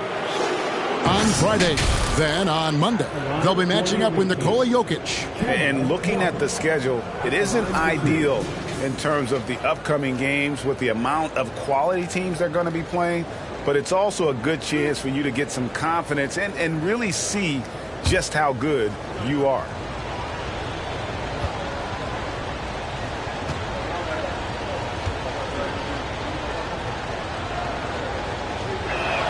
That free throw, no good.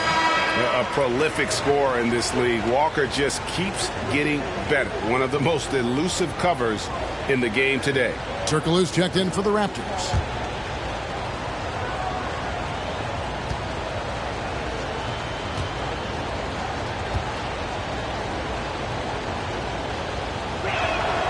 And the second free throw, good.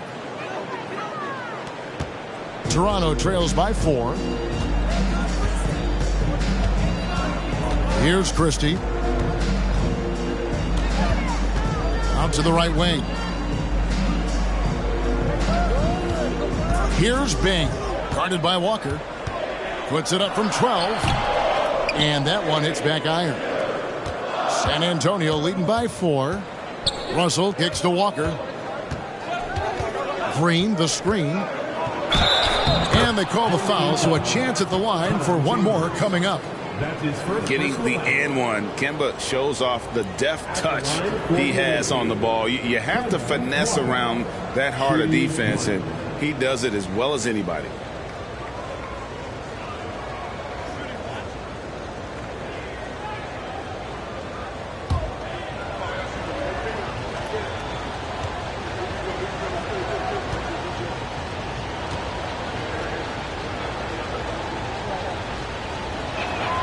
That's good from Kemba Walker. After having no trips to the free throw line in the first period, he's being much more aggressive now. Chambers with a screen on Walker. Here's Bing. Green with the block. You know, so much of Draymond's rim protection comes from positioning, but this time he just flat out got it. Shots good by Walker. And guys, they continue to put a lot of pressure on the interior defenders with their work down low. Pass to Christie. From deep. San Antonio with the rebound. Green's got his 4th rebound in this one. Kicks it to Walker.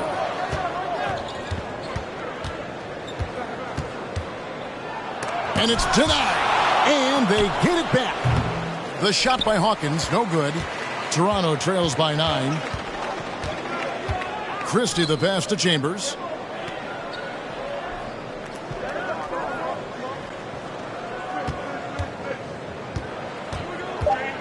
With a step back. That one a little long. And so it's San Antonio in control with a 9-point lead to end the quarter. Their defense has been active and effective. It's time now to go courtside as we send you over to David Aldridge from the sideline. David, take it away. Thanks very much. Here with Greg Popovich. Pop, what did you see in the first half? We had ball movement. You know, we weren't in mud. The guys were in attack mode. Nobody held the ball. You know, you pass, catch, or shoot. And we did that a lot in the first half.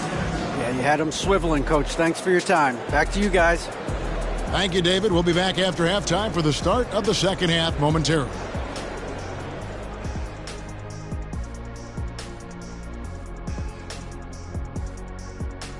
Welcome, everyone, as we dig into the details. Things working out so far for the San Antonio Spurs. They're scoring the ball with consistency, good shot selection, and patience running their offense. Making the most of their opportunities. If you're the coach, that's all you can ask for. All right, and now let's talk about that point guard duel we've seen so far in the first half. The league is so full of elite point guards. We get to see incredible matchups every night. You can't ignore the skill that both of these guys have shown in the first half. Yeah, they're trying to one-up each other each time up the floor. This is great to watch. That'll do it for our show tonight. Thanks for joining us, and we'll send you back to Kevin Harlan for more Hoops action.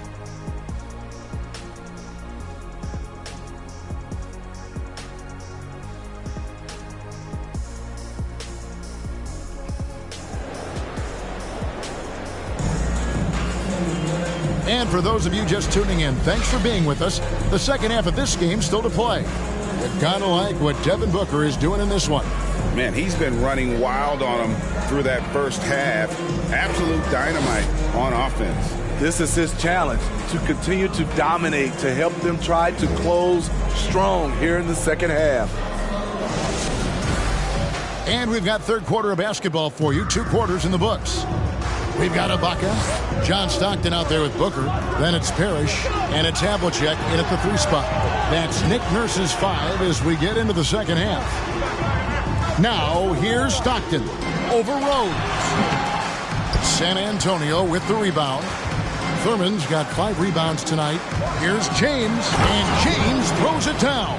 And Allen showing good recognition on that play to set up a teammate for the basket. Now, here's Stockton. Booker outside. Fires the 3. That shot, no good. Now San Antonio takes it the other way. The edge on the glass is the difference. It's allowed them to build this lead. Here's Allen. James against Stockton. And James picks up the foul. That is his first foul of the game. Yeah, really good defensive play to cut him off there and square up. Toronto trails by 11. They've been struggling here on offense. Yeah, a bit of a dry spell for sure. Booker looking around. Over Allen. The rebound by Thurman. Thurman's got 6 rebounds now in the game. Starting the half with 3 straight misses. Now how they envision this one. Here's Stockton. And he gets the whistle. 2 free throws coming up. That one on Rose. Not just a passer. Stockton skilled at probing inside and drawing the call there. So far in the game, he's 0 of 2 at the line. At the line for 2.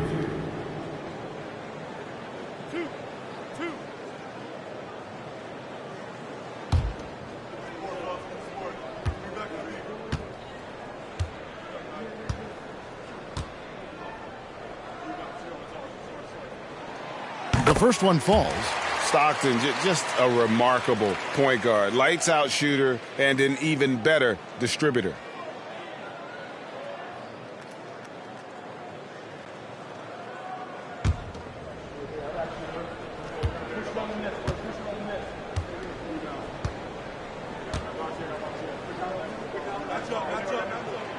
That's also good, so he hits both free throws. And we're just about a minute and a half into the third quarter of basketball. The feed now to West. Over Stockton. The shot misses, so the Raptors will take it the other way. It's off to Charlotte for him after this game as they take on the Hornets. That'll be the first half of a two-game trip. And a lot of contact on that one, so he'll shoot two here. Ray Allen picks one up. Now let's quickly bring up the list of point guards whose steal totals in the second half of the season have really been standing out. Well, you look at Stockton, such quick hands, second in the NBA. And not only are these players tremendous at picking a ball handler's pocket, but as terrific point guards, they also know how to jump into passing lanes and get a steal or deflection that way as well. What I love about it, these guys are dialed in defensively. That's the game plan for these guys. Defensive mindset first.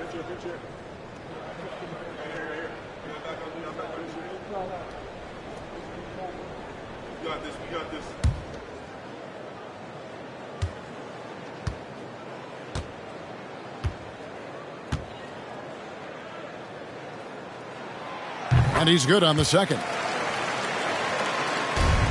San Antonio leading by 8. And San Antonio calls the first timeout of the game. And coach is looking to seize every advantage, maximize every possession. Critical part of the game. You have to be flexible. You have to be able to adjust what you're doing. All right, that was your dance team. Make some noise.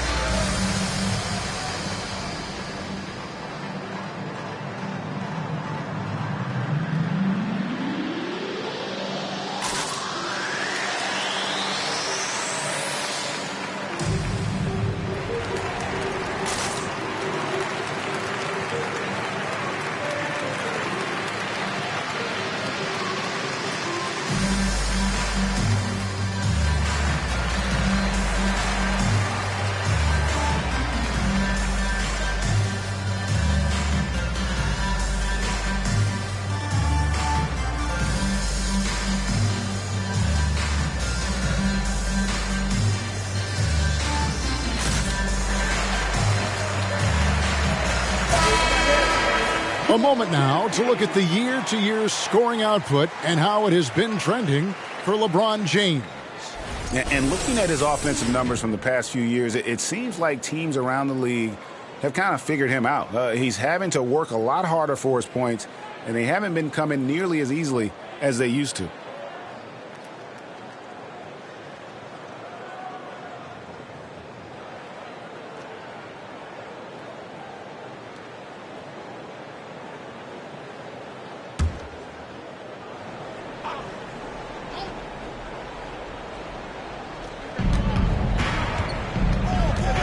Outside Rose. And we're just around 2 minutes into the final half of play now. Looking now at some numbers for Rose. Some good contributions, really, since the All-Star break. He's putting up about 12 points a game, 6 assists, and 2 rebounds. Fantastic totals for him across the board. I wouldn't be surprised if he keeps rolling. It's not the monster game that we see from him occasionally, but it's still incredibly impressive.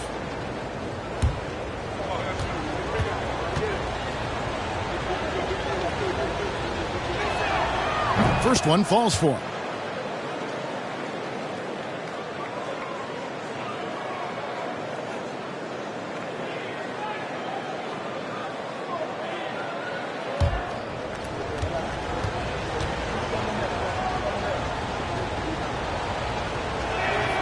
And so he makes both from the line. 2 minutes gone in this third quarter now. Stockton kicks to Ibaka. Pass to Booker. Toronto working the ball around now. Ibaka sets the pick for Stockton. Back to Ibaka. West with some nice D. +8 in the rebound differential. One more reason why they're in control. Toronto trails by 10. On the wing, Booker jacks up a three. Gets the three-pointer to fall. Booker's got 13 points. Well, you need to start somewhere. After 4 straight misses this half, let's see if this gets them going. And James gets it to go. He's been a big factor in their offense tonight, making shot after shot. Stockton left side. The pass to Booker. Ibaka with a screen on Allen. Near the three-point line, it's Booker. And a little luck that time, but it drops. He's got 15. This is a guy who once scored 70 points in a game. Booker doesn't take much for him to start percolating.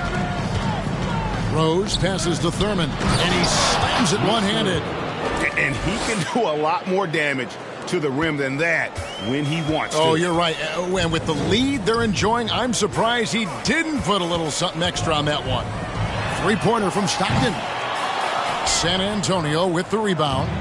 Thurman's got rebound number 8 here tonight in the game. Allen passes to Thurman. LeBron kicks to Rose. Thurman's shot is good. Thurman's got the lead up to 11 now for San Antonio. Pretty much all of their buckets coming from inside the paint now. Deflects the pass. West with the steal. LeBron outside.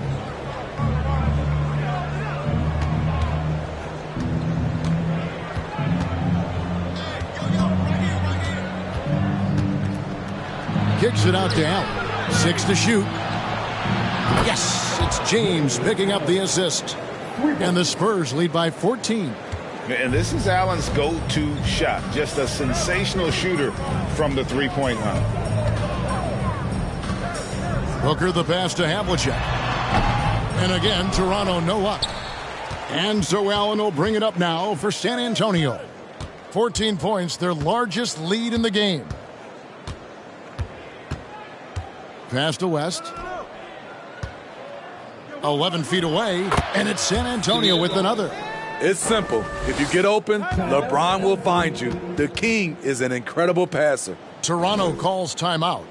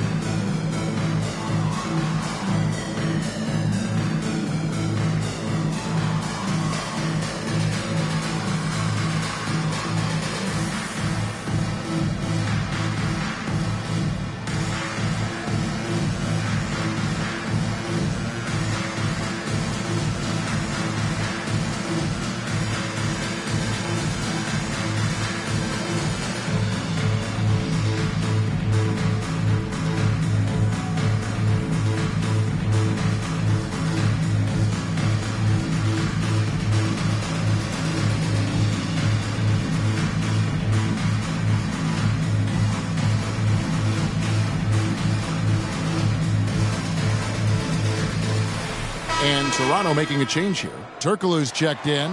Russell, he's checked in for San Antonio.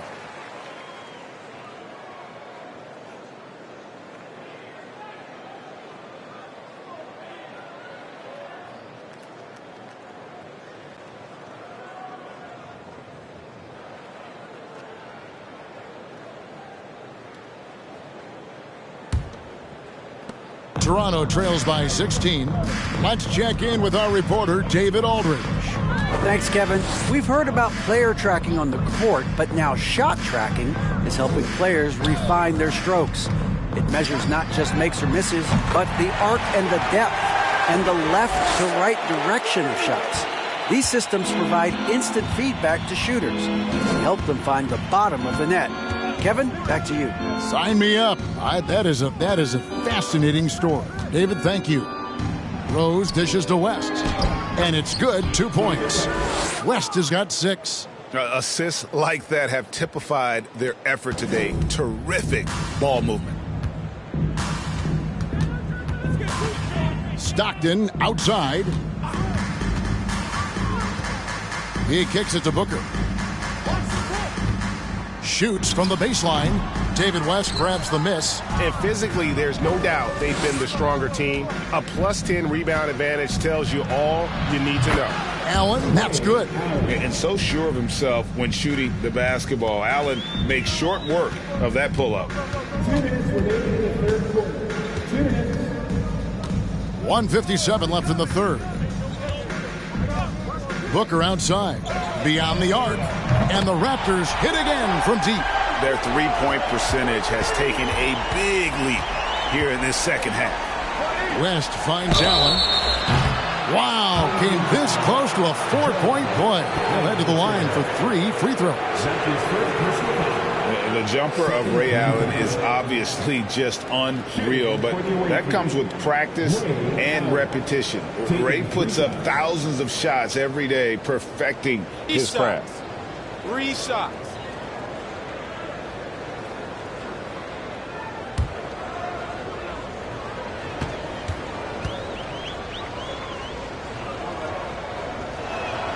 And he's good on the first of 3. So both teams changing it up here.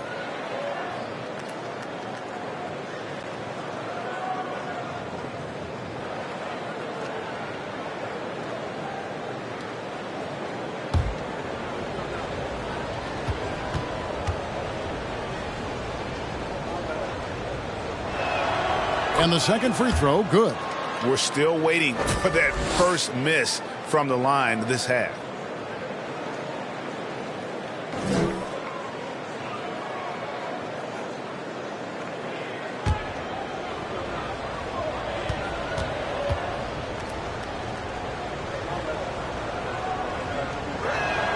And he nails the third. There's 1:40 left here in the third quarter. Here's Bing. He's covered by Rose. Pass to Chambers. And the call on the shot that sends him to the line. And Chambers is aggressive when it comes to getting to the line, using his height and length to get under the skin of the defense. And a moment now to look at the scoring approach in terms of where the points are coming from here for the Spurs.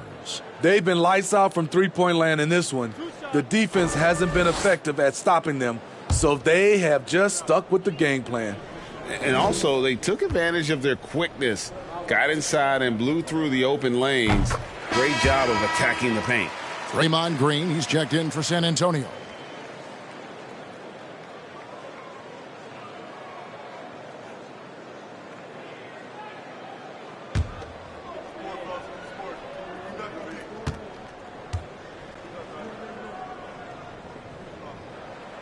Chambers hits them both. When your bigs can make free throws, it's a huge advantage.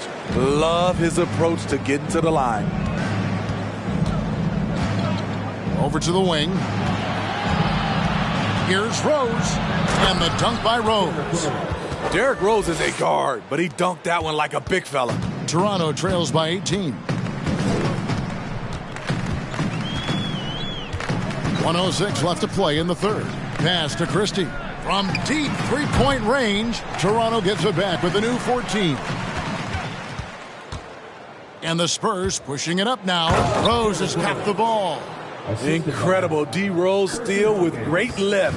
Breaks out a dunk he's probably been working on for a while. Now the pass to Chambers.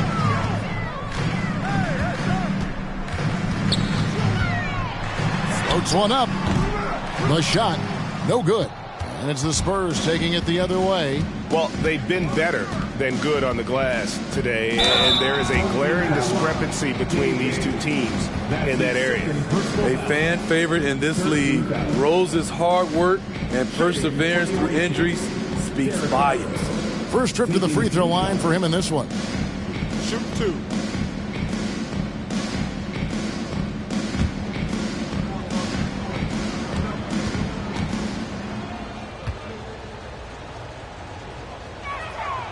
He misses the free throw.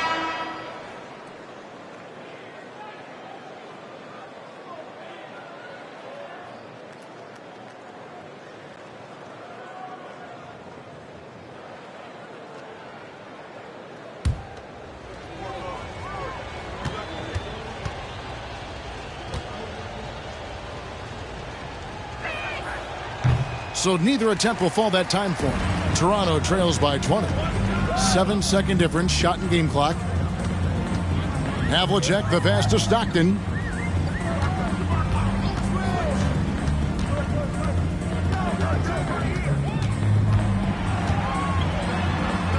And that one is good. Stockton's got 11 points. And how's that? Floor move, the killer crossover. It's a thing of beauty. Rose scanning the floor. High arcing shot, and so it's San Antonio with an 18-point lead as the quarter comes to a close. What a night they've had in terms of their shooting. Everything dropping in for them. And we'll be back with you shortly.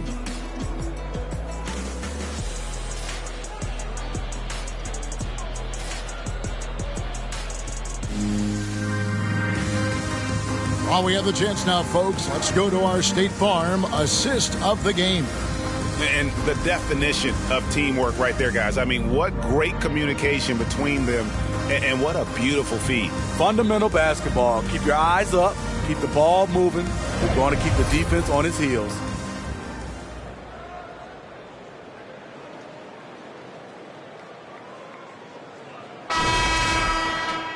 And there may not be a lot of drama down the stretch as we head into the fourth quarter, but stranger things have happened. So with Divac sitting on the bench, here's how the floor looks for Greg Popovich. We've got Allen. West is out there with LeBron James. And there's Kemba Walker. And it's Thurman in at the 5 spot. Here's Booker. And the dunk by Booker. And remember, Havlicek was a highly recruited quarterback, so you see his passing ability on that one. Walker with a screen for LeBron. And David West, the bucket on the assist by James. And Matador defense, that's one of the easiest shots he is ever going to see. And this is what happens when you start to break your opponent's spirit. The resistance is no longer there. Now here's Stockton. And here's Booker from the arc. A three-pointer is right on target. Booker's got 5 points in the quarter. He has a lot of points from long range this half. He's taken advantage of a really tired defense. LeBron against Ibaka. Walker with it. Allen outside. Launches a three. And again, it's San Antonio with a three. And guys, he's been a one-man air raid coming at them time and time again. Yeah, the defense has allowed him to get into a rhythm from there, and he's been relentless. San Antonio leading by 18. Right wing. And stolen by Booker. Lobs it up for Ibaka, and Ibaka slams it in. I'll tell you, for a veteran, Ibaka still gets sky high on these alley-oops. Passes it to West. He dishes it to Allen. It's up a three. The shot, no good. And Toronto will come the other way. Stockton outside. Pass to Booker. Ibaka with a screen on James. Down low. It's deflected. Booker finds Ibaka. 5 on the clock. Havlicek outside. From deep, Parrish. David West grabs the miss. West has got his 8th rebound here tonight. Outside, Walker. Pass to West. The shot's good on the assist by Walker. West has got 4 points now in the quarter. And they are very comfortable running their offense through Walker. And you can see why. Drops a sick dime right there. That pass was right on the money. Now, here's Stockton. Ibaka sets the pick for Booker. Over West. Booker, good. Booker's got 28. And he's really shot the ball well, but it hasn't been contagious. Here's LeBron, and 2 free throws coming up, unable to get that one to go with all the content. Great scorers have this ability. Let LeBron get that close, that's 2 points or a trip to the line. Greg, we're seeing more fines recently for the language that players use with the media. Is that a concern? I don't think it should be a concern, and I'm not kidding. The league's going to have standards of decorum. You're on TV. You got to keep it together. However, I think that as a society, we're a little more tolerant of certain words that are used in public. When it comes to longevity and skill, no one has done it better than LeBron James. He's in a category all to himself. Rose, he's checked in for Walker. That one misses. And missing opportunities here to extend that lead at the free throw line this half. To the inside, Booker. Excellent D there from Allen. And it's Rose with the ball for the Spurs. They led the game at 1 point by 20. Out to the wing. Here's West. It's good. This time the assist from Rose. Rose has got his 7th assist of the game with that last one. Toronto calls timeout.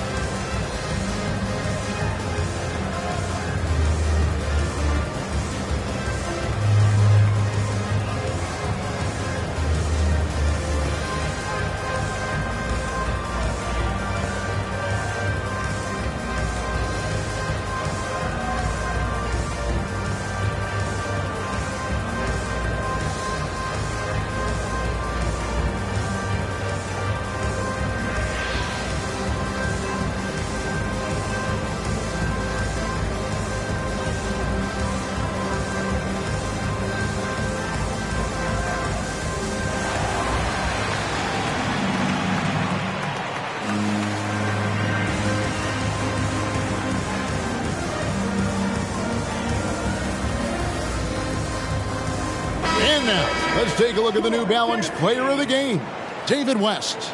And his percentage from the field tonight seemed almost made up.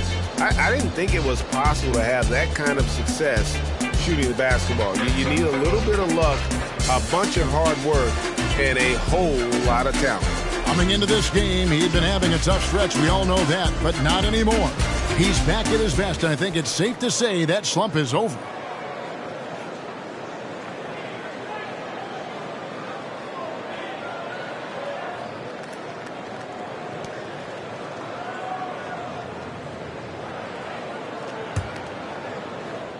And a little over 3.5 minutes in the books so far here in the fourth.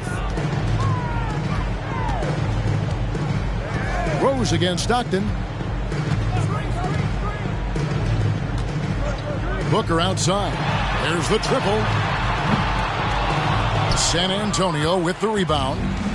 James has got his 4th rebound with that last one here tonight. There's the dish to Rose. Tries from the block, and LeBron gets it to go with the assist by Rose. And that's 15 points for LeBron. Stockton against Rose. Now here's Stockton. D right on him with 3. Booker. And again, no good by Toronto. San Antonio leading by 20. Here's LeBron. Here's Thurman. From deep, Rose. Parrish gets the rebound. Parrish has got rebound number 8 here tonight in the game. Well, he had 1 3-pointer in the first half, but so far in the second, he's come up with goose eggs. A shot by Stockton, no good. The Spurs have gone 5 of 8 shooting as we've come down the home stretch in this final quarter. Here's Thurman. It's stolen by Ibaka. Stockton looking around. We talk about players, Steve, we talk about coaches and GMs, but not too much about owners and their effect on the game and the organization. Kevin, the owners for me are A1. It starts from the top. They're the ones who hire the team president, GMs, and coaches. And certainly, there's some teams who have some great owners. Now, here's Rose, following the miss by John Stockton. Havlicek against Allen. Clock at 6. Nailed from three-point land. Allen's got 6 in the quarter. And when Allen catches fire, it is a sight to see because it seems like the guy just can't miss. And the Raptors call time here.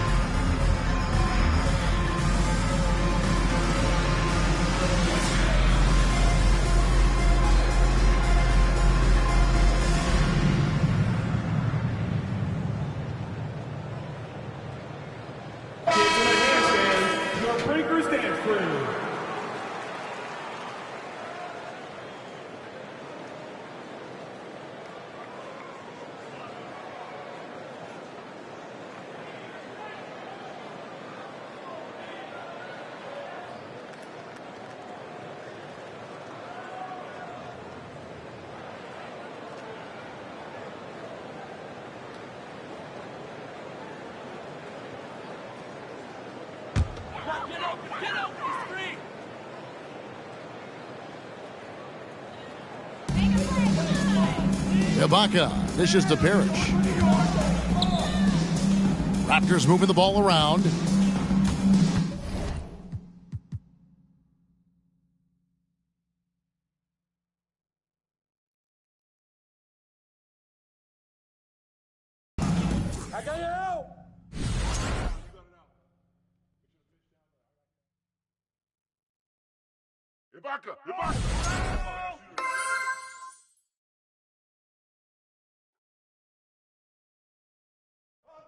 Hey, get on Kimber. Yo, watch Kimber. Get him.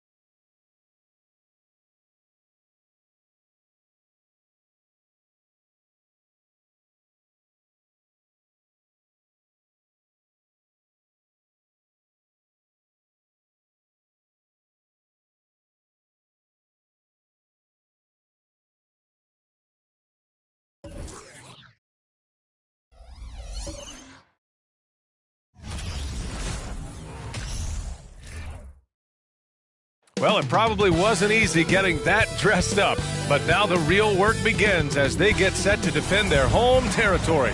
Well, when we look at tonight,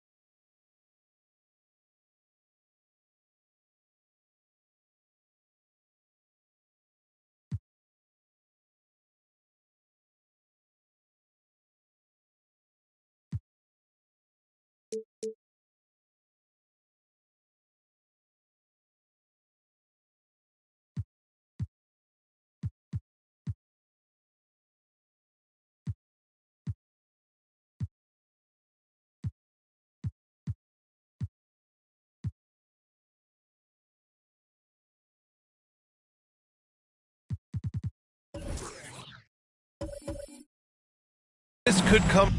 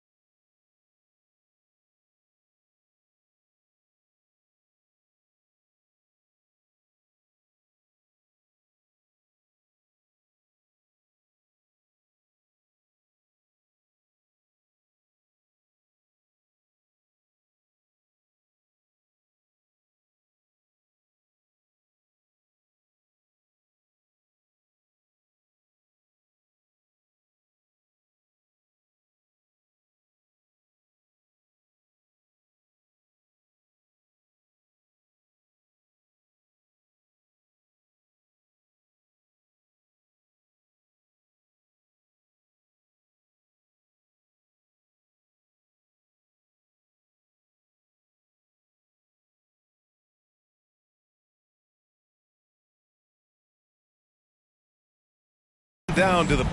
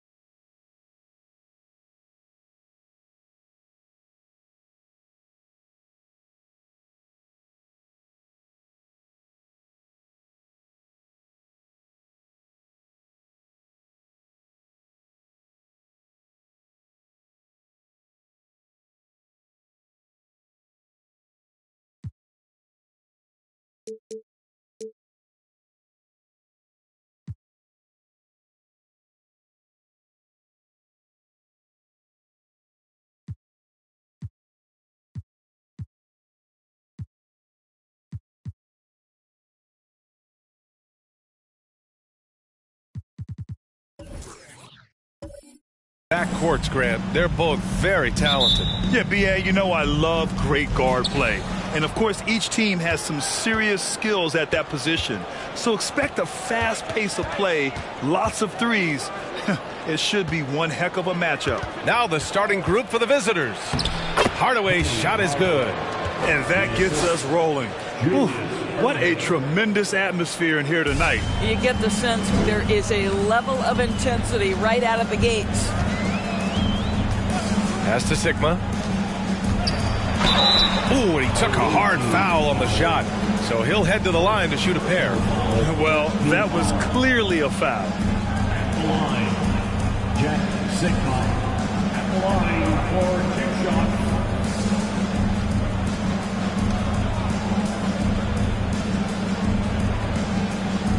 Take a break. Take a break. 2 shots.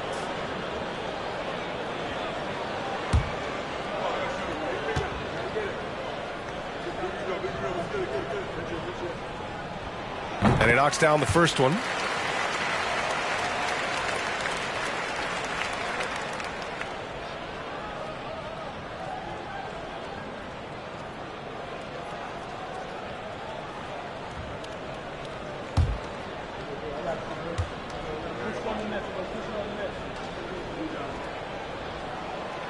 He does not get the second one.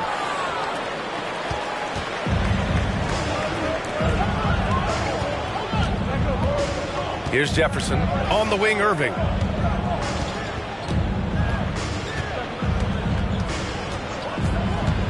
Pass to Bowl with the drive. And he throws it down. What a terrific lead pass. Well, known for being a terrific passer, he shows you right there. Case in point. Here's Moncrief. Fires the three. Sends it home from three-point land. He's consistent from out there, especially when you give him that kind of room. Outside Hardaway. From the high post. Basket is good. Nice setup from Irving. Irving's got 3 assists in the game. That's a great beginning. 3 for 3 from the floor. Pass to Moncrief. And just around a minute and a half into this first quarter. Price can't get it to go. The Jazz have gone 3 of 3 so far from the floor. Hardaway on the wing. Whoa! And he goes in for the dunk. Getting up and then throwing it down. Oh, that was a big hammer right there. Pass to Moncrief. They set the pick. Lets it fly. Rodman with a rebound. Well, certainly not the best defensive effort, but this guy can't make them pay for their laziness. To the paint. Here's Bowl. And he drops in the layup off the glass. Well, this guy's seasoned enough to make the right pass within the flow of the offense. Nice work by Richard Jefferson. Here's Price. Defended by Hardaway. A nice shot by Moncrief. I love this approach. Getting him involved early, and it's already paying off. They know that if this guy goes off, their chances of winning rise exponentially. Pass to Irving. And Irving powers it home. Now that's how you capitalize on a screen. Yeah, good positioning, too. Gave him a clear path to the hoop. Where was the defense? No fighting through the pick, no rotation. My goodness. Here's Price. Rodman with a rebound. Almost too wide open there. That's like a warm-up jumper for him. Right side Hardaway. Tipped. Here's Price. A reliable offensive contributor, putting up almost 14 a game. Pass to Embry. Down low. Price gets the bucket. Just taking it right to the rim, and no one was there to greet him. And I think defensively, that is not the way you want to start. Giving up high percentage looks, that doesn't typically end well. Back to Hardaway. And good. Coming on the assist by Irving. Irving's got his 4th assist in this one. This guy is a pick-your-poison kind of player. Very hard defensively to cover all your bases with him. Pass to Price. Jacks up a 3. That one no good. And Utah will come the other way. Last time they lost a close one against this team. You have to wonder what they could have done if it wasn't for their foul trouble in that game. Yeah, some of their starters had to take an early seat on the bench, and that ruined the rhythm and flow they were trying to establish. Here's Moncrief. He's got 6.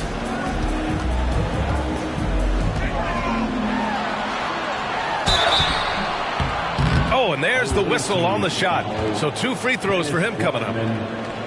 Doris, you can feel the tone change around the league at this time of the year. Players starting to get into playoff mode. There is no doubt about it. The intensity level rises. Teams are trying to build momentum. You are trying to be at the peak of your performance, both individually and collectively, as we are so close to postseason action. First free throw is good. Monroe's checked in for Utah.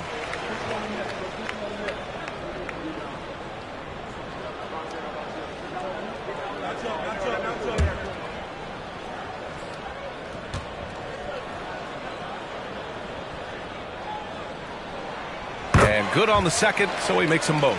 The way he's shooting free throws tonight, you simply don't want to put him there.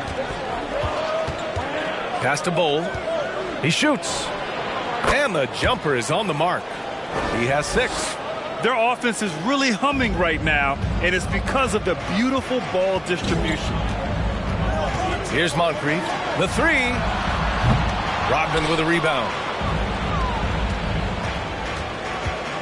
Here's Monroe. Back to Irving. To the middle. Count it. 1 for 1 to start the game. Wow. They're really being taken advantage of defensively out there. No rim protection whatsoever. Pass to Price. There's the triple. Rodman with a rebound. It hasn't been his best quarter. I mean, he's trying to shoot himself out of the slump. And here is Irving.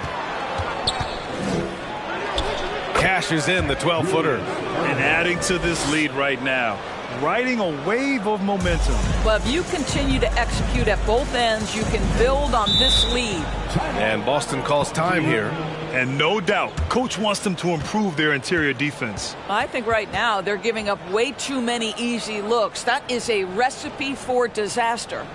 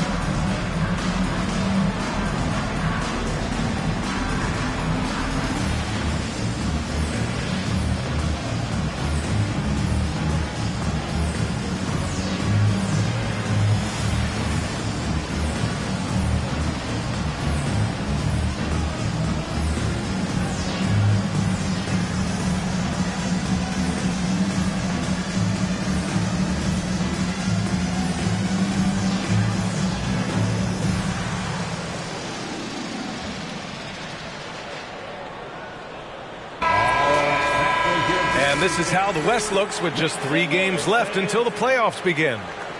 You look at the Jazz, and after a subpar season, there have been some questions about the direction of this franchise. Now, checking out the Jazz, the one thing we know for sure is they've got some changes to make if they hope to sniff the playoffs next season.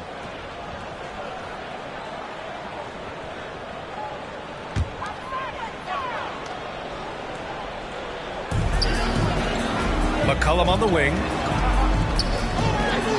Over to the left wing. Pass to Tripucka. Inside. McGee with it. Just 5 on the clock. Here's Lucas. The three-pointer off the mark. We've got 1:55 left in the first quarter. Here's Monroe. Wagner outside. Oh, McGee with the block. Here's Battier, and it's going to be out of bounds. Boston will have another go. All right, let's take this opportunity to look at the teams that are really sharing the ball over the last month. Fifth best, the Celtics. And over this last stretch, this team has been incredible passing the rock, playing great team basketball.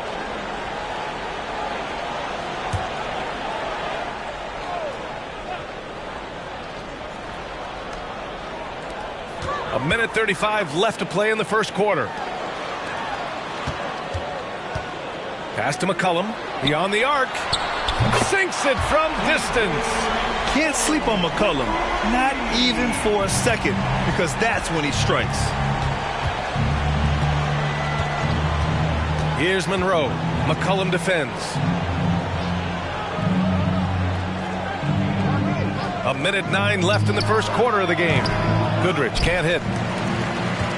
And the Celtics shooting just 36% here in the first quarter.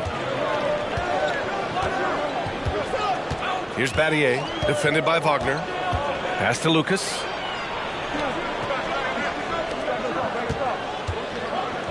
Here's Battier, down to 5 on the shot clock. He drops it from range.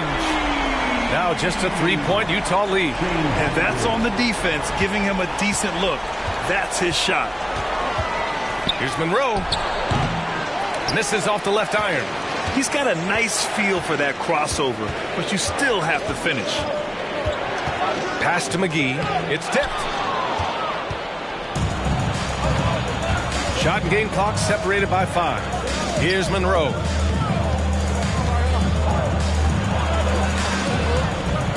Here's Cummings. McCollum defends.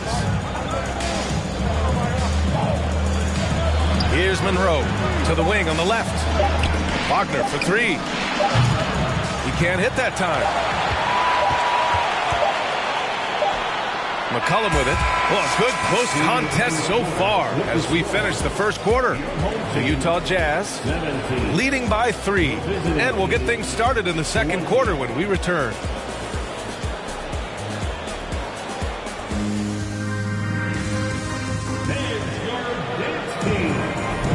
And some good action in the books as we get back to a game that's been pretty close so far here. All right, guys, what do you think about the offensive approach we've seen so far for Utah? They've done a great job facilitating so far. So moving the rock and finding the open man, just great selfless basketball. Yeah, and their assertiveness in the paint so far tonight has been impactful. They're really making it hard for the interior defense.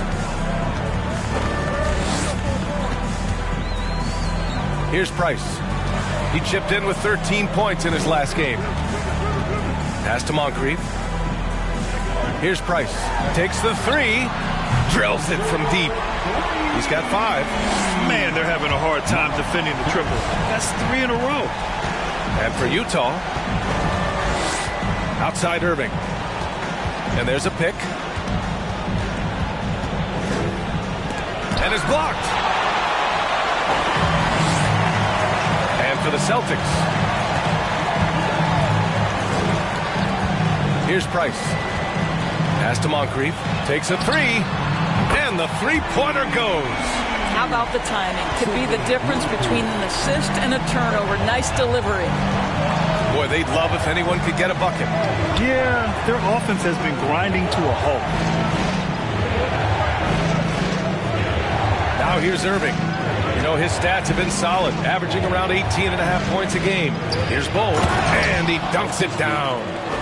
And plays like that one can make the difference in a close game.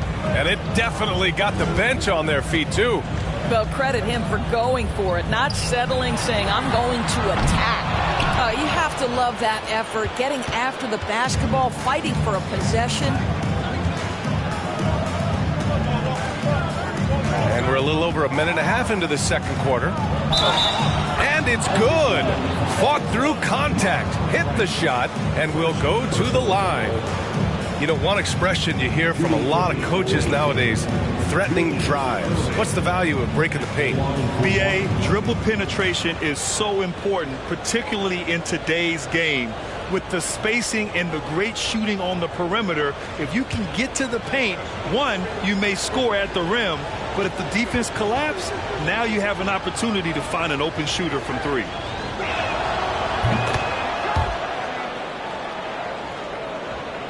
Second quarter here, just over a minute and a half played. Here's Price, defended by Hardaway. And so he draws the foul, headed to the line to shoot a pair. Second personal foul, first team foul. Shooting for the home team, Sidney Moncrief at the line for two.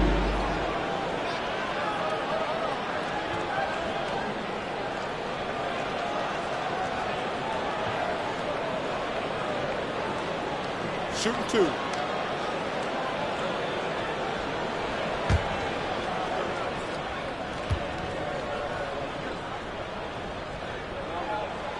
No good on that one.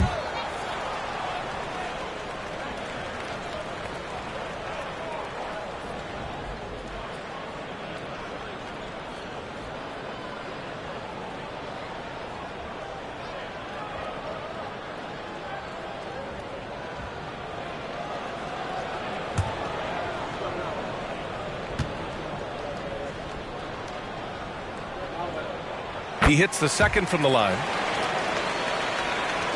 For Utah, they've got 2 of 3 shots to go in the second.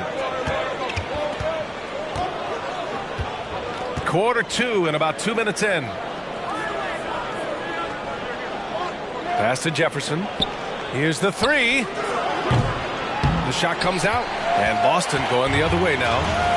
It was, frankly, embarrassing. I was shocked by their disorganization, and I think they were too. Well, frankly, they should be shocked. I mean, that kind of effort simply won't cut it in today's NBA. Let's see if they take any lessons from it. Here's Hardaway, 14 feet away. Sigma with a rebound. Boston shooting 41% in this game. Pass to Moncrief.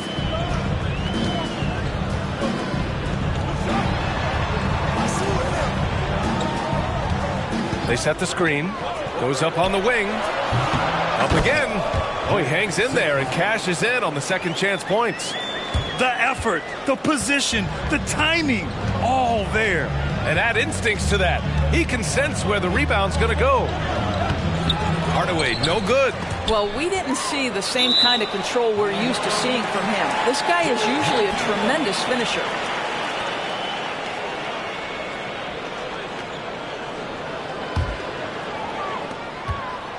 The Celtics have got 3 of 6 shots to go here in the second quarter. Pass to Moncrief. Puts up a 3. Well, it hasn't been the most efficient game for this guy, but their team is fortunate to still be out in front. And in the second quarter, a little under 3.5 minutes played already. For 3, Hardaway, the putback. Great positioning on the putback. They're just taking what the defense gives them. And right now, that's the interior. And for Boston, they're shooting at a 43% clip during the second. Pass to Moncrief for 3. Connects from downtown. He's got 13. Wow, 5 consecutive threes. This defense looking very frustrated right now. Outside Irving. Here's Bull. Oh, and he got fouled on his way up. He'll head to the line to shoot 2. Personal foul, second team foul. At the line for the away team. At the line for 2.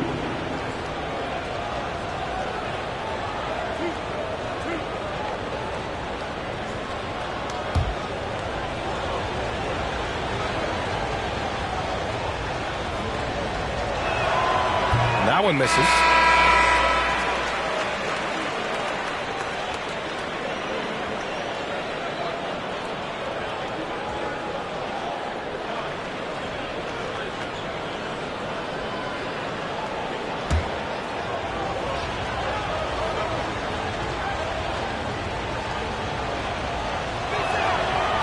second free throw is good. The Celtics have gotten 4 of 8 shots to drop in the second. Pass to Price. 4-3. Rodman with a rebound. It's a close game here in Boston. Irving, the pass to Hardaway. Back to Irving. There's a screen. Launches it. That one doesn't drop. And Boston going the other way now. Here's Pippen. Boy, he's been patient so far. Nothing yet on the scoreboard. Here's Moncrief. That one a little long. The Jazz have gotten only 3 of 9 attempts to fall in the second. Outside Hardaway. Pass to Irving. To the inside. Here's Bowl. And good. Coming on the assist by Irving. He's got 11. This guy is cooking right now. He is leading them on the offensive end as they remain in front here. Here's Lucas.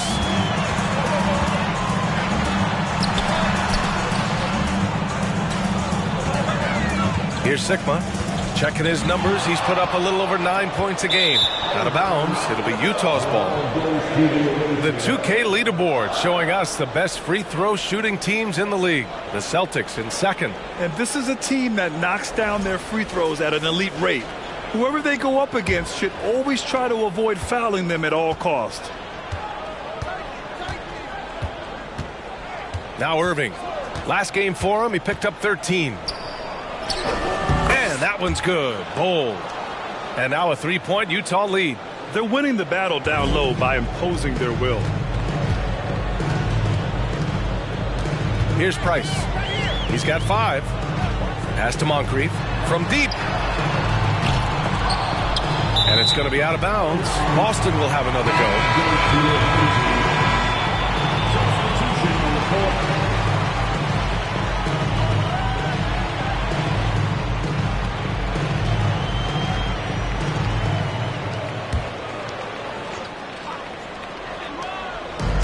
So it's the home team now. It's a 3-point game, and it's rejected. They retain possession. One reason this game is so tight is because both teams are hitting the boards with reckless abandon. Outside Hardaway.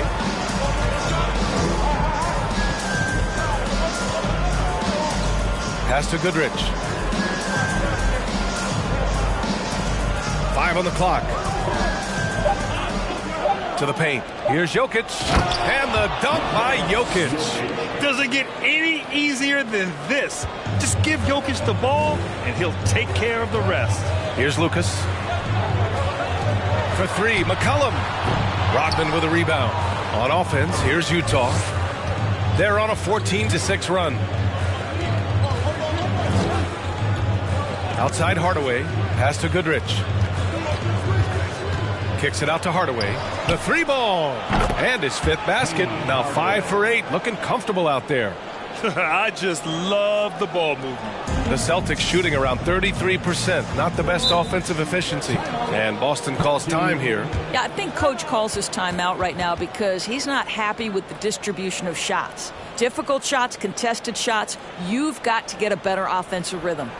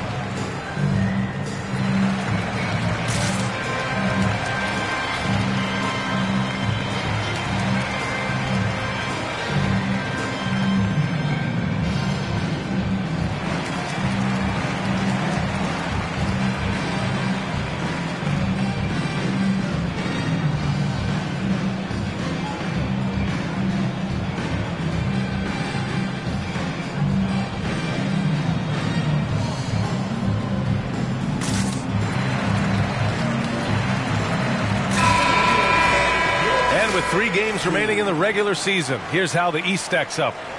You take a look at the Celtics. They're clinging on to the final playoff spot in the conference, trying to improve their position if possible. You know, for the Celtics, I just can't quite figure out what's wrong with them, and clearly neither can they. It's a frustration that certainly is having a negative impact on them. Yeah, it's been a strange year for them. Early on, they got away from the formula that brought them all that success a year ago, and were just never able to get it back. Pass to Lucas. McCollum on the wing. Here's Battier to end the drought. The rebound by Cummings. It's obvious they're becoming frustrated. Nothing seems to be going their way. It's just been one of those games, and they need to find a way to turn it around before it gets completely away from them. Wagner with it, and it's McGee picking him up. And it's Wagner missing. That's going up against a defense that knows your tendencies. Pass to Lucas, to the wing, right side. Battier drops in the 3. 6 points for him. Good heads-up basketball. Season opening and capitalizes. Here's Goodrich. Still getting warmed up offensively. No buckets yet in the game from him.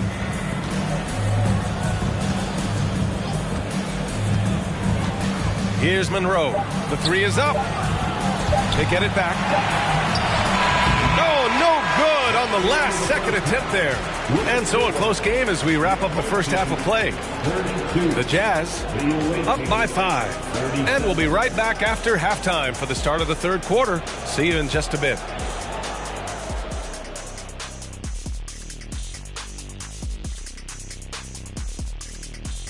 Happy to have you with us. Let's bring you up to speed on the winners of the Player of the Month awards. What do you think about our Eastern Conference winner? He's been their catalyst when they need a bucket or they need someone to make a play. They know they can turn to him like I could turn to you, Ernie. Indeed. Playing the 3, he offers a lot of versatility as well, Shaq. Ain't that what I just said? And now let's focus on our game. A strong first half for the Jazz. They're getting every look they want on the offensive end. High percentage stuff. Great game planning. And you love the execution as well. These guys are really on the same page tonight. Indeed. Thanks, as always, for watching. Let's head back to Brian Anderson and crew for the start of the second half.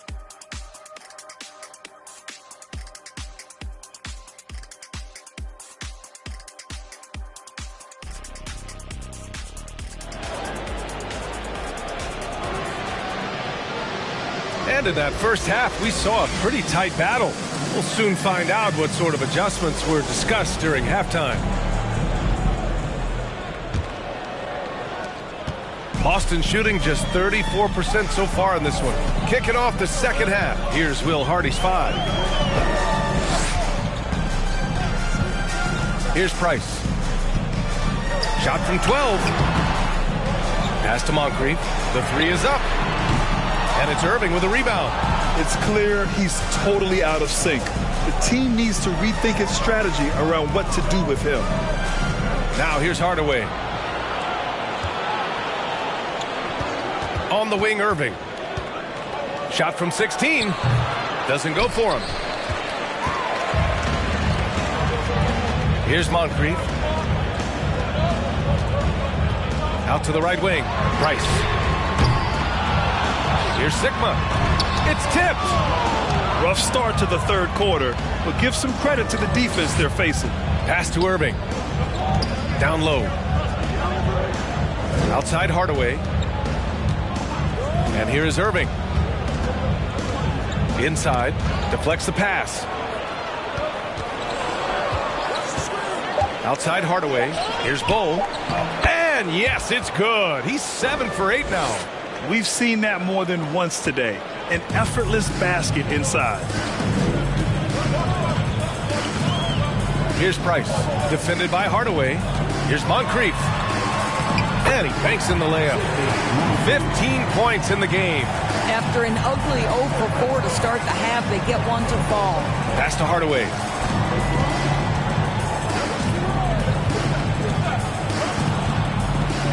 Back to Irving. to the middle. Oh, a rim-rattling two-handed jam. Woo! Defensively, you can't afford to let him get to the rim that easily. Well, that might be why their deficit is what it is right now. I tell you, you can't get stops if you're unwilling to put in the work. And Boston calls time here.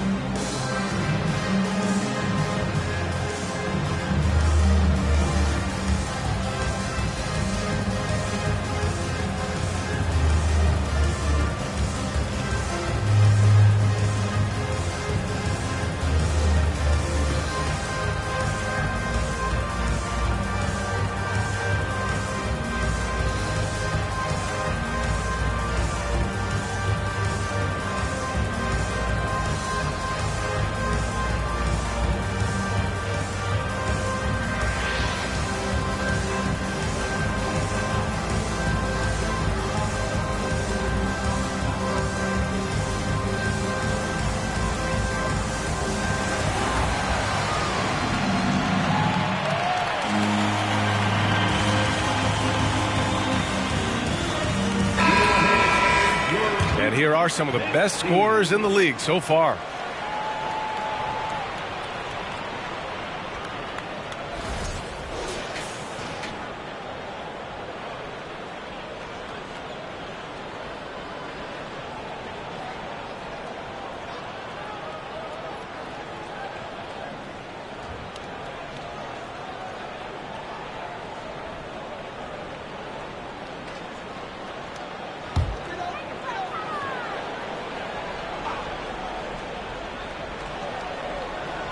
Into the third. 2 minutes in now. Here's Moncrief. 15 points in the game. Here's Sigma. Perfect pass to set up the lay-in. 5 points in the game. Keeping pace here. That's an excellent move inside. Irving, the pass to Hardaway. Back to Irving. And he lobs it up to the rim. Throw it down on the lob. And the lead increases on a crazy offensive sequence. Man, the dunk alone would have been incredible, let alone the fact that it came off a pinpoint pass. Here's Moncrief. Let's see the stat sheet here for him.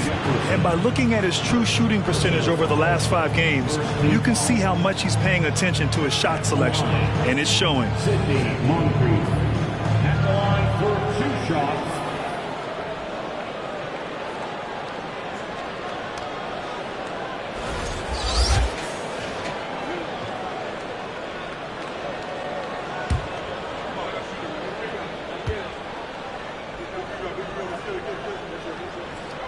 And he makes a first.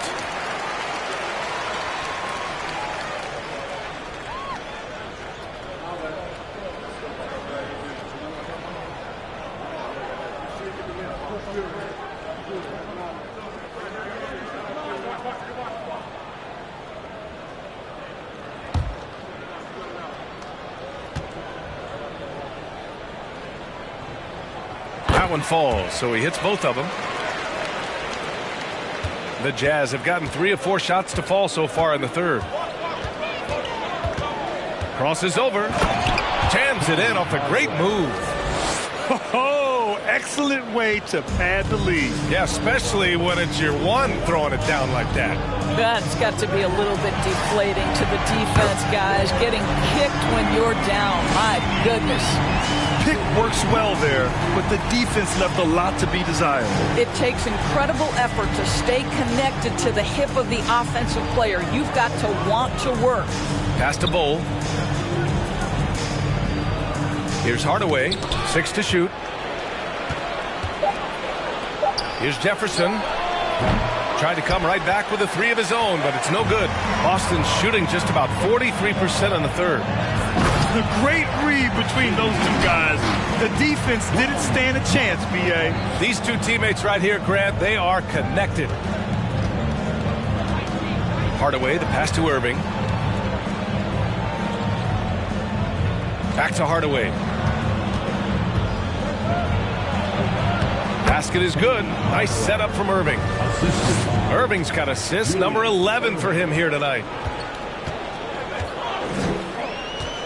Here's Price, defended by Hardaway. Counted from distance. He's got 25. And this is how he shines. He's a big part of their floor space. And right now, Greg, he is doing a great job delivering for this team. Productive and efficient. Irving, no good. For Boston, they've gone 5 for 9 from the floor in the third quarter. Pass to Price.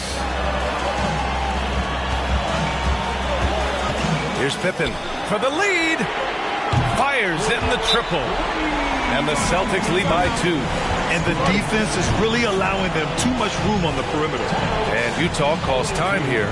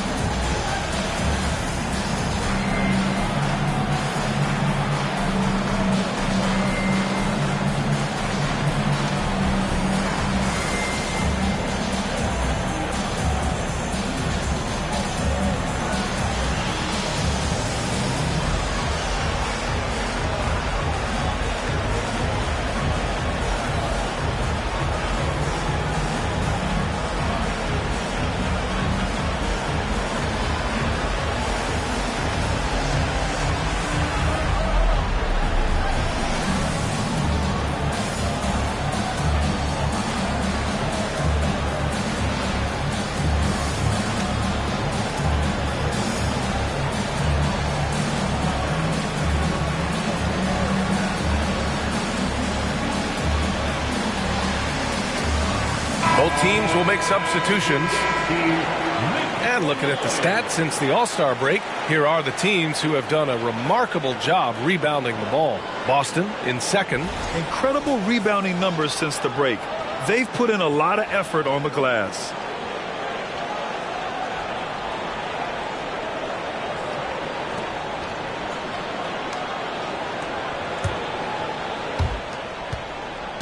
Utah shooting is around 55% so far. Jokic passes to Wagner. Here's Goodrich. And he was fouled while in the act of shooting, so he'll take 2 free throws. And a moment to look at the scoring approach in terms of where the points are coming from here for Boston.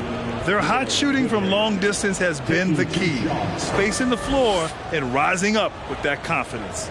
I think it's also important we mention the number of assists this group has tallied. Their offense continues to just hum along right now.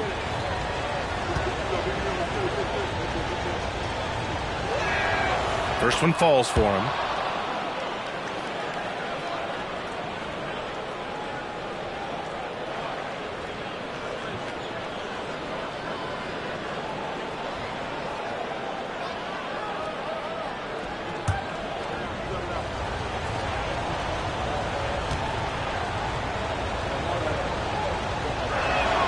So he gets them both.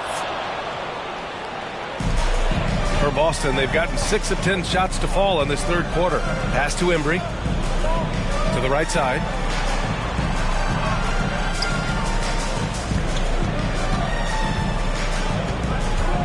Here's Battier. Three-pointer. And they'll get another chance. Here's Price. 5 points in the game. 6 on the shot clock. Off target from the wing. Here's Cummings. Pass to Monroe. Here's the pick. No good that time. And Boston going the other way now. Looking to end this cold spell. And that one hits the back iron. Boy, a tough go for him in this quarter. You can see how desperately he wants to get things started. He just can't make a shot. To the left side wing. Jokic against McGee.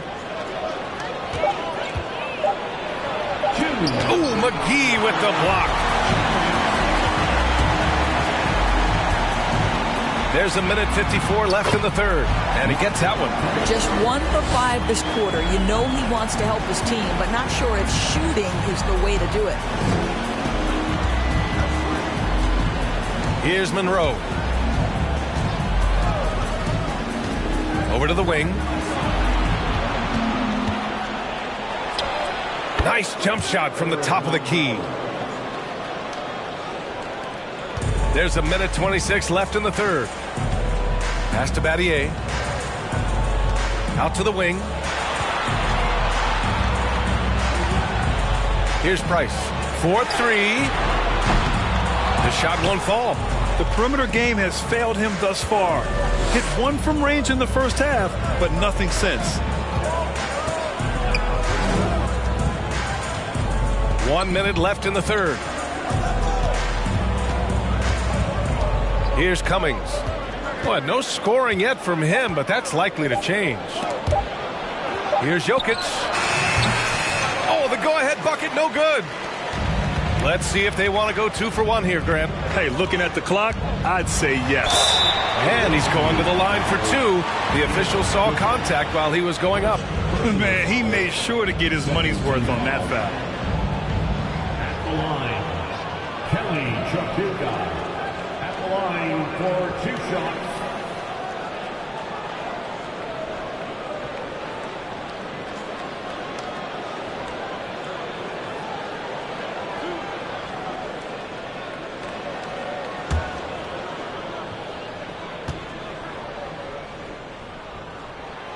First one falls.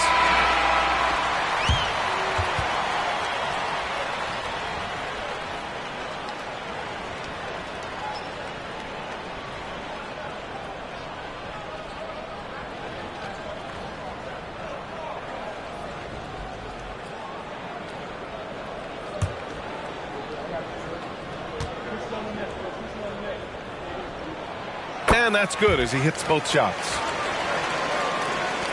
There's 39 seconds left to play in the third quarter here. Outside Irving. They set the pick. For the lead. No luck on that one. The Celtics have gotten 7 of 15 shots to hit in the second half. Pass to Lucas. McCollum outside. Here's Battier. And it's off from three-point range. And they can run out the clock here.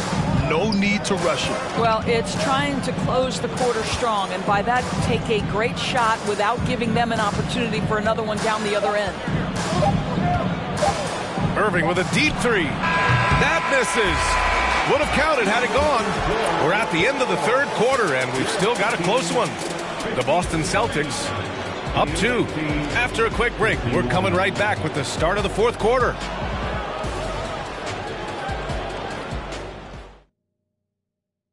And it's time now to bring you our State Farm assist to the game. You have to love his unselfishness and ability to make those around him better.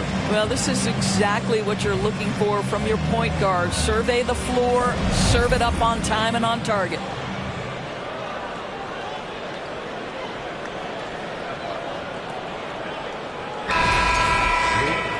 Well, what a terrific game it's been so far. With this fourth quarter sure to bring more pressure-packed basketball. They set the pick to take the lead. No good on the shot. And Boston going the other way now. And for Utah. And here's McCollum. Pass to Moncrief. To the inside. It's deflected. Hardaway with it.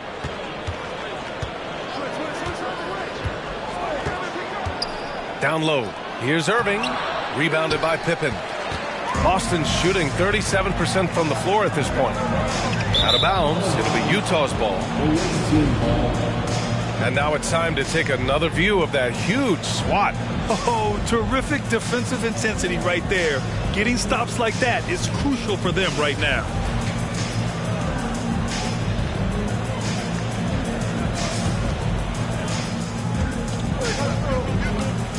Now here's Hardaway. 60 ticks off the clock here in the fourth. Well, once one of the most bouncy players in the NBA, Jefferson still has it in his game. Incredibly impressive. Here's Moncrief. Pass to McCollum. Let's go with a three. They get it back. Deflected. And they get it back. And they get it back. Inside. Ball stolen. Outside Irving. Now Hardaway.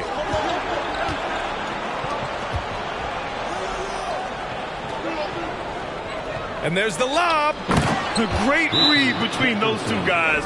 The defense didn't stand a chance, B.A. These two teammates right here, Grant, they are connected.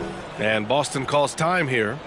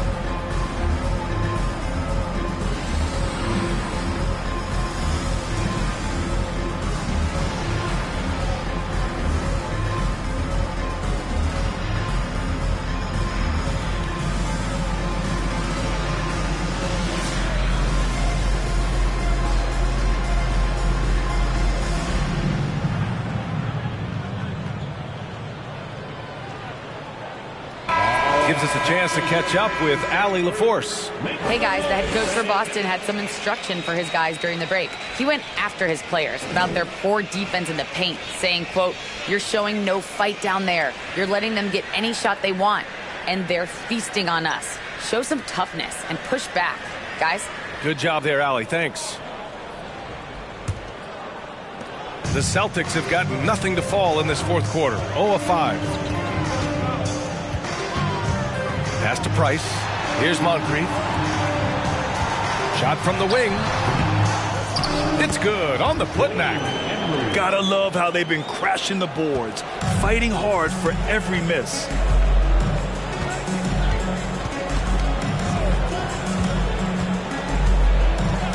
Here's Jefferson to the paint. Here's Irving. And Irving powers it home. Woo! B.A., that's lit. Ferocious all the way. Man, that was good. Pass to Price. Jacks up a three. That shot is off. The Jazz have gone 3 of 5 since this fourth quarter started. Over 2.5 minutes in the books here in the fourth. Here's Bull. 4 on the clock. And there's a pick. Lets it go from the wing. Rebounded by Pippen. Sometimes it's just not your night. Fortunately, his teammates have picked up the slack. Here's Price. It's not going to go for him. And Utah will come the other way. Their biggest lead of the game was 9. Pass to Jefferson. Back to Hardaway. Nice pass. Nice catch. And a resounding dunk. And just a great screen. And they got a high-powered finish out of it. And my question is, where was the help? Someone rotate over and challenge. Moncrief, no good. The Jazz have gone 4 of 7 from the field in the fourth quarter. Irving. Here's Bull. Sigma with a rebound. Boston shooting just 33% so far in this game. They've been having major problems offensively. Definitely in a bit of a dry spell. Price can't get it to go. He really hasn't had it offensively tonight. This team needs him to play better. Pass to Bull. Snatched away. Inside. Oh, a nice one-handed slam right there. Got to give him credit for jumping on the ball and making the most at the other end. Boy, inexcusable at this point of the game. They got to be more composed in these moments. Boy, in a tight game like this, that can change the whole tone. It helps your opponent get into a little bit of a rhythm. Here's Jefferson to the inside. Kicks it out to Hardaway. There's the three. Drains the triple. Hardaway's got 5 points now this quarter. 1 this half, 2 for the game. Staying active from beyond the arc. Here's Price. Defended by Hardaway. Pass to Moncrief. From outside the arc. Pure from three-point range. 28 points for him. He got loose from downtown in the first half. Now has 3 here in the second. Unstoppable. They set the screen. Here's Rodman. Now here's Hardaway. Here's Jefferson. And they come right back with their own three-pointer. And the Jazz lead by 5. You call that calmness in the face of the storm. Could turn out to be a huge bucket by Jefferson. And Boston calls time here.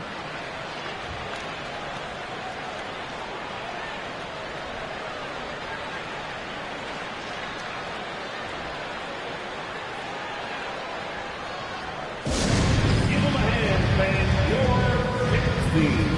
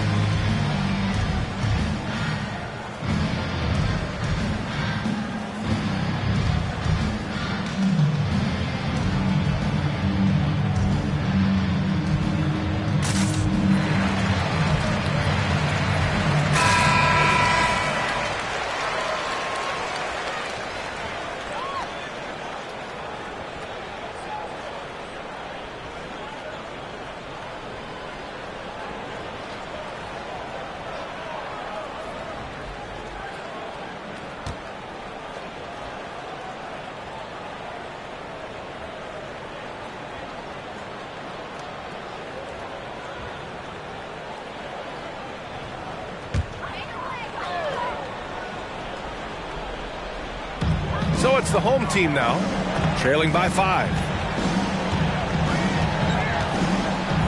Here's Price, defended by Hardaway. Pass to Moncrief. Knocks down the triple. He's got 31. You expect he's going to find a way to pull through in the clutch. To the left wing. They set a pick. Here's Jefferson, and he jams it home with authority. Impressive one-hand slam right there, B.A. Man, as long as he's confident about it, I'm good with it. Maybe use 2 hands next time. He knows where he is. 2 minutes remaining in the game. 2 minutes. Down low. Here's Sigma. Pass to Pippen. Here's Price. Shot clock at 5. Here's Pippen. The shot off that time. And Utah will come the other way. Their biggest lead of the game was 9. Hardaway with it. Outside Irving. To the middle. And Irving powers it home. That gives him a double-double. Just flawless timing right there. Right? The dish, the catch, the flush, the whole thing was perfect. And he'll draw the foul. He'll head to the line for 2. And a chance for a moment to check out the scoring breakdown for the Jazz. I mean, they played some beautiful basketball all game. The passing has been impressive, and it's opened up things with their ball movement. Also, they've been living in the lane. They're getting the ball in close, and it's had a devastating impact all game long.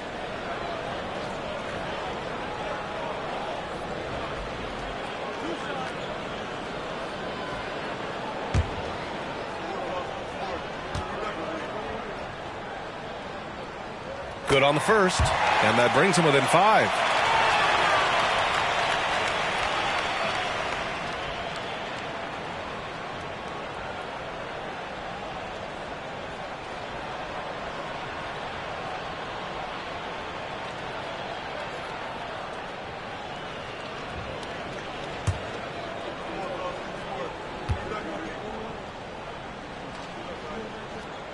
And so he makes both from the line. You see why he's one of the guys they want at the line in these situations. The Jazz shooting around 53%, a nice number. Outside Irving. Oh, he used the shot fake to create the angle, but he couldn't get it to fall. Here's Moncrief. And it's good. And he's brought them within 2 points now. And the stakes were high right there. What a bucket. I'll tell you, that changes things, doesn't it? Good job, young fella. What a game. Here's Irving. Oh, he nails it. Gotta fight harder to get over those screens. You know, we see this all the time. You're basically, as a defender, hoping the man misses rather than putting in the work to get over screens. And he commits the intentional foul. Personal foul. First team foul. On offense, here's Utah. Pass to Irving. And they doubled up Irving. And now they decide to foul intentionally.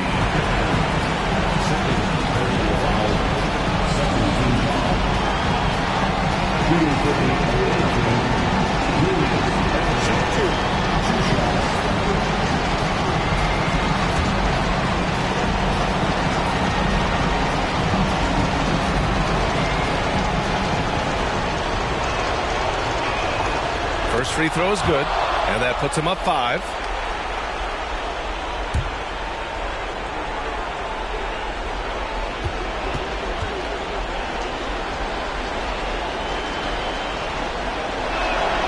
So he goes 2 for 2 at the line, and it's a 6-point ball game. Well, it's about the little details. Capitalize at the free throw line, add to your lead. Pass to Price. We've got a 9-second difference between the shot clock and game clock. He's feeling it. And he sinks it. And now they trail by just 4. 23 seconds left in the game. And they stop the clock as soon as they can with the intentional foul. Yeah, just trying to keep this game alive. Not a bad foul right there. Julius Irving. Take a break. Take a break. Taking 2 shots. 2 shots.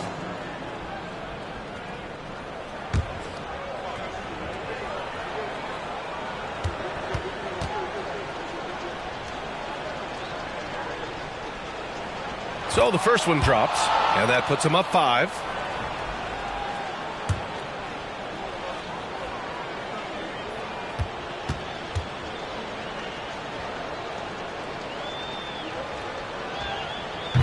Second one is good, getting both at the line, and it's a 6-point ball game. And Boston calls time here. They're behind by 6. 23 seconds left in the fourth quarter. All right, guys, what do you think? They need to answer fast. Well, preferably a 3, right? If there's a clean look, take it. Here's Sigma. Here's Pippen. And he buries it. What a beautiful shot. Brings it within 3. Here in the second half, they're really focused on stretching the floor.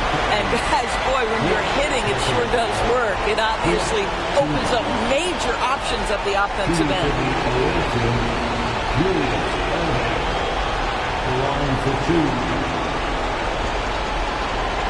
Take a break. Take a break. 2 shots.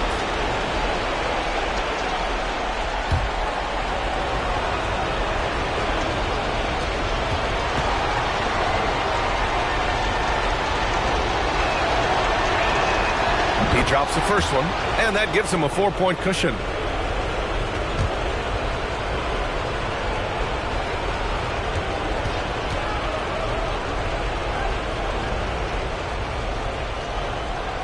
And he hits both free throws here, and it's a 5-point game. You've got to show composure, and he comes through right when the team needs him most. Here's Price. Can't connect from long distance. And so the road team gets the W in this one. This was a hard-fought, well-earned victory for them. They had to dig deep to come out on top. Yeah, you know, some teams might buckle under the pressure towards the end. The crowd was so amped up, such a hostile environment. But they stood tall and got the win. Well, folks, that's going to do it for now. For Doris Burke, Allie LaForce, and Grant Hill, and our entire crew, this is Brian Anderson thanking you for tuning in. Now, New Balance presents the Player of the Game.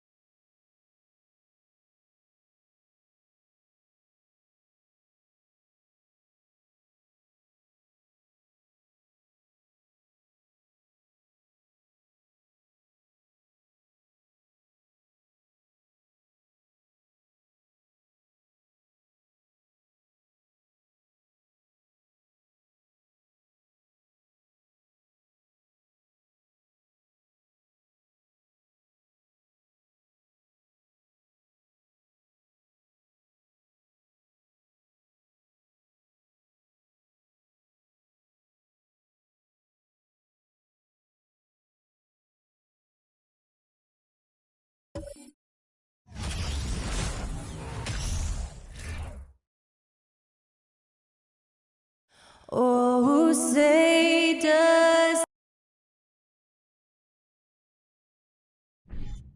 A lot of focus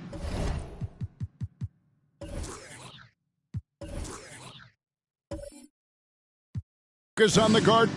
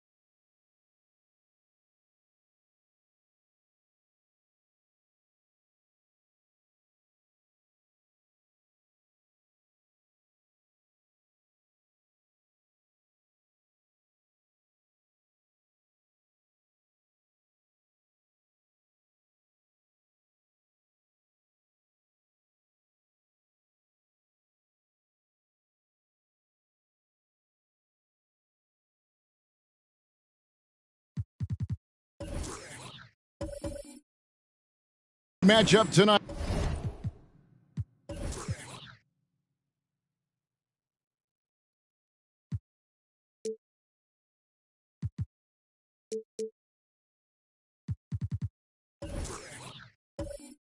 Greg, both these teams rely on their backcourts to lead the way for them. And if anything, it should make for an entertaining basketball game. And it becomes a little bit of a chess match when it's a backcourt duel. Those are always fun. Look at Cleveland's starting group. We've got Danny Granger. Kemp is out there with Ewing. Then it's Damian Lillard, and it's Bird in at the 2. Johnson outside. Passes it to Barnes. Dumars with it. Defended by Bird. It's good. Such a critical part of how their offense is going to flow. Things are only working when he seems to be on the floor. Lillard scanning the floor. Off target from three-point range. And Barnes has got the ball here for the Nuggets. Pass to Johnson. Embiid with the screen on Bird. Dumars dishes to Embiid. And the dunk by Embiid. What a scary sight. Joel Embiid with all that momentum taking it to the hoop. Looking like a freight train. Now here's Bird. Last game he had 10 points.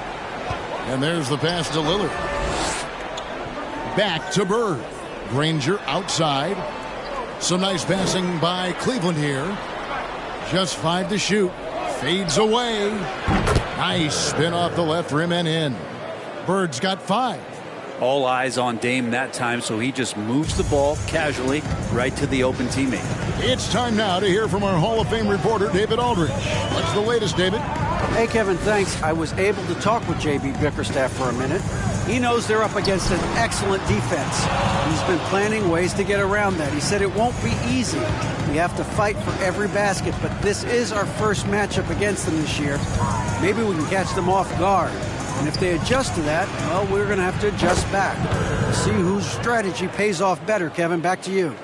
Good information, D.A. Thanks. It'll be interesting to see which steps they take to accomplish their goal. And guys, getting any kind of rhythm going offensively, I think would be a win against that defense. Yeah, if you build the confidence early on, that'll go a long way. If you don't, wow, this could be a long one.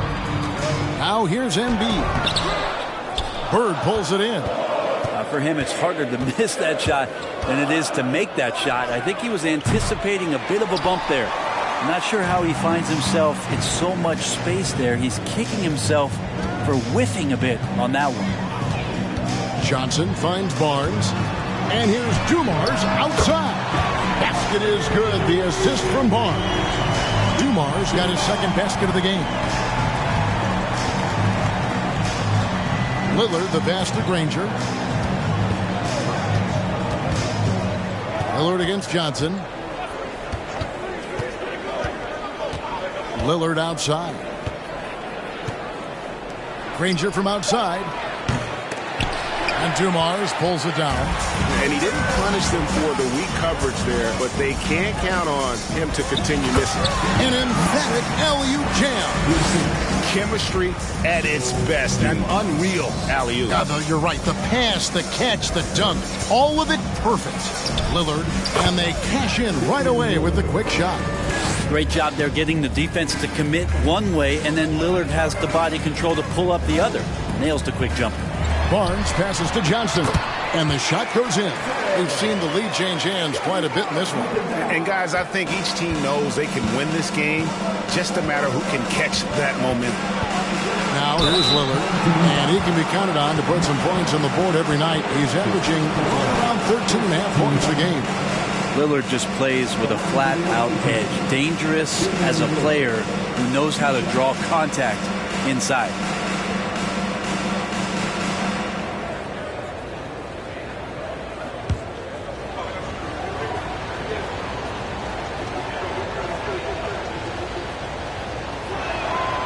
And the first one at the line is good. There's so many qualities of a lead guard that Damian Lillard possesses. On the floor, in the locker room, he really truly sets the standard.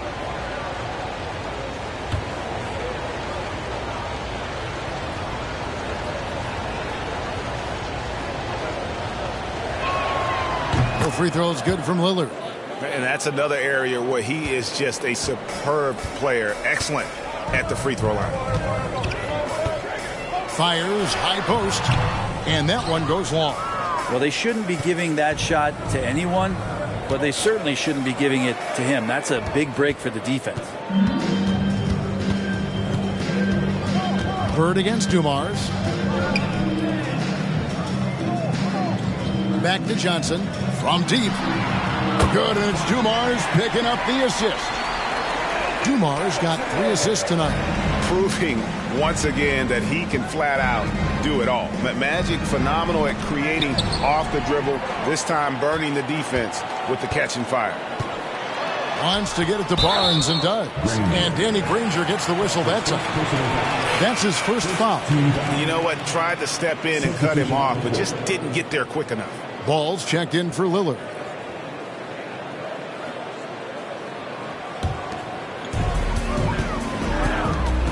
There's the screen. Johnson, the pass to Miroslav. And oh, he blocked it and deflects off the backboard.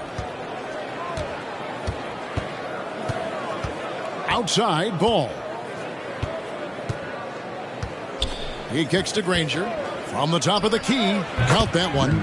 And Ball is a proven distributor. He's got a real talent for spotting the cracks in the D. And so it's Johnson who brings the ball up for Denver. Yeah, I mean, on the road, their defense was just overrun. Couldn't match the intensity of the opponent, and it cost them. Well, let's hope there isn't any carryover from that letdown in this one. He can't get that one to fall. And it's Denver the other way. This their first chance this season playing the Cavaliers. And this is a matchup that can frustrate them as they came up empty in their 2 games against them last year. Here we sit right in the middle of the season, Brent, halfway through a long schedule. It's got to be a grind for these players. Oh, yeah, these are the dog days, Kevin, and the thing that you want to do is make sure that you're continuing to come with that mentality that you want to improve. And there may be days where physically it's tougher. There might be days where mentally it's tougher.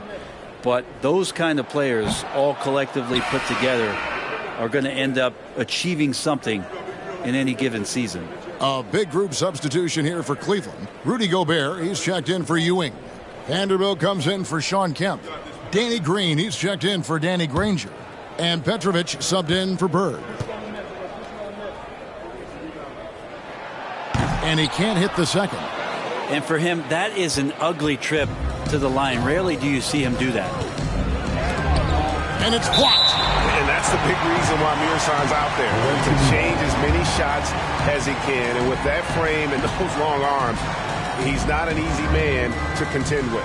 Always good to get another look at a terrific defensive play. And this is why coaches stress the importance of defense. Big block there in this close game.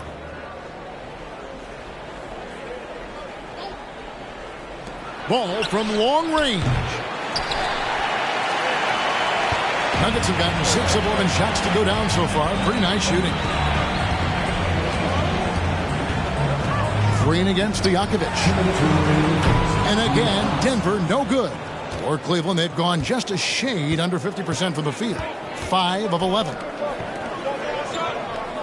Green kicks to Ball.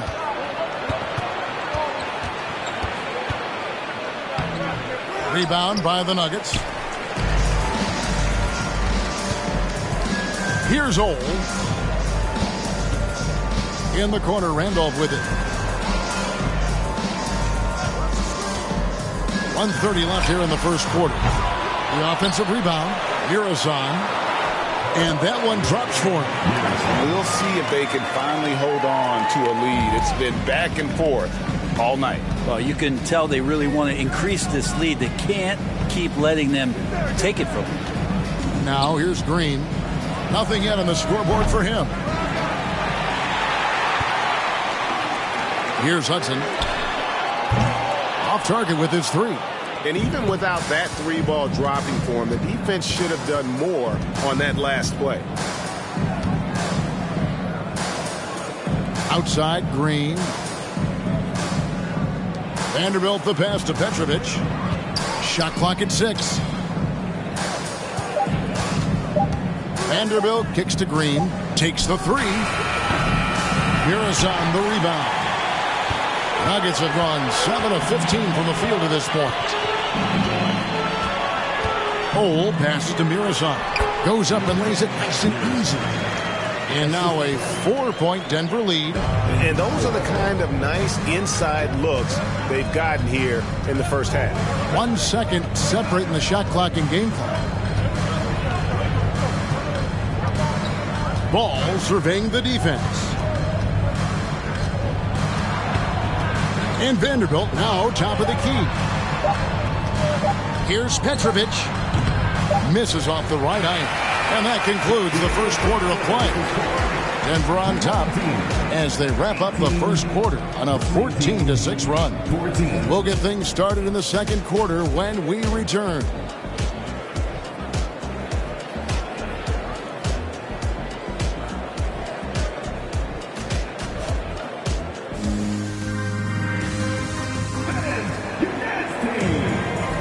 And hope you've enjoyed the broadcast so far. Halfway through the first half in this one.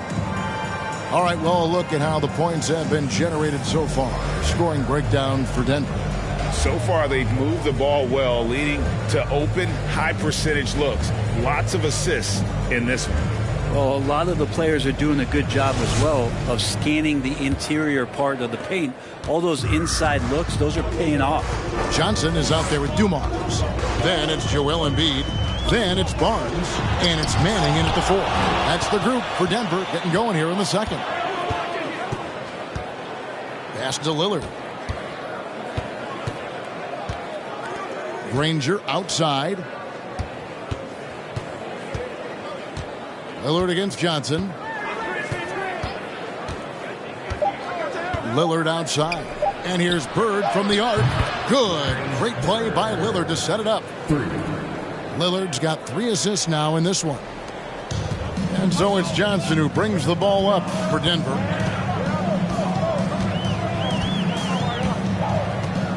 Passes it to Embiid. Shoots over Ewing. Embiid, no good. Well, Cleveland shooting has been a little ragged, just 38% from the field. Granger kicks to Lillard. Back to Granger. Cleveland moving the ball around. Here's Bird. Here's Ewing, and foul on the shot, so he'll get a chance at the line. Magic Johnson picks one up. And I like the fact that the defense is looking to protect the rim at all costs. For Cleveland, they have been perfect at the line so far, albeit just 2 for 2.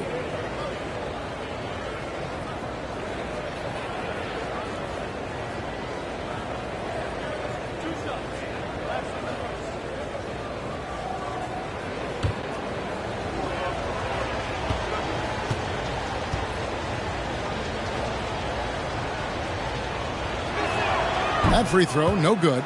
Greg, Father Time is undefeated, and every player has to make the decision when it's time to retire. How big a factor was age for you? Well, you don't want to leave anything on the table, but your body will tell you when it's time. I know that was the case for me.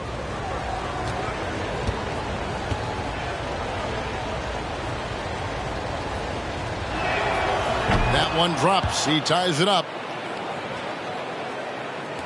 Quarter number 2 with just over a minute gone. Floats one. Yep, that one goes. Johnson's got 7 points in the game. Here's Bird. He's got 11. Pass to Lillard. No one near him. And another miss by Cleveland. He loved to make them pay for giving up that wide-open jumper, just unable to do so. Johnson, the pass to Embiid. Rebounded by Kemp. Cavaliers have gone 1 of 3 to start out the second quarter. Lillard outside. The pass to Bird. For the 3. The shot, no good. And the Nuggets going the other way. Johnson outside. Embiid with a screen on Granger. Johnson finds Embiid, and the dunk by Embiid. That's just an unfair advantage. Magic standing at 6'9", with the way he handles the basketball, creates huge matchup problems in that pick and roll. Once again off the mark by Cleveland. Denver leading by 4. On the wing, Dumars. Bird covering. Barnes passes to Embiid. Shoots over Ewing. Embiid, no good. Yeah, it's pretty much the only way to keep him from taking advantage of you down low. You got to play tough, physical defense. Now here's Lillard. And the foul on Magic Johnson. That's foul number 2 for him. This is one where the second foul is probably going to cost you some minutes in this game.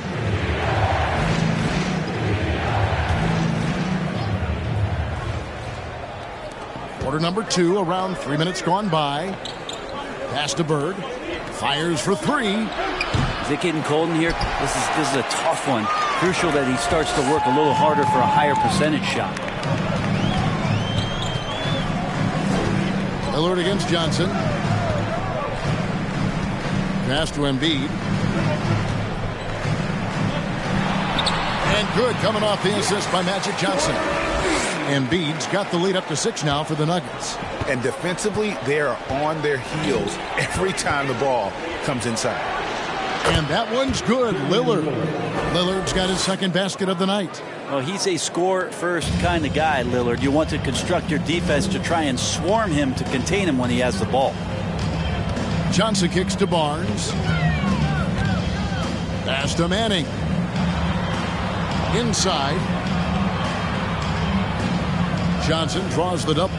5 on the clock. They get it back. Embiid makes it off the glass. Embiid's got 6 here in this quarter. I'd love to see them impose themselves a little more on the backboard. That's a great way to find confidence. Always a surefire way to get back in the game. The pass to Lillard from about 19 feet. Count it. Lillard's got 8 points. And I think a coaching staff is okay when Lillard plays like this and he starts to force the issue a little bit. Johnson against Lillard. Embiid sets the pick for Johnson. His 3-pointers off the mark. He's not the guy that you want to give a wide open look from 3-point range. They're lucky that one doesn't cost them. Count it, and the Nugget lead has been cut down to just 1 on the bucket from Bird. Denver calls timeout. As the teams head into this timeout, a chance for the coaches now to map out some plays for the next few minutes and a chance for the players to rehydrate with some Gatorade. That's important if they want to make sure they don't wear down later in the game. Absolutely. Over the course of a game, you have to stay hydrated.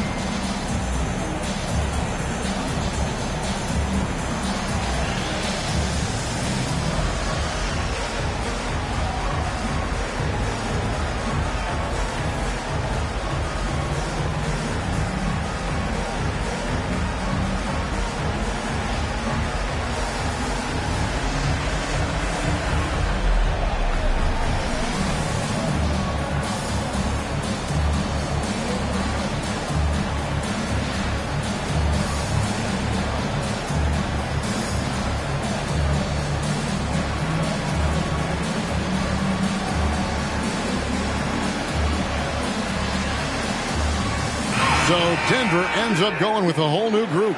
And here's another update on the All-Star voting. Just a couple of days left now to cast your ballot. Yeah, and it's coming down to the wire now, Kevin. A tense time for some of these players. You look at Bird. He's got a claim in the final place in the Eastern Conference starting lineup. He's 5th in fan voting. And it's been a season to remember for him so far. And it'll only get better if he can hang on to that starting spot for All-Star Weekend. A great All-Star Weekend it'll be. We'll keep you updated as we get closer. Here's Hudson. He's been quiet so far. Still no points in the game. A shot by Randolph. Nobody around. And good. And it takes a nice bounce off the right iron and down. That's a high percentage look when the D doesn't fight over the screen. Yeah, coach over there just asking for one simple thing, and that's some effort. Got burned on that one. Now here's Ball.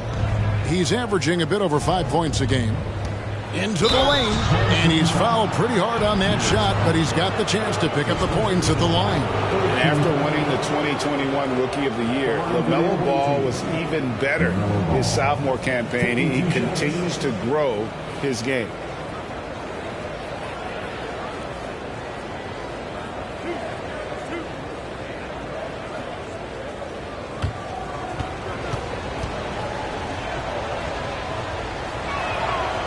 And that one misses. And for LaMelo Ball's second year, Greg, where did you see him improve the most? I think taking on more of a scoring load. Ball's points per game were significantly up.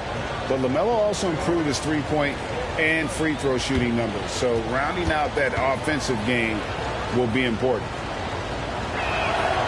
So he comes up empty, missing both.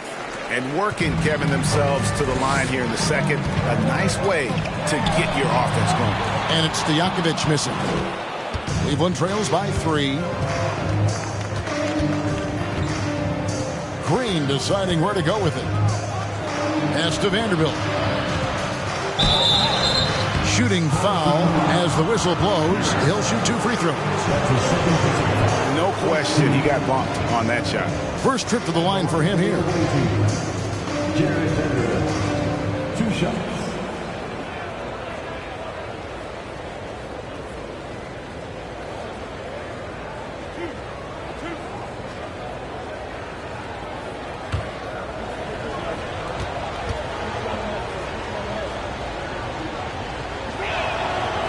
No good on that one.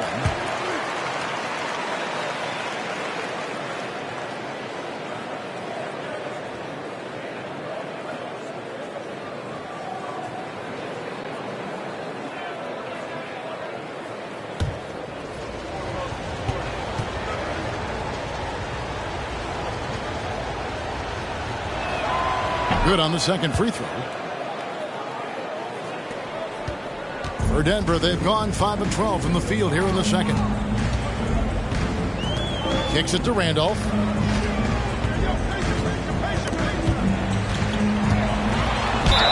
Fouled on the shot and picks up 2 points. So 1 free throw coming up. The power of Zach Randolph on display. He used that to fight his way through the contact. First trip to the free throw line for him tonight. Shooting for your home team, Zach Randolph. At the line for 1.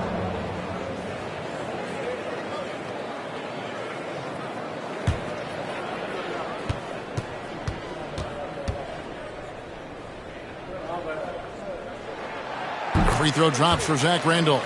Back to the basket, big man with a pretty good mid-range jump shot. Zach Randolph is a skilled vet, and he's up to his tricks here tonight. Here's Petrovic. He's still scoreless so far in this one. There's some defense for you. For someone who's as good at shooting the 3 ball as he is, you need a defender who's equally good at guarding against him. There's the pick. Hudson the pass to Muresan. Second chance shot, and the layup is up and in. Muresan's got the lead up to 7 now for Denver. And they're forcing the ball inside, and it's working like a charm. Passes it to Petrovic. And it's off from 3-point range. For Cleveland, they come into this one following a loss to Miami. You know, I don't like to use the word shock, but that was a shocking result for me. Nobody saw that one coming. To lose to that team was surprising enough, but to get blown out like that. Yeah, that's a bit of a head scratcher there. That was a case where every single thing that could have gone wrong for them, it showed up. Denver shooting their 4th and 5th attempts at the free throw line tonight. Shoot 2.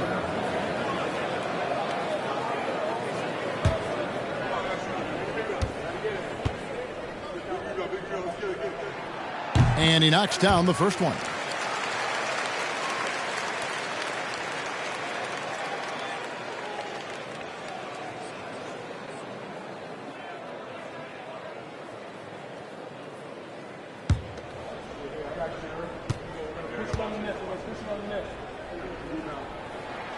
He's perfect from the line this time. 1:12 left in the first half. Guys are looking for a spark here. Yeah, a cold stretch offensively for sure.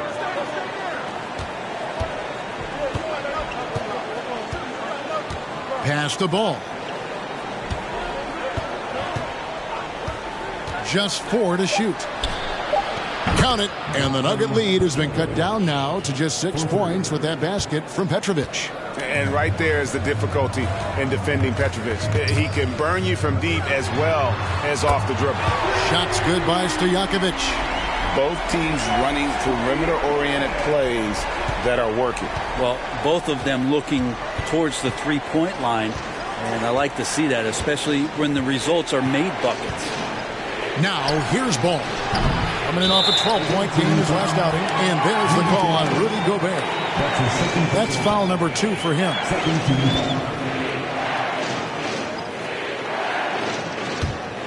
Denver leading by 9. Cole passes to Randall. Here's Hudson. Still getting warmed up offensively. No scoring yet from him. There's a good screen. Great touch on the 16-footer. And the Nuggets lead by 11. Unwilling to let up even for a moment. That's his killer instinct, just fanning the flame. Yeah, he's the guy that you want to go to right now, trying to put this one away. And he's really a smart offensive player. You have to respect Ball's strong sense for when to take that jumper. Here's Ole. And no luck with that time on the buzzer beater. And so it's Denver in control with the 9-point lead to end the quarter. They're pounding the ball inside, and that's where they've gotten their best production tonight. And now we'll send it over to David Aldridge, who is standing by courtside. David. Thanks very much. With J.B. Bickerstaff, Coach, what will be the areas of emphasis on defense in the second half? Well, we got to do a much better job just being physical, fighting them deep down in the post. We got to be very aggressive early, not letting them get deep post catches, make them have to kick the basketball out and not take those easy buckets. That is doing your work early, and we'll see if you can do it in the second half. Thanks, Coach. Back to you. Thanks for the great interview, David. And we'll be back for the third quarter of basketball following halftime.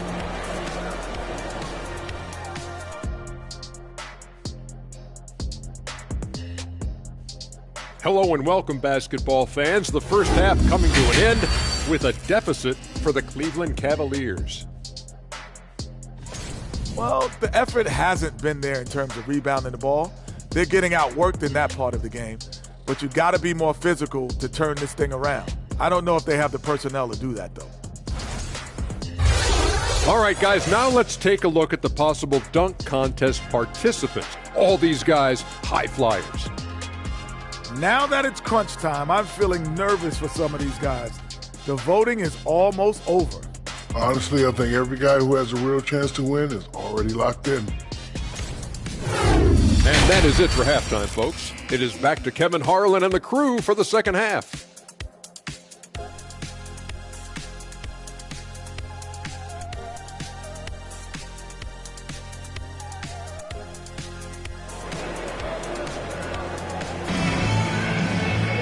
And we hope you've enjoyed the broadcast so far. We're halfway through the game. It's been one outstanding game from Larry Bird. Yeah, it's been a great performance from him, really staying focused on quality shots. Yeah, this is showing that they're not going to play at anybody else's pace but their own.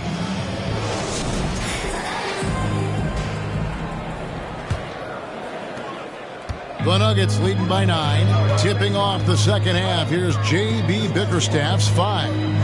We've got Bird. Ewing is out there with Sean Kemp. Then it's Damian Lillard. And it's Granger in at the 3. And the insane peripheral vision there. If anyone's open, even for an instant, Magic's going to find you. Lillard dishes to Granger. A wide open look for Bird. Drills it from outside. Bird's got 17. Another bomb for him right now. His three-point shooting might be the key to cutting that lead. Well, he's doing everything he can to make them competitive. And by everything, I mean draining threes. They're doing a really good job of getting the ball inside and attacking the paint. That's an area they have completely dominated. Now, here's Lillard. He's got 8. Quick shot there, and it's off target. It's a +5 advantage for them in rebounding after that one. Kemp against Johnson. On the pass to Dumas. For 3. It's rebounded by Cleveland. Granger's got 4 rebounds in this game. Feeds to Bird. Here's Ewing. Whistle blows. Basket is good. So a chance here for a 3-point play. And Ewing with that size really creates a tough matchup, especially when he's attacking the offensive board. And this is his 2nd trip to the line in the game. And on the season, he's just a shade under 80 from the line. I'll bet he'd like to get that up over that mark.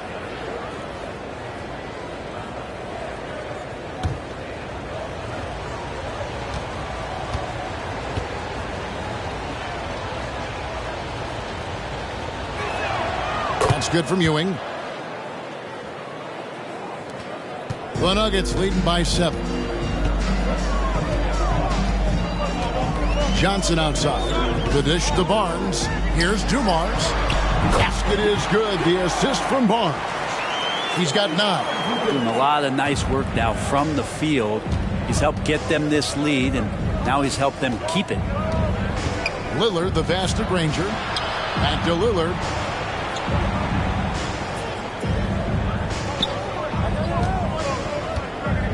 Six on the shot clock. 3-pointer, Bird. It's rebounded by Scotty Barnes. The Nuggets have gone 3 of 4 so far in the 3rd quarter from the field. Pretty good start to the half. Johnson finds Barnes. Here's Dumars. That one off the back iron and out.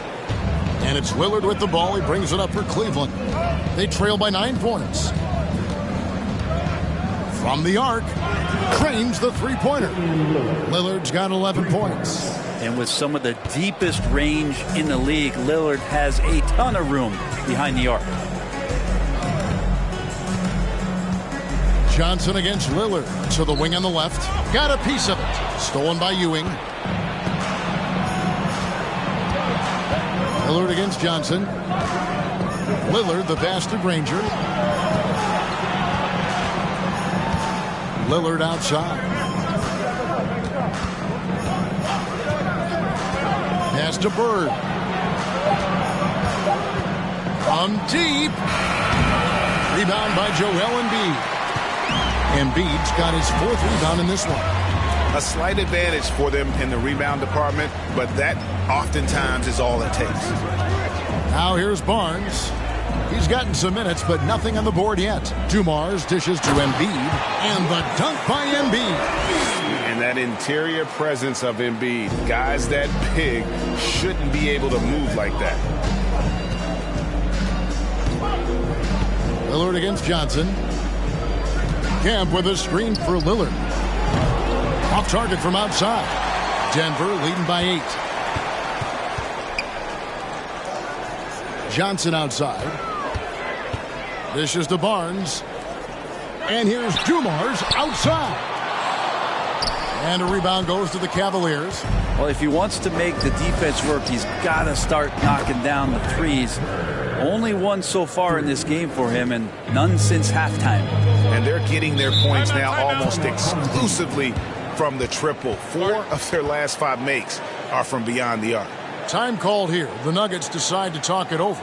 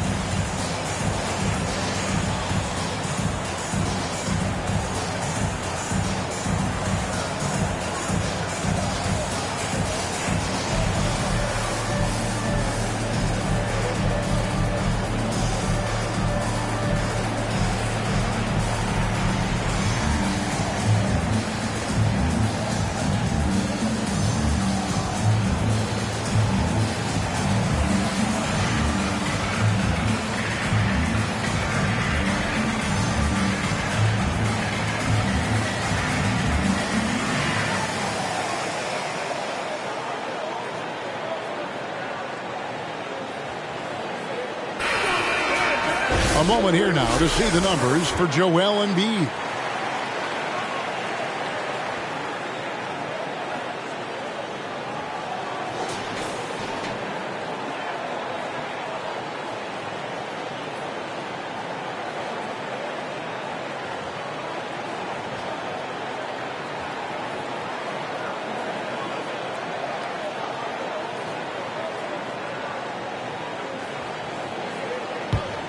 Here's Johnson.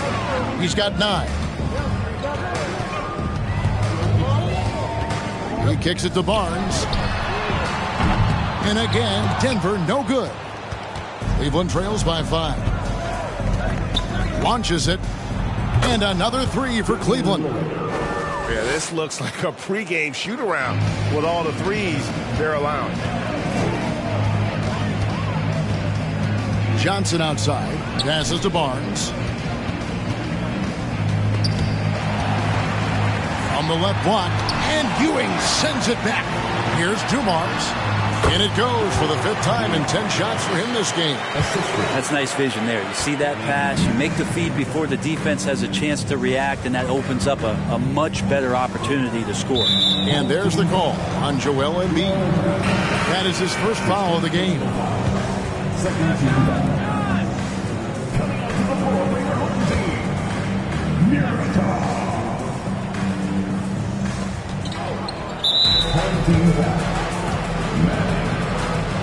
And now let's take a look again at that incredible rejection. And that is a huge block. Given how close this game is, a stop like that was right on point.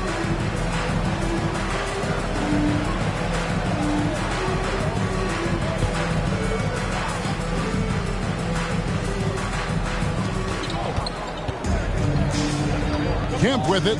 He's been patient so far. Nothing on the scoreboard yet. No good from Bird. On the wing, Dumars.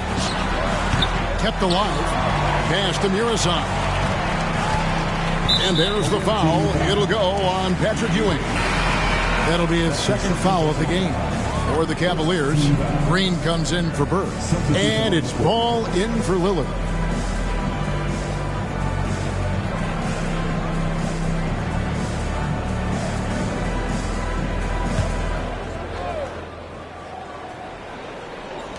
To the left side wing. Here's Ole. He's covered by Ball. Ole with the bucket. Ole's got his first basket of the night. And that bucket adds to what has been a big difference in points in the paint between the two teams. Ball kicks to Green. Nobody near Granger. Here's Kemp. And slam dunk by Kemp. And Kemp seems to relish contact on the way up. He just embraces all types of challenge. Here's Stojakovic. Granger with the rebound. Cleveland trails by 4. To the paint. It's intercepted. And now the Nuggets. Fast break. And he makes it look easy, dunking it hard with one hand. And that's how you do it. Impressive play, explosive finish. Yeah, sweet finishes like that, you see everybody get up. Look at the guys on the bench. They're fired up. And then Kemp slams it in. Oh, beautiful setup there. One thing you can say about Kemp, no pass is too high for him to go get. Outside Dumars.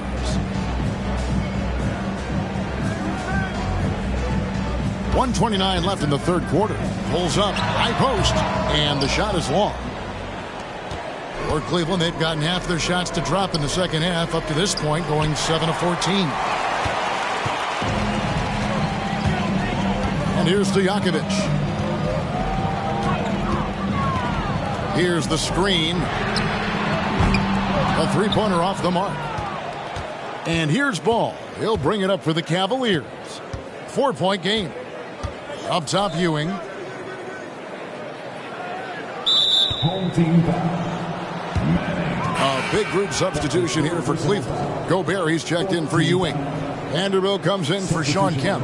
Petrovic is checked in for Green. And Lillard subbed in for Ball.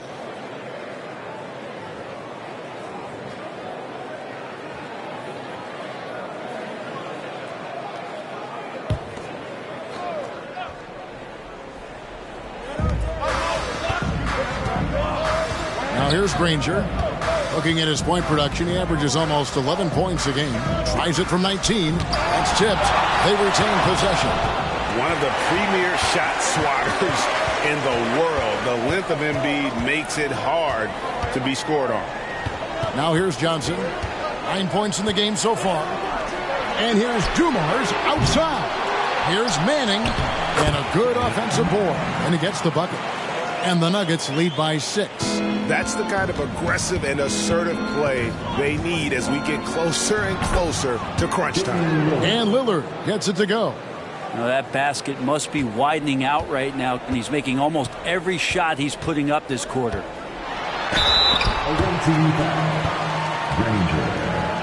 That's his second personal foul. Second team. The Nuggets shooting their 6th and 7th free throws in the game. And they've had really good numbers all season from the free throw line. 2 shots.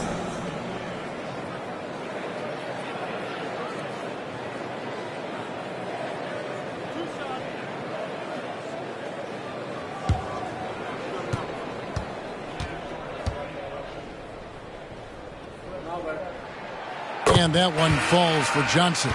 Denver making a switch here.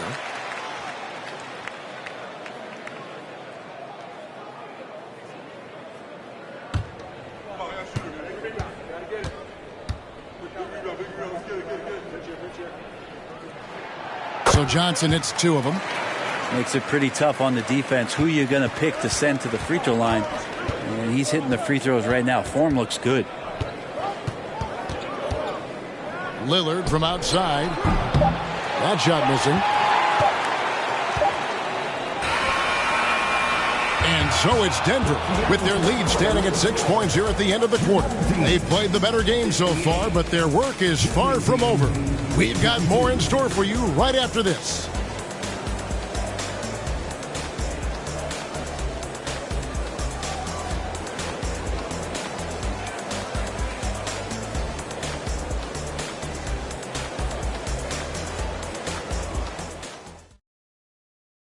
Michael Malone moments ago with some words for his players. Raising a shot, no hesitation, we're back. They're trying to come every time, all right? Set our defense up, make a play against our set D, all right? We just got to take care of it and defend without fouling, okay? LGA, he's commanding his squad to be smarter on defense. Gotta find a way to just stop the momentum, and I think it's going to start with strong defense. 3/10 quarters behind us. One more to go. Thanks for being with us as we begin the 4th. So with Randolph on the bench, this is the group Mike Malone has right now. We've got Johnson, also Dumars out there. Embiid is out there with Scotty Barnes. And it's Manning in at the power forward position. And guys, we've become accustomed to this. Embiid's a dynamic scorer who's comfortable shouldering the offensive load. Now, here's Lillard. Gobert with a screen on Johnson. Johnson against Lillard. Petrovic with the pass to Gobert. Rocket 2 takes the 13-footer. Misses off the left iron. And hard work on the glass. Once again, guys, they put a lot of effort and focus on the backboard. Denver passing it around. And here's Dumars outside. Just not sure if he ran out of energy at halftime or what, but so far just not himself in the second half. Here's Bird. 2 free throws coming up, and they call the shooting foul. Magic Johnson picks one up. Yeah, and every generation or so, a player comes along who can be considered a true superstar. Folks, that's Larry Bird.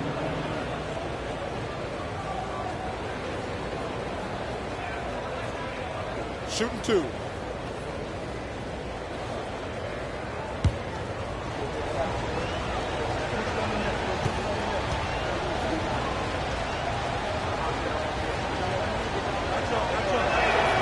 The first one falls for the Cavaliers. Ewing's checked in for Rudy Gobert. Kemp comes in for Vanderbilt.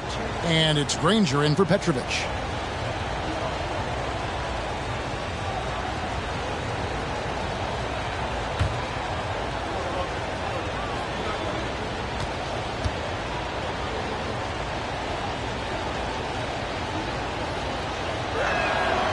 Bird hits them both. Now Johnson.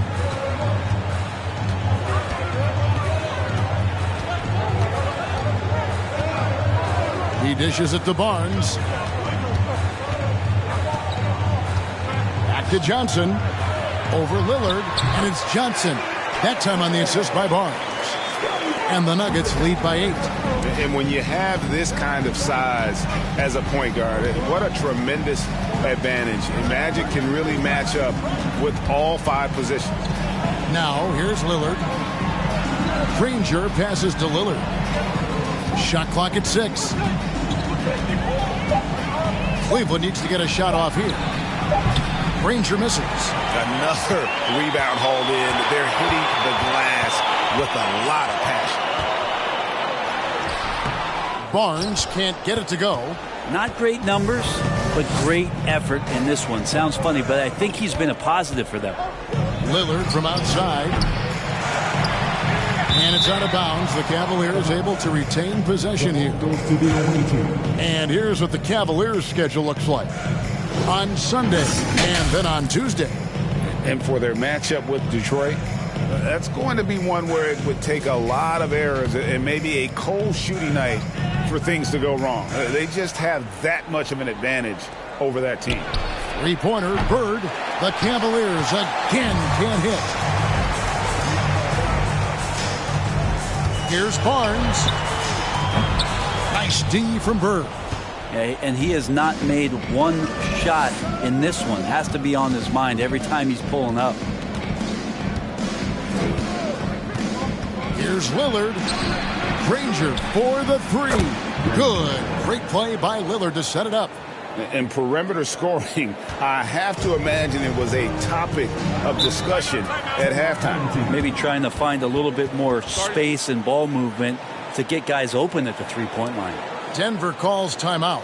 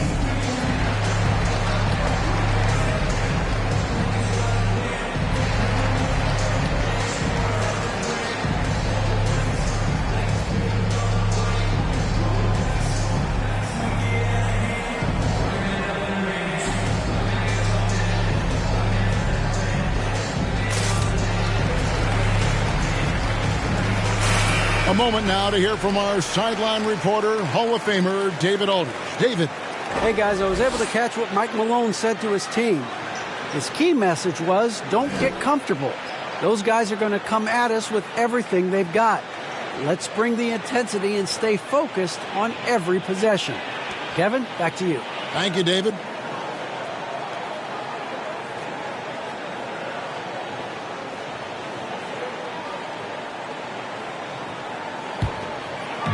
Third minute of action now gone here in the 4th.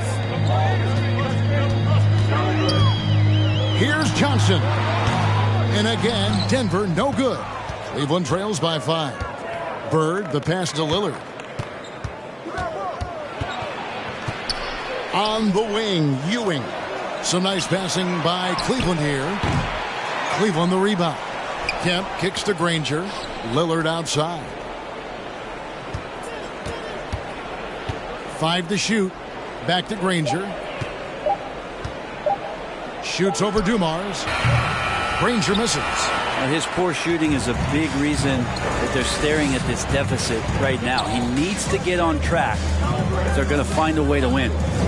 Now, here's Dumars. Down low. Trying to break that ice-cold streak. And good coming off the assist by Magic Johnson. Johnson's got 5 assists in the game. Oh, and there's the alley-oop. And it's Kemp slamming it down.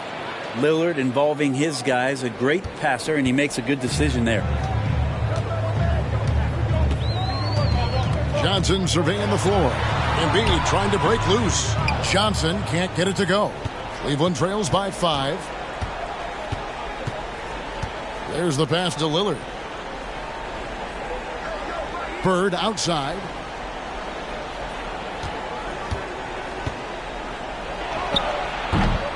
Rebound by Joel Embiid. Embiid's got his 8th rebound here tonight. Dumars dishes to Johnson. Kicks it to Barnes. And here's Dumars outside. That shot off. And it's the Cavaliers taking it the other way. Well, his shooting has been a little bit below par. You think about what this lead would look like if he was on. Lillard, the pass to Kemp. Home team foul. That's his second personal foul. Second team foul.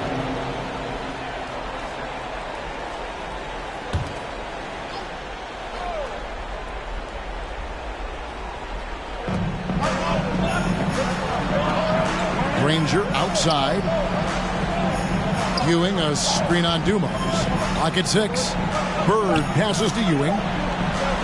This one for 3. The offensive rebound. It's good on the putback. I'd say you have to body him up, but who has the body to keep Kemp from getting where he wants to go? Denver calls timeout.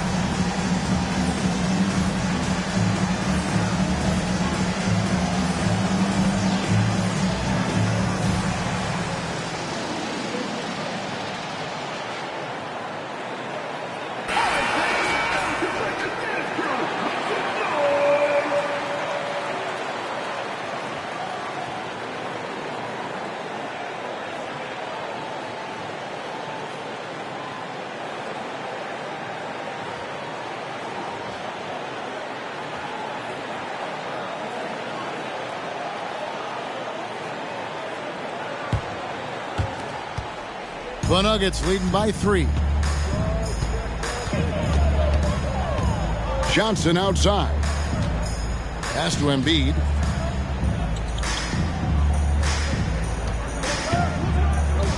Shoots over Ewing. The Nuggets with another miss. And it's Lillard with the ball. He brings it up for Cleveland. So far in the fourth quarter, they've allowed just 6 points. Takes a shot at the elbow. Here's Granger. Laid in with a nice touch off the glass. Granger's got 5 points now this quarter. And that's a lesson for the D. Fight harder on the glass. Yeah, you just can't afford to give up second chance opportunities again and again. Now, here's Johnson. 2 minutes. They could use a bucket. And misses it off the right side of the rim. And here are the Cavaliers. They trail by 1. Lillard outside to the inside. Here's Ewing. And that one clearly a foul. Gets the whistle and 2 shots coming up. Clearly a foul. And some stats here, guys. The scoring breakdown for the Nuggets. Well, I've been impressed with the ball movement all game long. They're really looking to just make that extra pass. And another difference maker that we could point to tonight has been second chance points. They've been in there. They've had active hands. They've been in great position. And they've been smart attacking the offensive glass.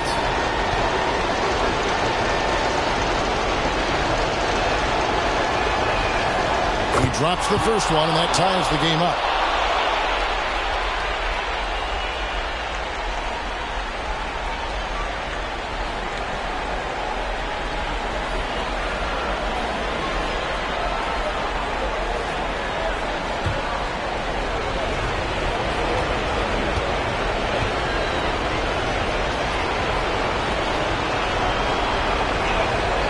And so making both free throws, that'll give them the lead here.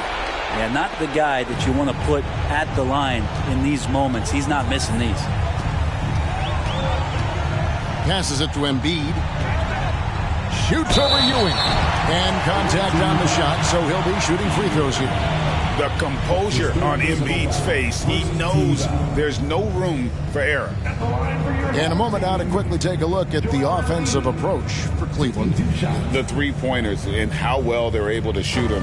You wonder if they can keep it up, and boy, have they. Well, looking at the stat sheet, I could just see here tonight sharing the basketball. The stat that comes up most is assists. So sometimes you have to look for your teammate. That makes things happen. They've done it. He hits the first one, and that ties the game up. Really an underrated part of Embiid's game. Excellent as a foul shooter for a 7-footer, so you just can't hack away at it.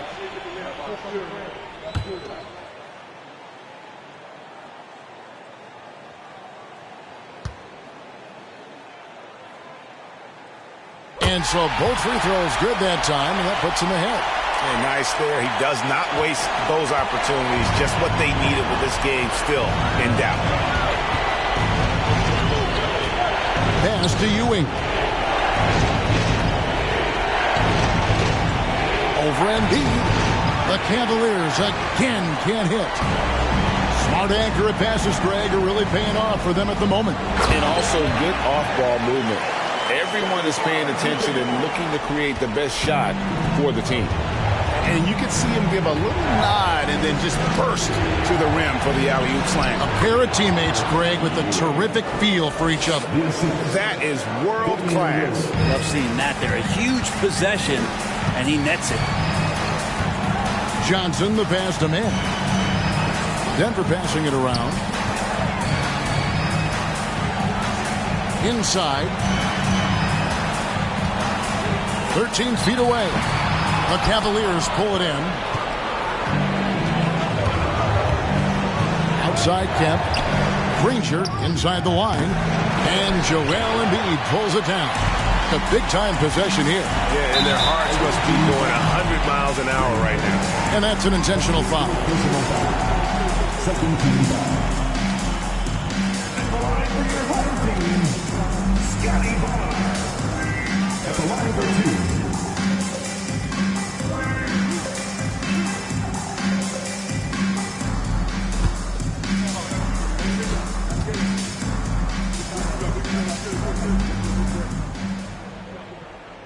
Gets the first, and that will put them up by 2.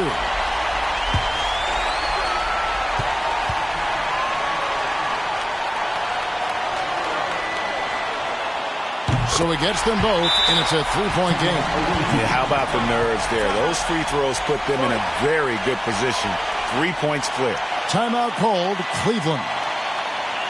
They're trailing by 3. 27 seconds left in the fourth quarter.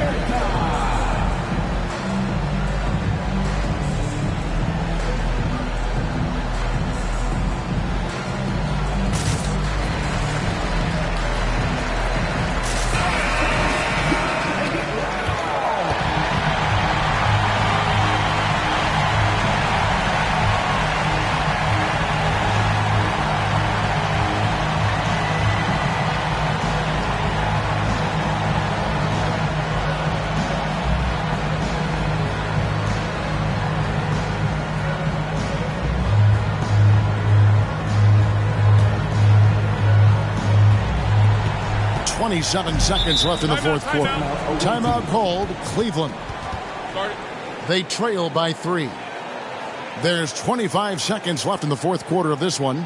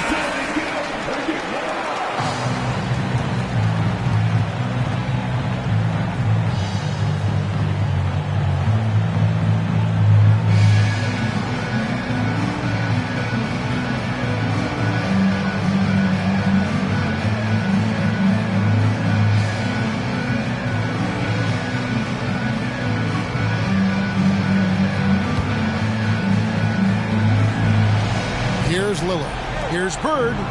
Good!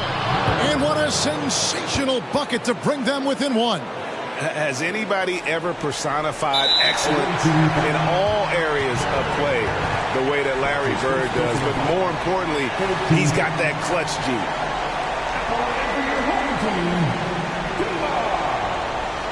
Taking 2 shots.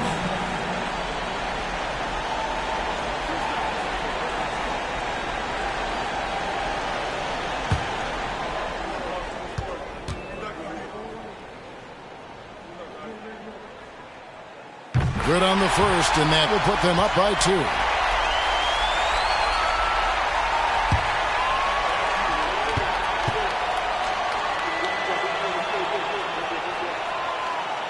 So he goes 2 for 2 at the line, and it's a 3-point game. We've got 22 seconds left in the fourth. 3-pointer, Lillard. Rebound by Joel Embiid. He's going to struggle all night long from deep, but doesn't seem like he's lost his confidence. He's still letting them rip. Yeah, you can't let him hold the ball and just milk those last seconds away. Joel Embiid, 2 shots.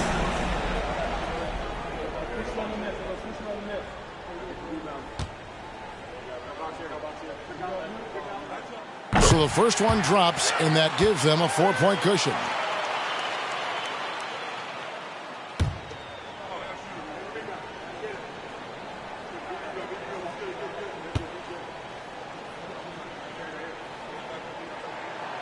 And he is unable to get the second one.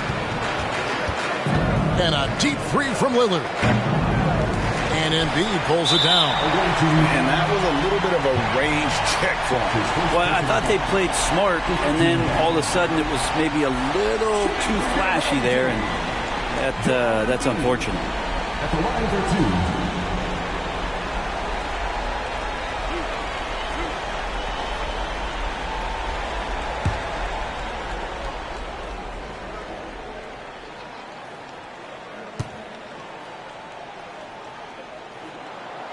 Gets the first, and that puts them up by 5.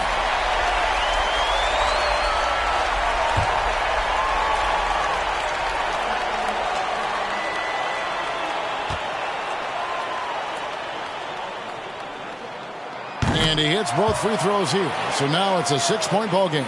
Breathe easy now. The biggest free throws in the game, and he's coming through. Three-pointer, Granger can't hit that one. So we see Denver get the win here. It was up for grabs right until the final seconds. Yeah, and for me, Kevin, what stood out is just the overall trust this group has in one another when it matters most. Doing what had to be done and to send these fans home happy. And now we'll go to David Aldridge, who's standing by with our player of the game. Take it away, David. Hey, thanks very much, Joel. Quality night offensively. How do you evaluate your performance?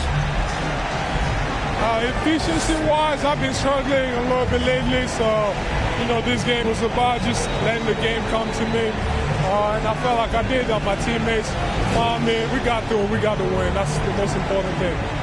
Winning ugly is better than losing pretty, right? Congrats. Thanks. Back to you. All right, David, thank you. And that about wraps it up. For Brett Berry, Greg Anthony, and David Aldridge, this is Kevin Harlan along with our 2K Sports crew. As we leave you with our New Balance player of the game, Joel Embiid.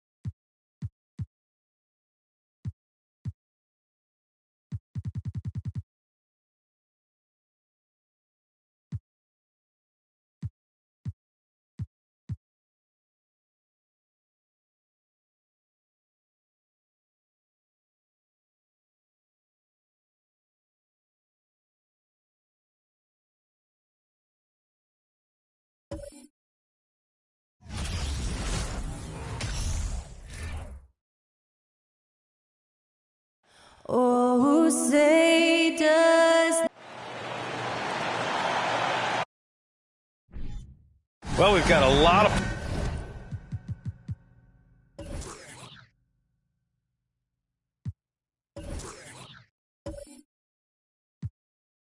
players seeing their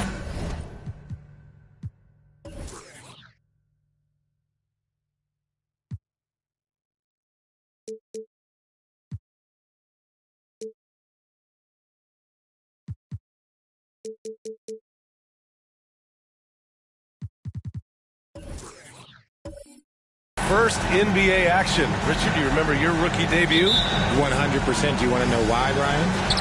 Please do tell. Because I still have the box score to my rookie debut. And ever since then, when somebody gave me a framed box score, I kept it because it's just a beautiful thing to have is your first game. So anytime I have a rookie on my team, I take the box score from him, I hand it to him, and I'm like, hey, frame it. Remember this. This is your first NBA box score. And what did that box score have to say about your rookie debut? It said that I scored like 11 points, and we beat the Pacers, and Jalen Rose had 40 on us, but that was my rookie year, and we led the Eastern Conference from start to finish.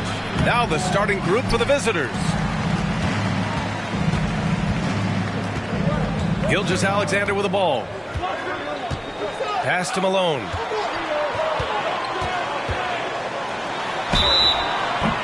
And so he draws the foul, headed to the line to shoot a pair. First personal foul.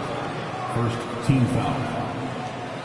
At the line for your home team, Karl Malone. taking 2 shots. Shooting 2.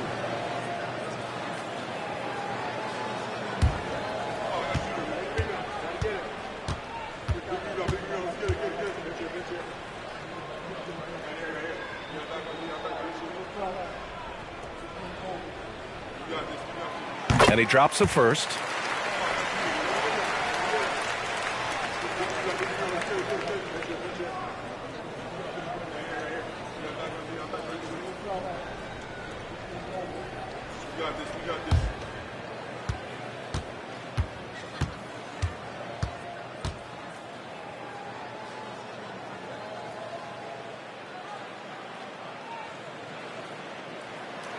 He's off on the second.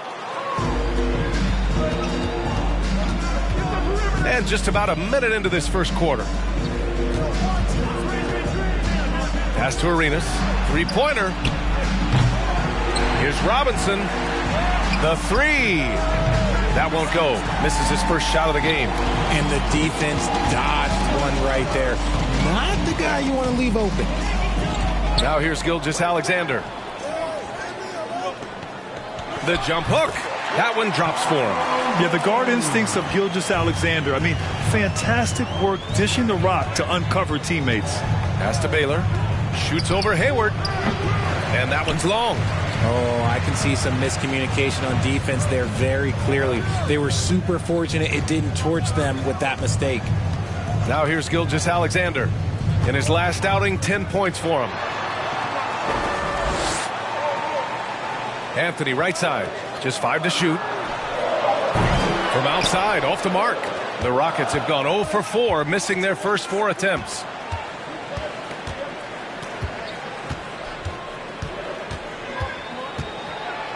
Oh, a clear foul there on the missed shot. So he'll get a pair at the line. I like that. I mean, some physical play inside. He's not about to give up any easy baskets. 2 shots.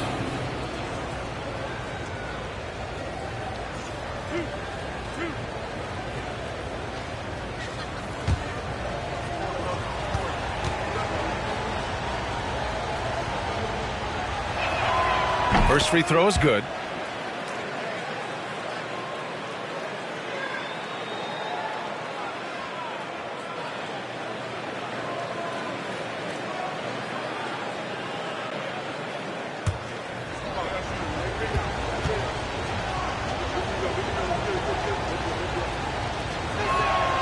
That's also good, so he hits both free throws. Now he's perfectly comfortable doing work at the line. Outside, Gilgeous-Alexander. Pass to Anthony. From downtown, it's hauled in by Robinson. Anthony's gone 1 of 3 shooting so far. And he's going for the oop here. Nice touch on both ends of that alley-oop. Hey, when he let go of the pass, I had no idea what he was going for. First quarter of basketball, just over 2.5 minutes played so far. Here's Hayward. That one is off, and Houston will come the other way. Sometimes it's difficult to get good looks on the road, but they ran the offense brilliantly. Yeah, they seem unfazed by the hostile environment. I mean, just look at how efficiently they shot the ball. Oh, beating everyone to the ball. Great activity on the offensive glass. Here's Gilgeous-Alexander, a reliable offensive contributor, putting up almost 14 a game. There's a screen. Here's Anthony. Offensive rebound. And the dunk to finish it off. A beauty. And you love to see the aggressiveness, using the height advantage to hammer it home. Smith with a screen on Gilgeous-Alexander. Arenas' shot is off. The Warriors have gone just 3 for 7 here at the start. Pass to Malone. Now Gilgeous-Alexander. Well, he hasn't scored yet, but I'm sure that'll change. I'd like to see him a bit more efficient. He has not been great this quarter. Here's Arenas. He's guarded by Anthony.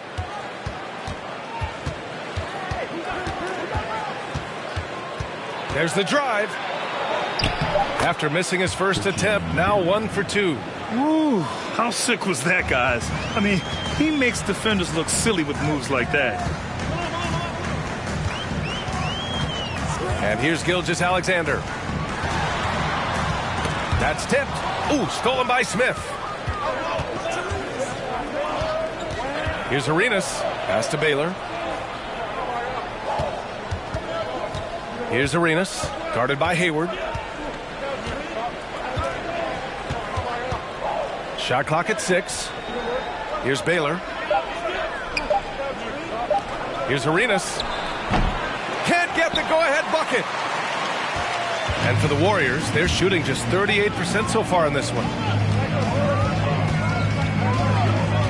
Now here's Anthony. His last outing, he had 20. So it's both teams making substitutions here.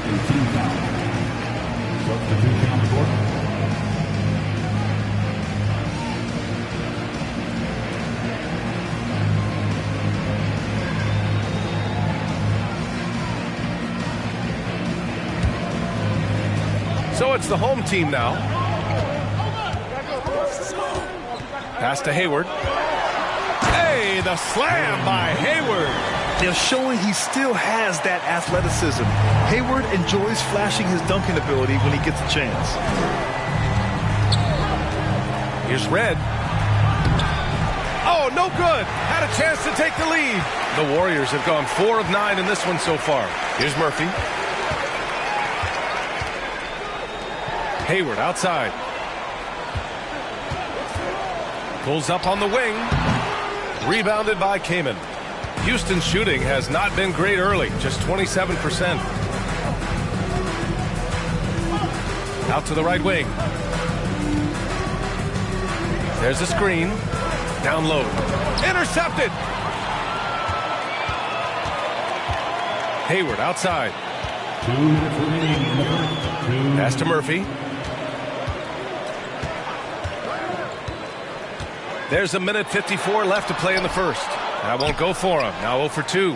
Fantastic defense, giving full effort. Here's Floyd. Outside Johnson. Nice start for him. Sinking his first shot. He just makes it look so easy on offense. Like, who takes pleasure in torturing defenses? He does. Here's Murphy. Well, he hasn't put up any points yet in this one. A nice shot by Jamison. Attacking in the painted area. Clearly that was their game plan coming in. Outside Johnson. Here's Lewis. 8 points in his last time out. Hayward outside. Pass to Murphy.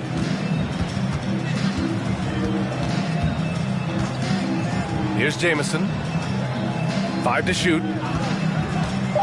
Hayward with it. That one off the back iron and out. And you'd like to go 2 for 1 here, Grant.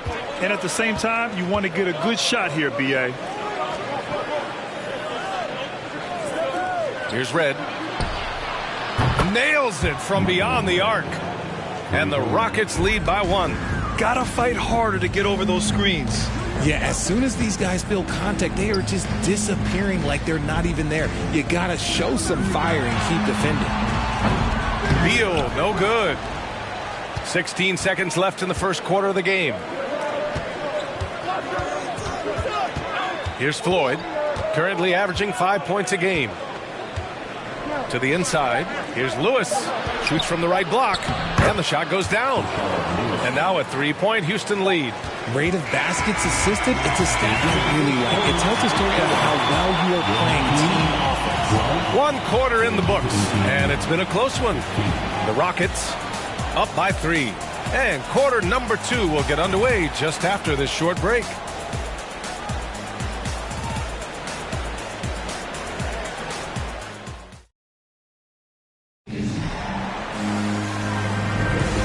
Good action already in this one, but a fairly even matchup after this first quarter of play. And what do you guys think about the visitors here in this one? Well, it's simple. When you can dominate the boards at both ends, you can control the second chance touches. In rebounding numbers, sometimes we overlook them, but they can have a big effect on the outcome. Here's Arenas. Boy, he's been patient so far. Nothing yet on the scoreboard. Screen by Robinson. There's the triple. Arenas' shot is off. And for the Warriors, they're shooting 36% for the game. Not great. And for Houston, outside Gilgeous-Alexander. To the paint. 14 foul. First personal foul. First team foul.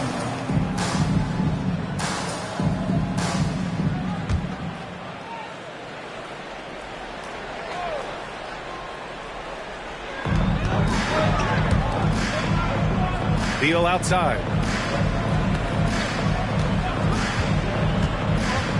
Five on the clock.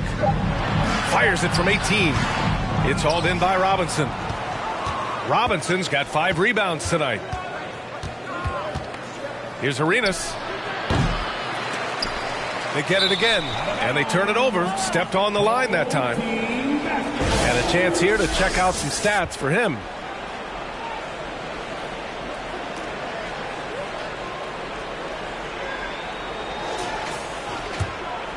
Here's Gilgeous-Alexander.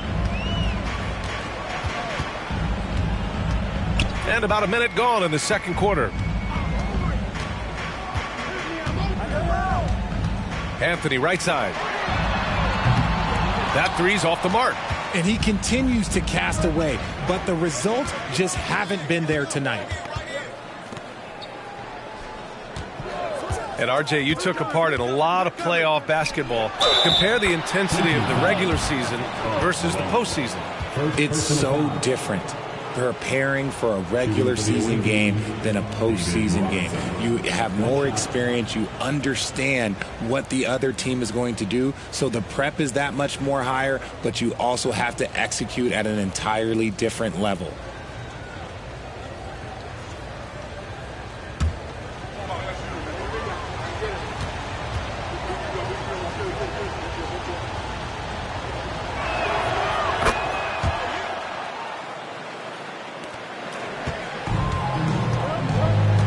Just about a minute and a half has passed here in the second quarter. Pass to Beal.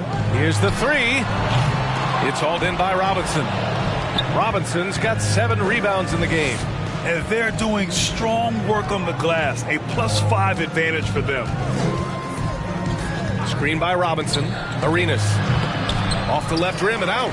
Even with a big goose egg by his name on the shot chart, the team is somehow managing just fine without him. Here's Malone. Takes one from 10 feet. The rebound by Baylor. The Rockets have gotten only 1 of 4 shots to go in. And a foul called on the way up. So he'll take 2 from the free throw line. That one on Anthony. Shooting for the away team, Virginia Harris at the line for 2.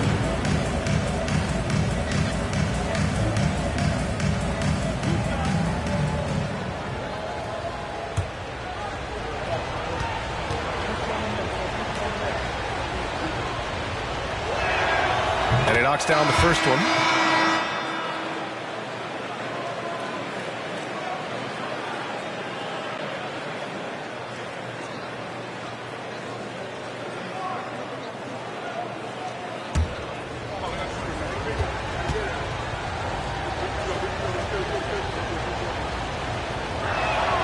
That one falls, so he hits both of them.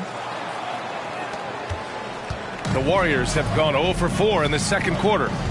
Boy, they need something to go to regain some confidence. No question. Way too many empty possessions for them.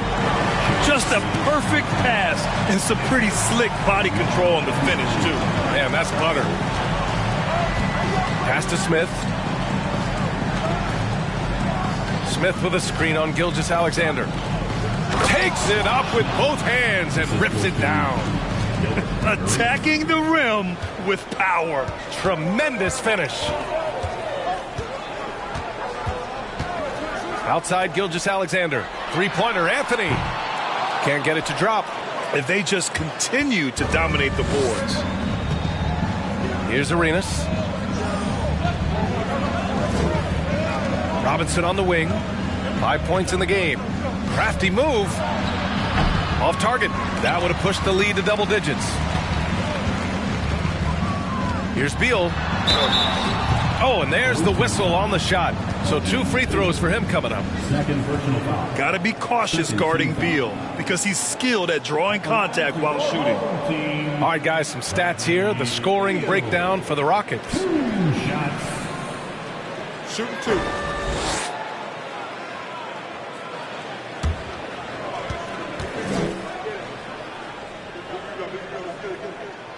And the first one at the line is good.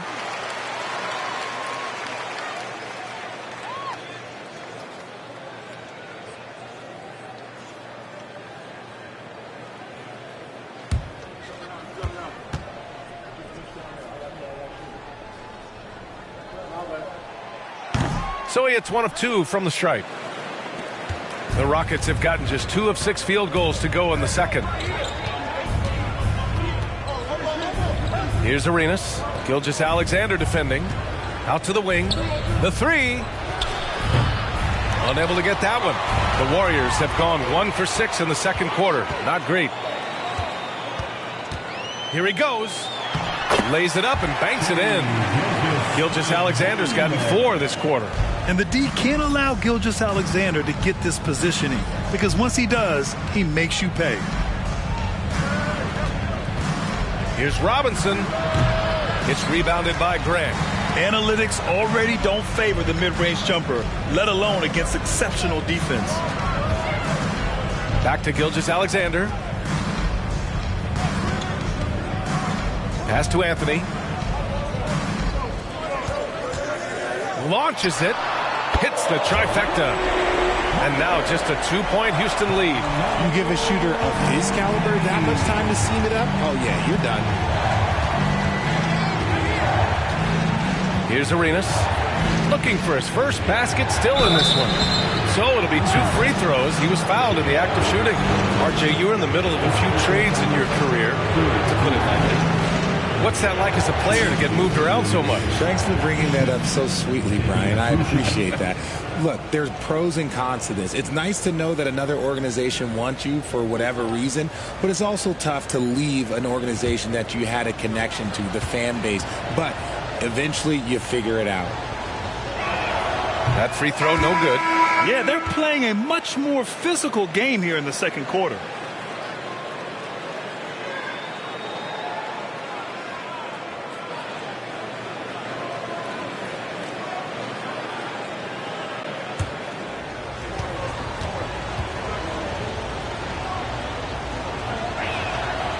And he's good on the second.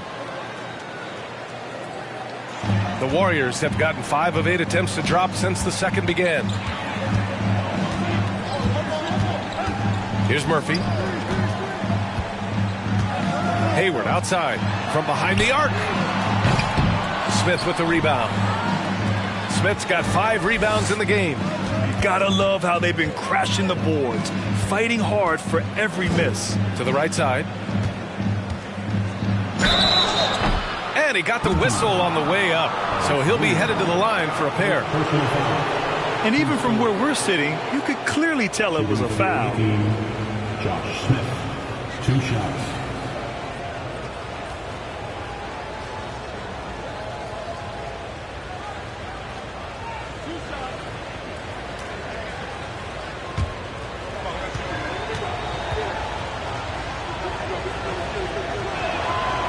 That one's off. So both teams making some changes here.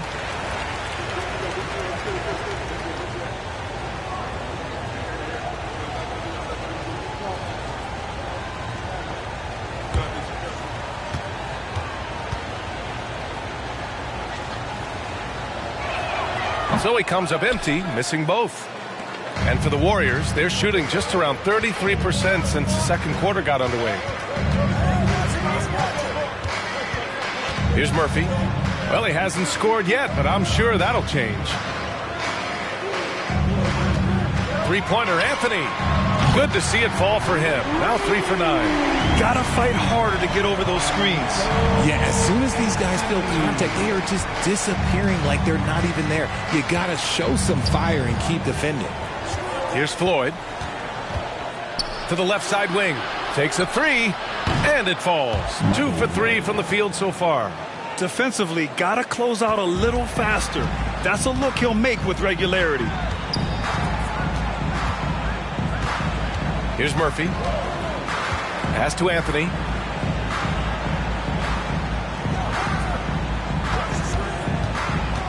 Inside.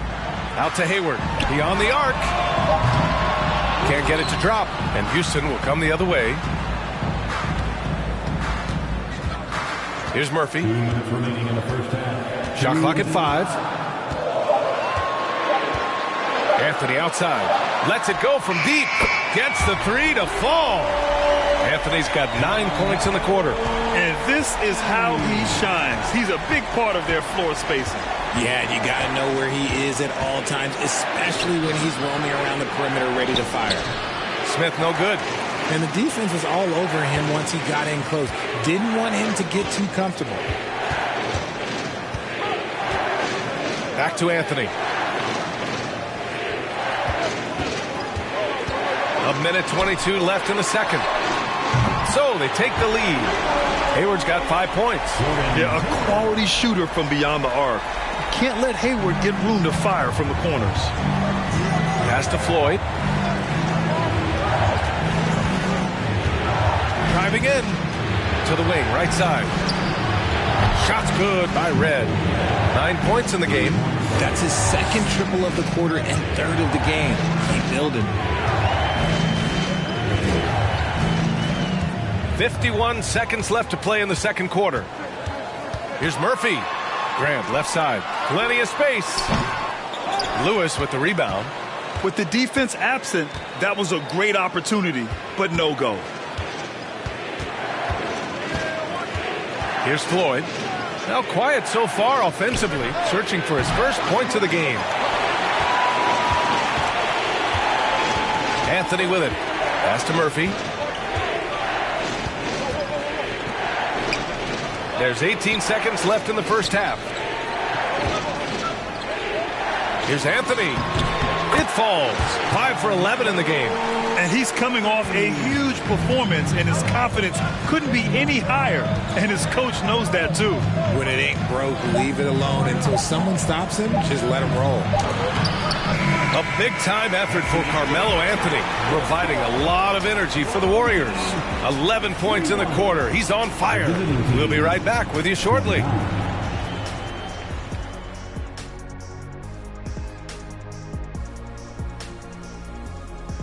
And we thank you for joining us at halftime. The Golden State Warriors are in a closely contested game. You could tell they love playing in front of this crowd. The energy helps fuel this team right now. The sixth man is doing their job, Shaq. Yeah, there's no let up in these fans, loyal and loud. And moving on, guys, it's early in the season, but always a good time to check out the power rankings. Well, I think for the Warriors, it's been 3 games and 3 wins since the last power rankings. What more can you ask for? They're playing some high-quality basketball, I'll tell you that, Shaq. The way this team has come together, the coaching staff has to be really proud of them. And that'll do it for us. Thanks for stopping by. We'll head back down to Brian Anderson and crew for the start of the third quarter.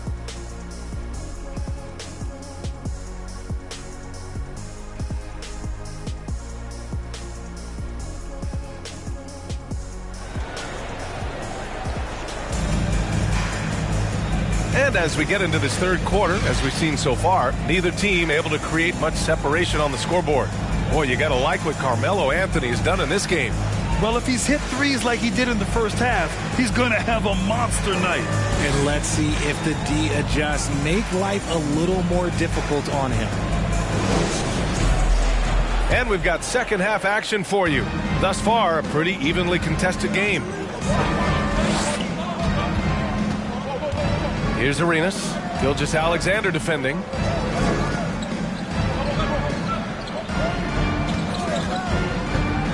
from 9 feet out. That shot off the mark. Most nights this shot would have been his, but the defender gave him just enough trouble. And for the Rockets, here's Hayward. It's hauled in by Robinson. Robinson's got his 8th rebound here tonight. And for the Warriors. And so it looks like it'll be Houston's ball.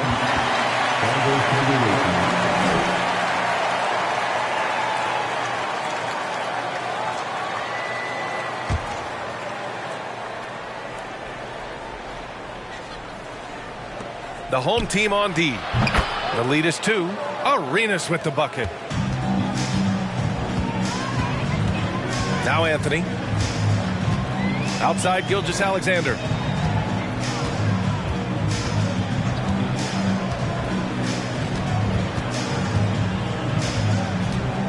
Clock at 6.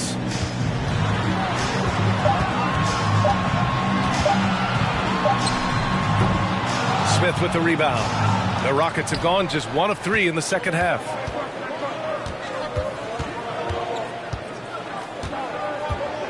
Pass to Arenas.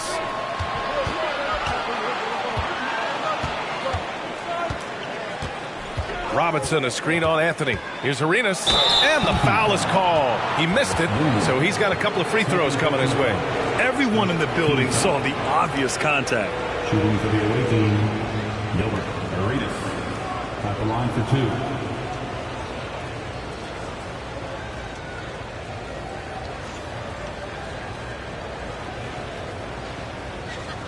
Shooting 2.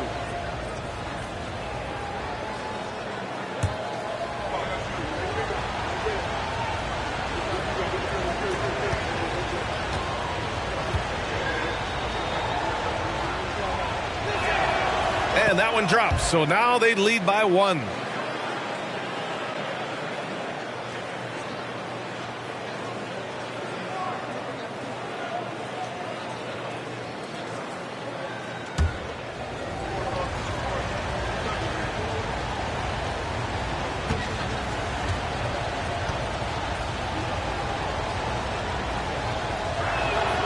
And that one goes in. 2 from the line that time. Third quarter of basketball. We're about a minute and a half in. And here's Gilgeous-Alexander.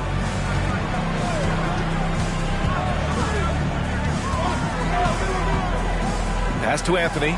And here's Hayward. Lets the 3 fly. Offensive board.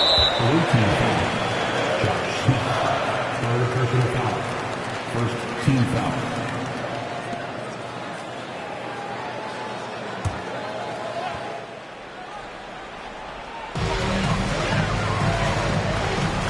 Now here's Gilgeous-Alexander. Goes back up. Oh, and he got fouled on his way up. He'll head to the line to shoot 2. First personal foul. Second team foul. Shooting for your home team. Artis Gilmore. At the line for 2.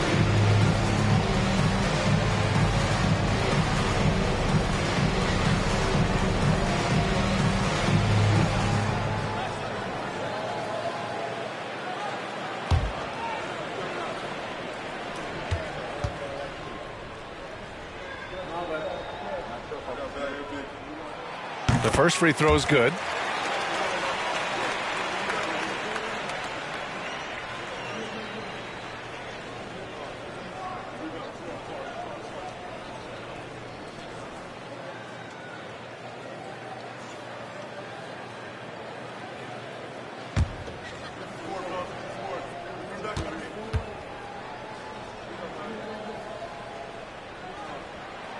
And that's good as he hits both shots.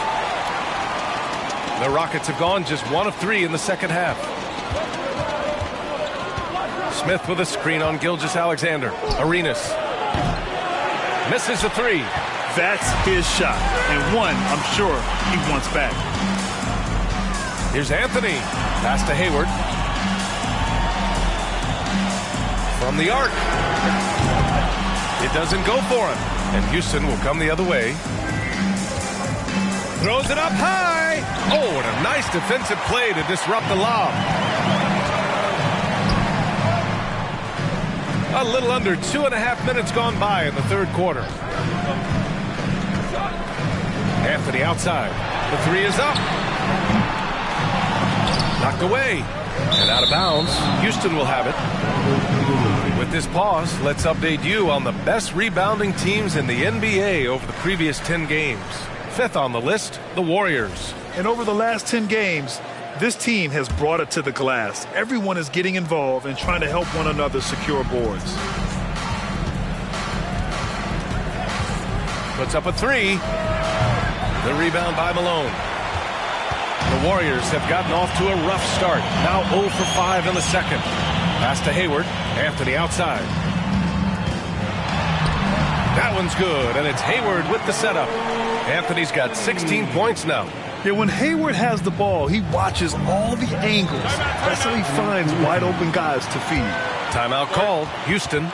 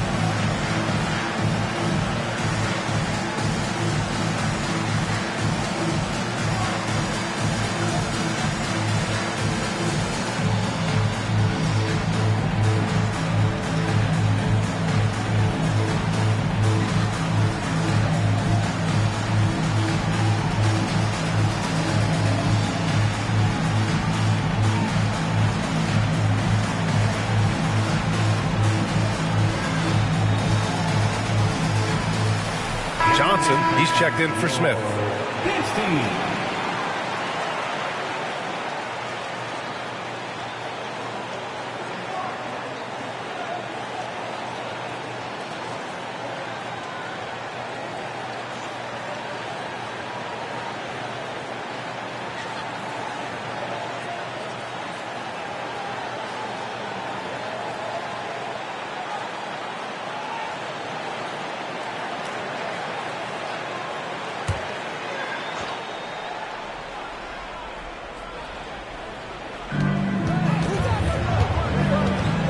Here's Arenas, continuing to put up the points, averaging 14 per game.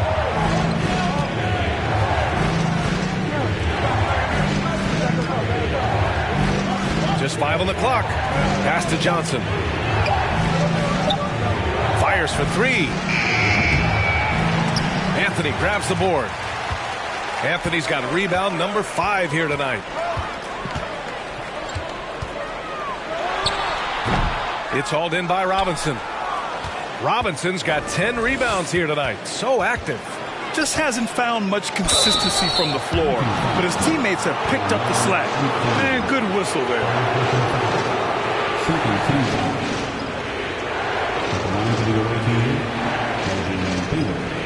Taking 2 shots. Take a break. Take a break. 2 shots.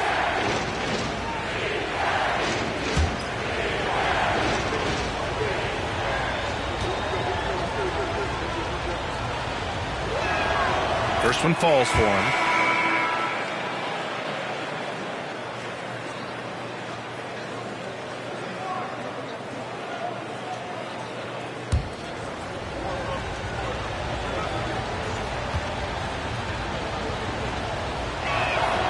And he makes both free throws. So it's the home team now. Their defense has only allowed 6 points in the second half. Gilgeous-Alexander with the ball. Pass to Jamison. Fires the 3. That one's good. And so Gilgeous-Alexander with the assist. He's got 5. Running the show, Gilgeous-Alexander is talented as a passer. Here's Arenas. No good off the front rim. got to find easier shots when you're already struggling. That's not going to get it. Hayward outside. And he's going for the oop here. Smooth finish off a terrific feed. Man, the timing and execution couldn't have been any better right there. Screen by Robinson. Fades and shoots. The rebound by Malone. Hey, the struggle is real. He hasn't found much success with his offense today. Gilgeous-Alexander on the wing. Pass to Hayward. Just 5 to shoot. Fires from the wing. And there it is for him. Hayward's got his 3rd basket of the night. Love the energy here in the 3rd. Trying to take control now of this contest. Yes, this is a pivotal moment in this game. Those extra possessions right now, they just mean a little bit more. Count it. Robinson's got 7 points in the game. When it's this close, every bucket matters. You need good looks. The crossover. 2 points. That one goes. Once he breaks out the crossover, you just know something special is about to happen. Here's Arenas. Pass to Johnson. Now here's Robinson. And a foul called on the way up. So he'll take 2 from the free throw line. They're doing some good work at the line this half. And let's take a moment to get your take, guys, on the scoring so far for the Warriors.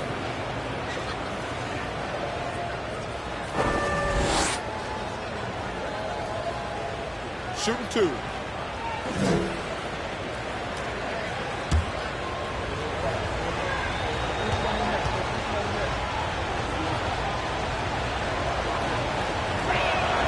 Free throw good, Robinson. Anthony's checked in for Murphy.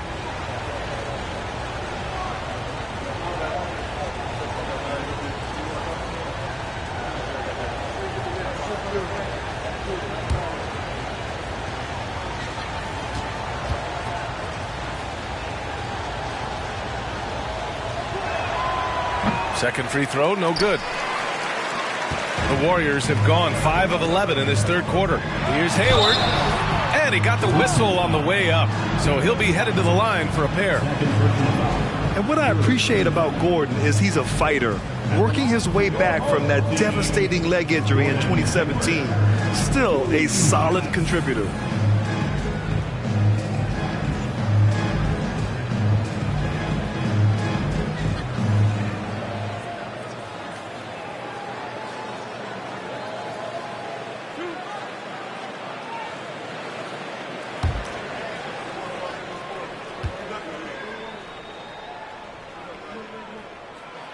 That free throw misses.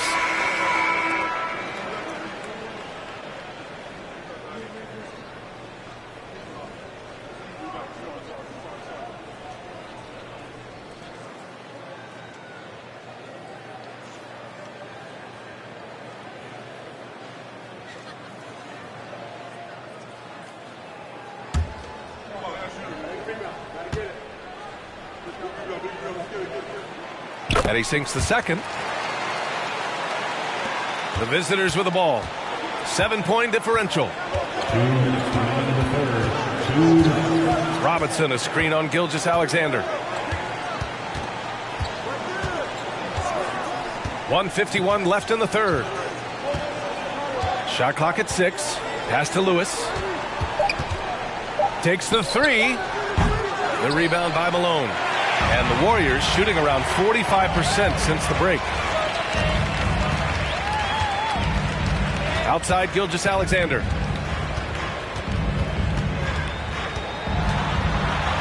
Ooh, and he took a hard foul on the shot. So he'll head to the line to shoot a pair. I love when Gilgeous-Alexander looks to score because it forces the defense to act. Shai Gilgeous-Alexander taking 2 shots.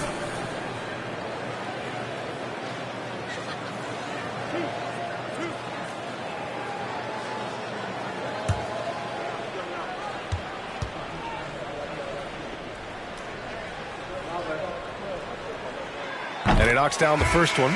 They're really shooting better from the free throw line since halftime. That's a big plus if you're holding a late lead.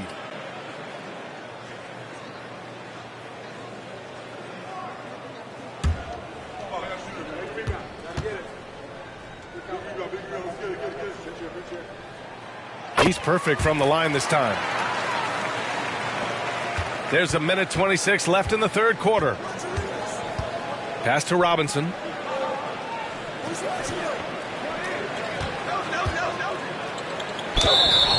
So it'll be 2 free throws. He was fouled in the act of shooting.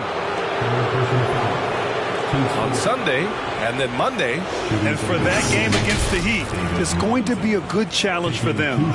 Even though they expect to win, it could probably go either way, depending on how well they play.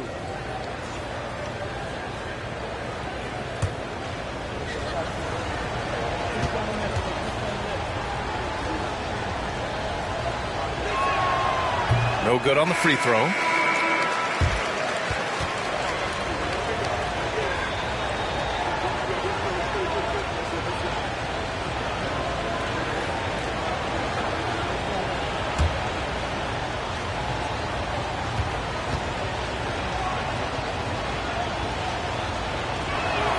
He hits the second from the line.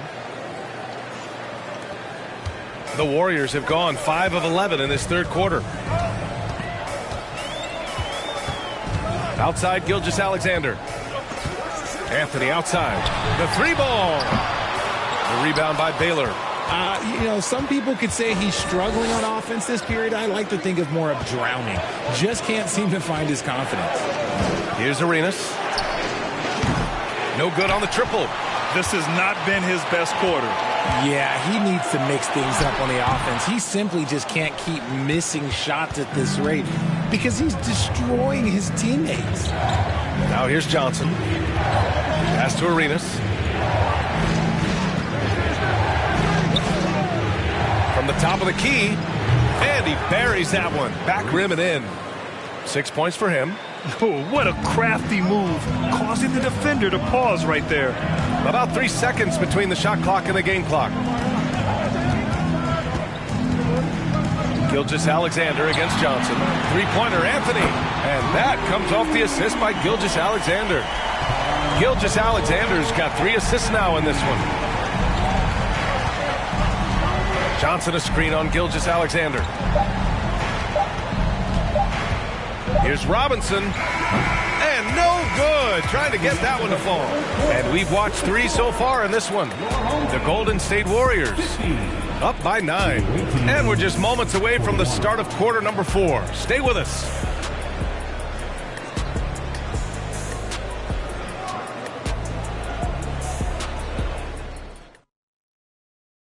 And now we have a moment to reveal our State Farm assist of the game. Yeah, just shredding the defense with that feed. Zero chance to stop that. That's an unguardable pass, flat out. Give him credit for possessing that type of vision.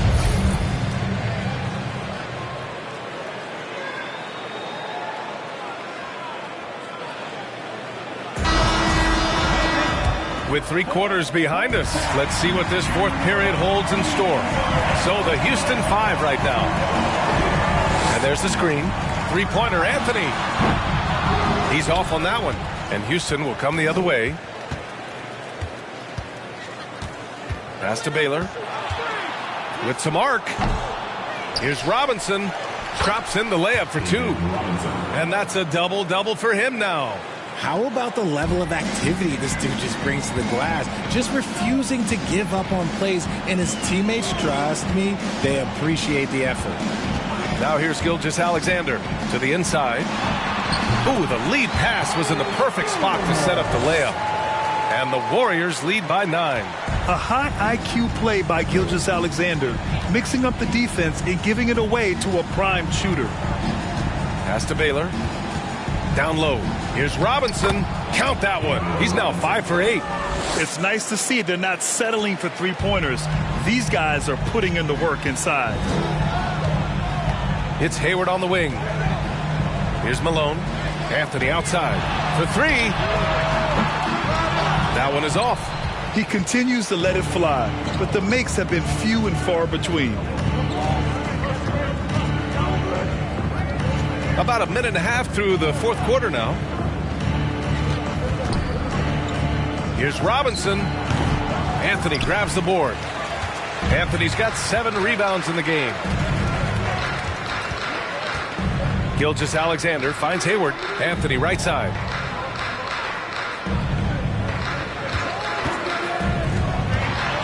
With the teardrop. Robinson with the block. Moving along. 2 minutes gone in the fourth. Pass to Smith. Can't hit that one. Good work defensively by Gilgeous-Alexander.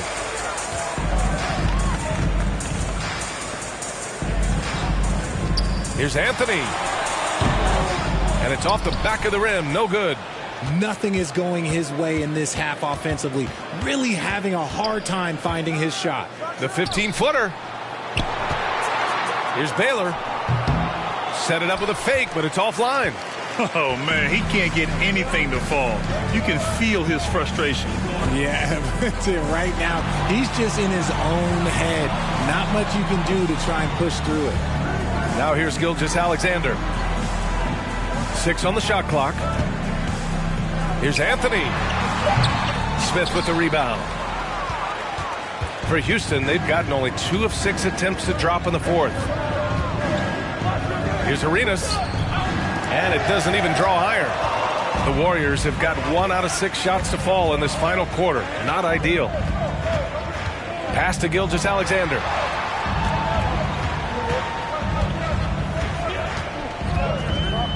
Now Anthony.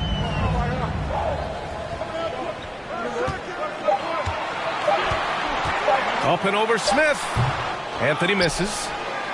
Well, Houston's shooting only 29% since the fourth quarter began. Gilgeous-Alexander defending. Here's Arenas. Misses the deep three-point attempt. The Warriors shooting just 38%. Their offense not where they want to be. Anthony outside. Pass to Malone. It's Hayward on the wing. They set a pick. A shot to stop the drought. It's hauled in by Robinson. Robinson's got 14. Yep, 14 rebounds for him tonight. Here's Arenas. From 9 feet out. Got a piece of it. And so it looks like it'll be Houston's ball. Timeout called. Houston. Boy, you got to like what Carmelo Anthony has done in this game. He'll just keep hurting them from the three-point land if they let him. Here's a chance for Coach to change that.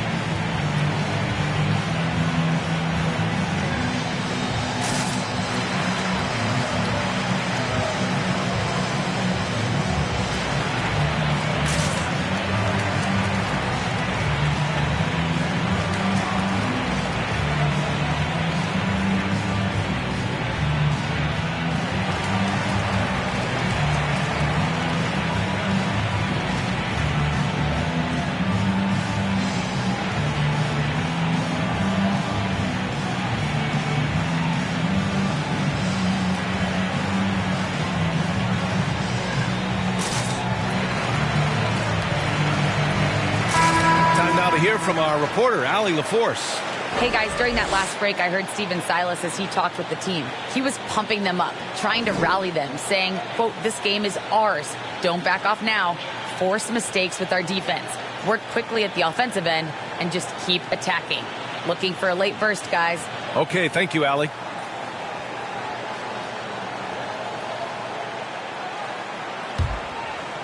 Here's Arenas. buries it from 3. That's exactly the kind of shooting you need down the stretch to win games. They're just trying to hold on to this lead, Grant. And right now, you just can't afford to be careless. Anthony up top. Here's Malone looking to end the drought. And he takes it up and lays it in. Just selling the defense on the pump fake. Well, the Rockets shooting around 30% since the fourth quarter got underway. Smith with a screen on Gilgeous-Alexander to the middle. And he takes that one up and powers it through. B.A., I'm not sure he should be flaunting around the rim like that with this game so close. Oh, it's risky, but it sure did look good. Anthony misses. Well, the Rockets shooting only 33%. Not exactly consistent offense. Robinson gets the bucket. Can't ask for a better look with the game in the balance. Here's Gilgeous-Alexander.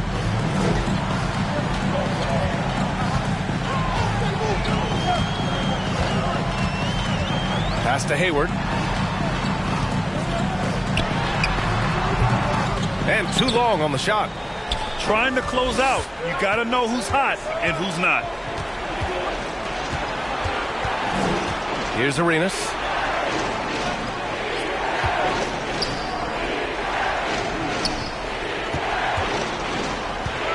Down to 5 on the shot clock. Robinson, a screen on Gilgeous-Alexander. And so he draws the foul, heading to the line to shoot a pair.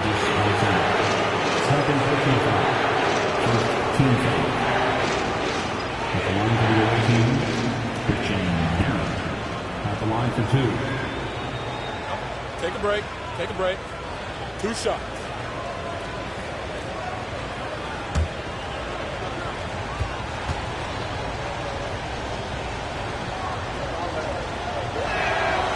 He's off on the first.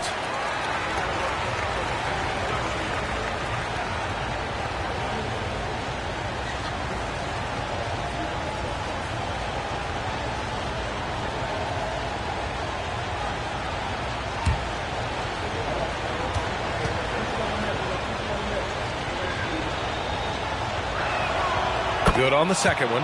And that miss could come back to bite them. At this stage, you can't be leaving points at the free throw line. Now Gilgeous-Alexander.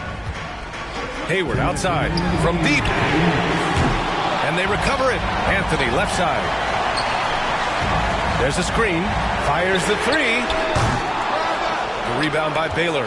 For Houston, they've gotten 5 of 12 shot attempts to go so far in the fourth quarter. Outside Robinson. And he lobs it up to the rim. Tipped. To the paint. Here's Gilgeous-Alexander. And slam dunk by Gilgeous-Alexander. Oh, obviously Gilgeous-Alexander has the will to win. What a relentless effort. It's stolen away.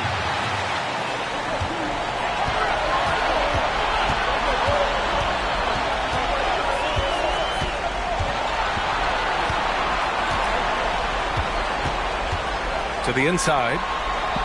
Here's Malone. And it's going to be a 3-second call. Just lost his head out there. What will happen if you're pushing a little too hard? And we have to take another look at that block. Oh my. And that was textbook defense. Positioning himself well to send it back. Well, Houston's shooting just 38% here in the fourth. Here's Arenas. Pass to Robinson.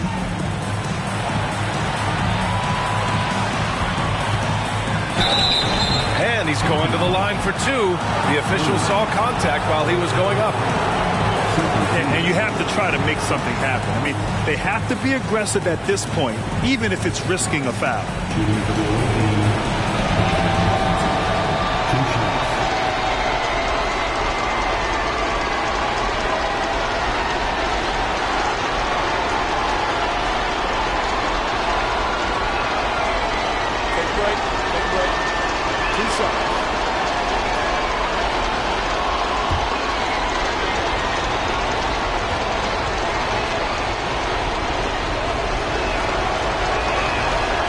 Free throw is good, and that brings him within 2 here.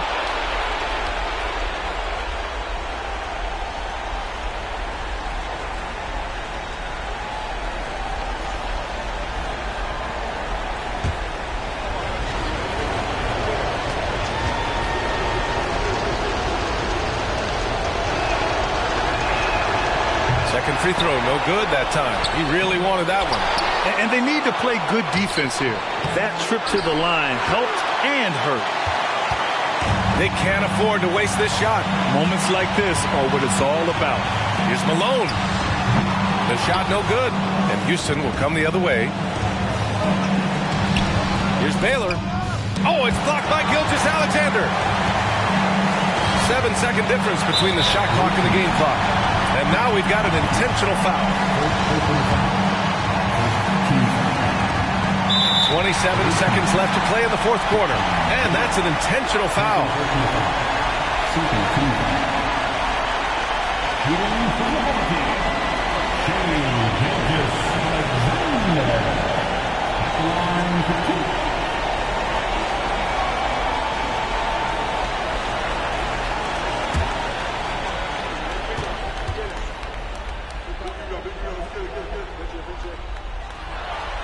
He hits the first one, and that makes it a 3-point lead.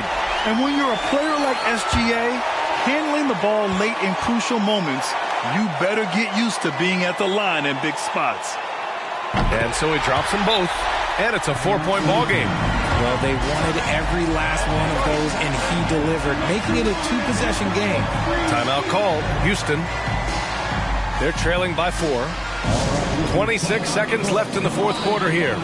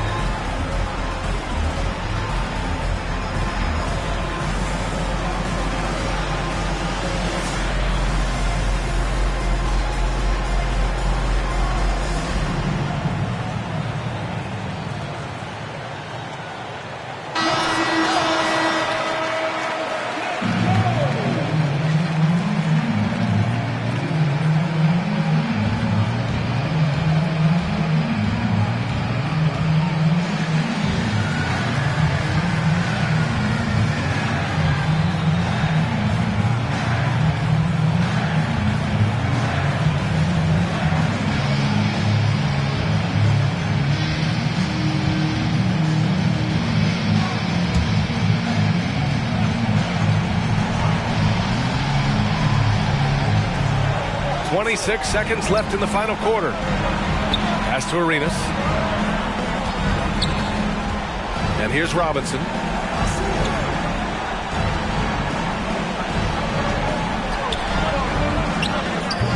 No good there, off the double clutch. And now they foul and stop the clock. And a smart choice right there. I mean, you can't allow them to just drain the clock. At the line for your home team, Karl Malone. 2 shots. 2 shots. Last on the first.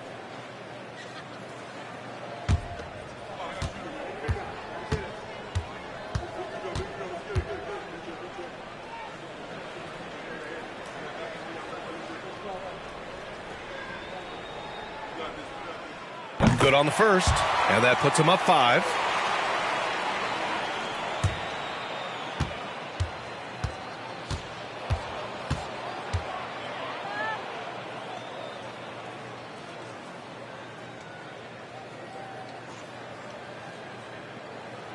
So he gets them both, and it's a 6-point ball game.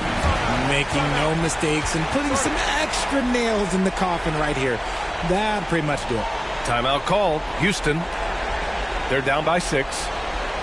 9 seconds left in the fourth quarter.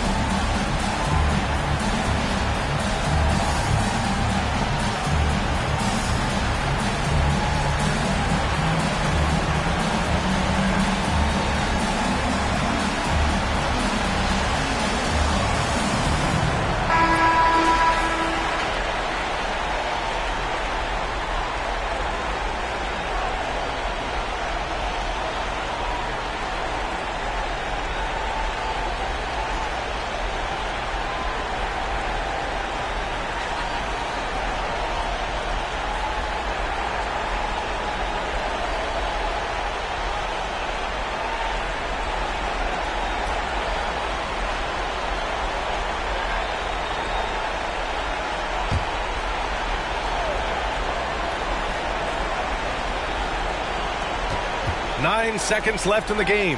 The three, Smith. He can't hit that time. So the home crowd happy here as they get the victory. Boy, a hard-fought game. They did a great job of holding on to the lead at the end. You get the coffee, because that's the way to close. You're going to face some obstacles in the game, but they overcame every one. Thank you for joining us. That'll do it for now. This is Brian Anderson saying thanks for watching. Now it's time to present our New Balance Player of the Game, Carmelo Anthony.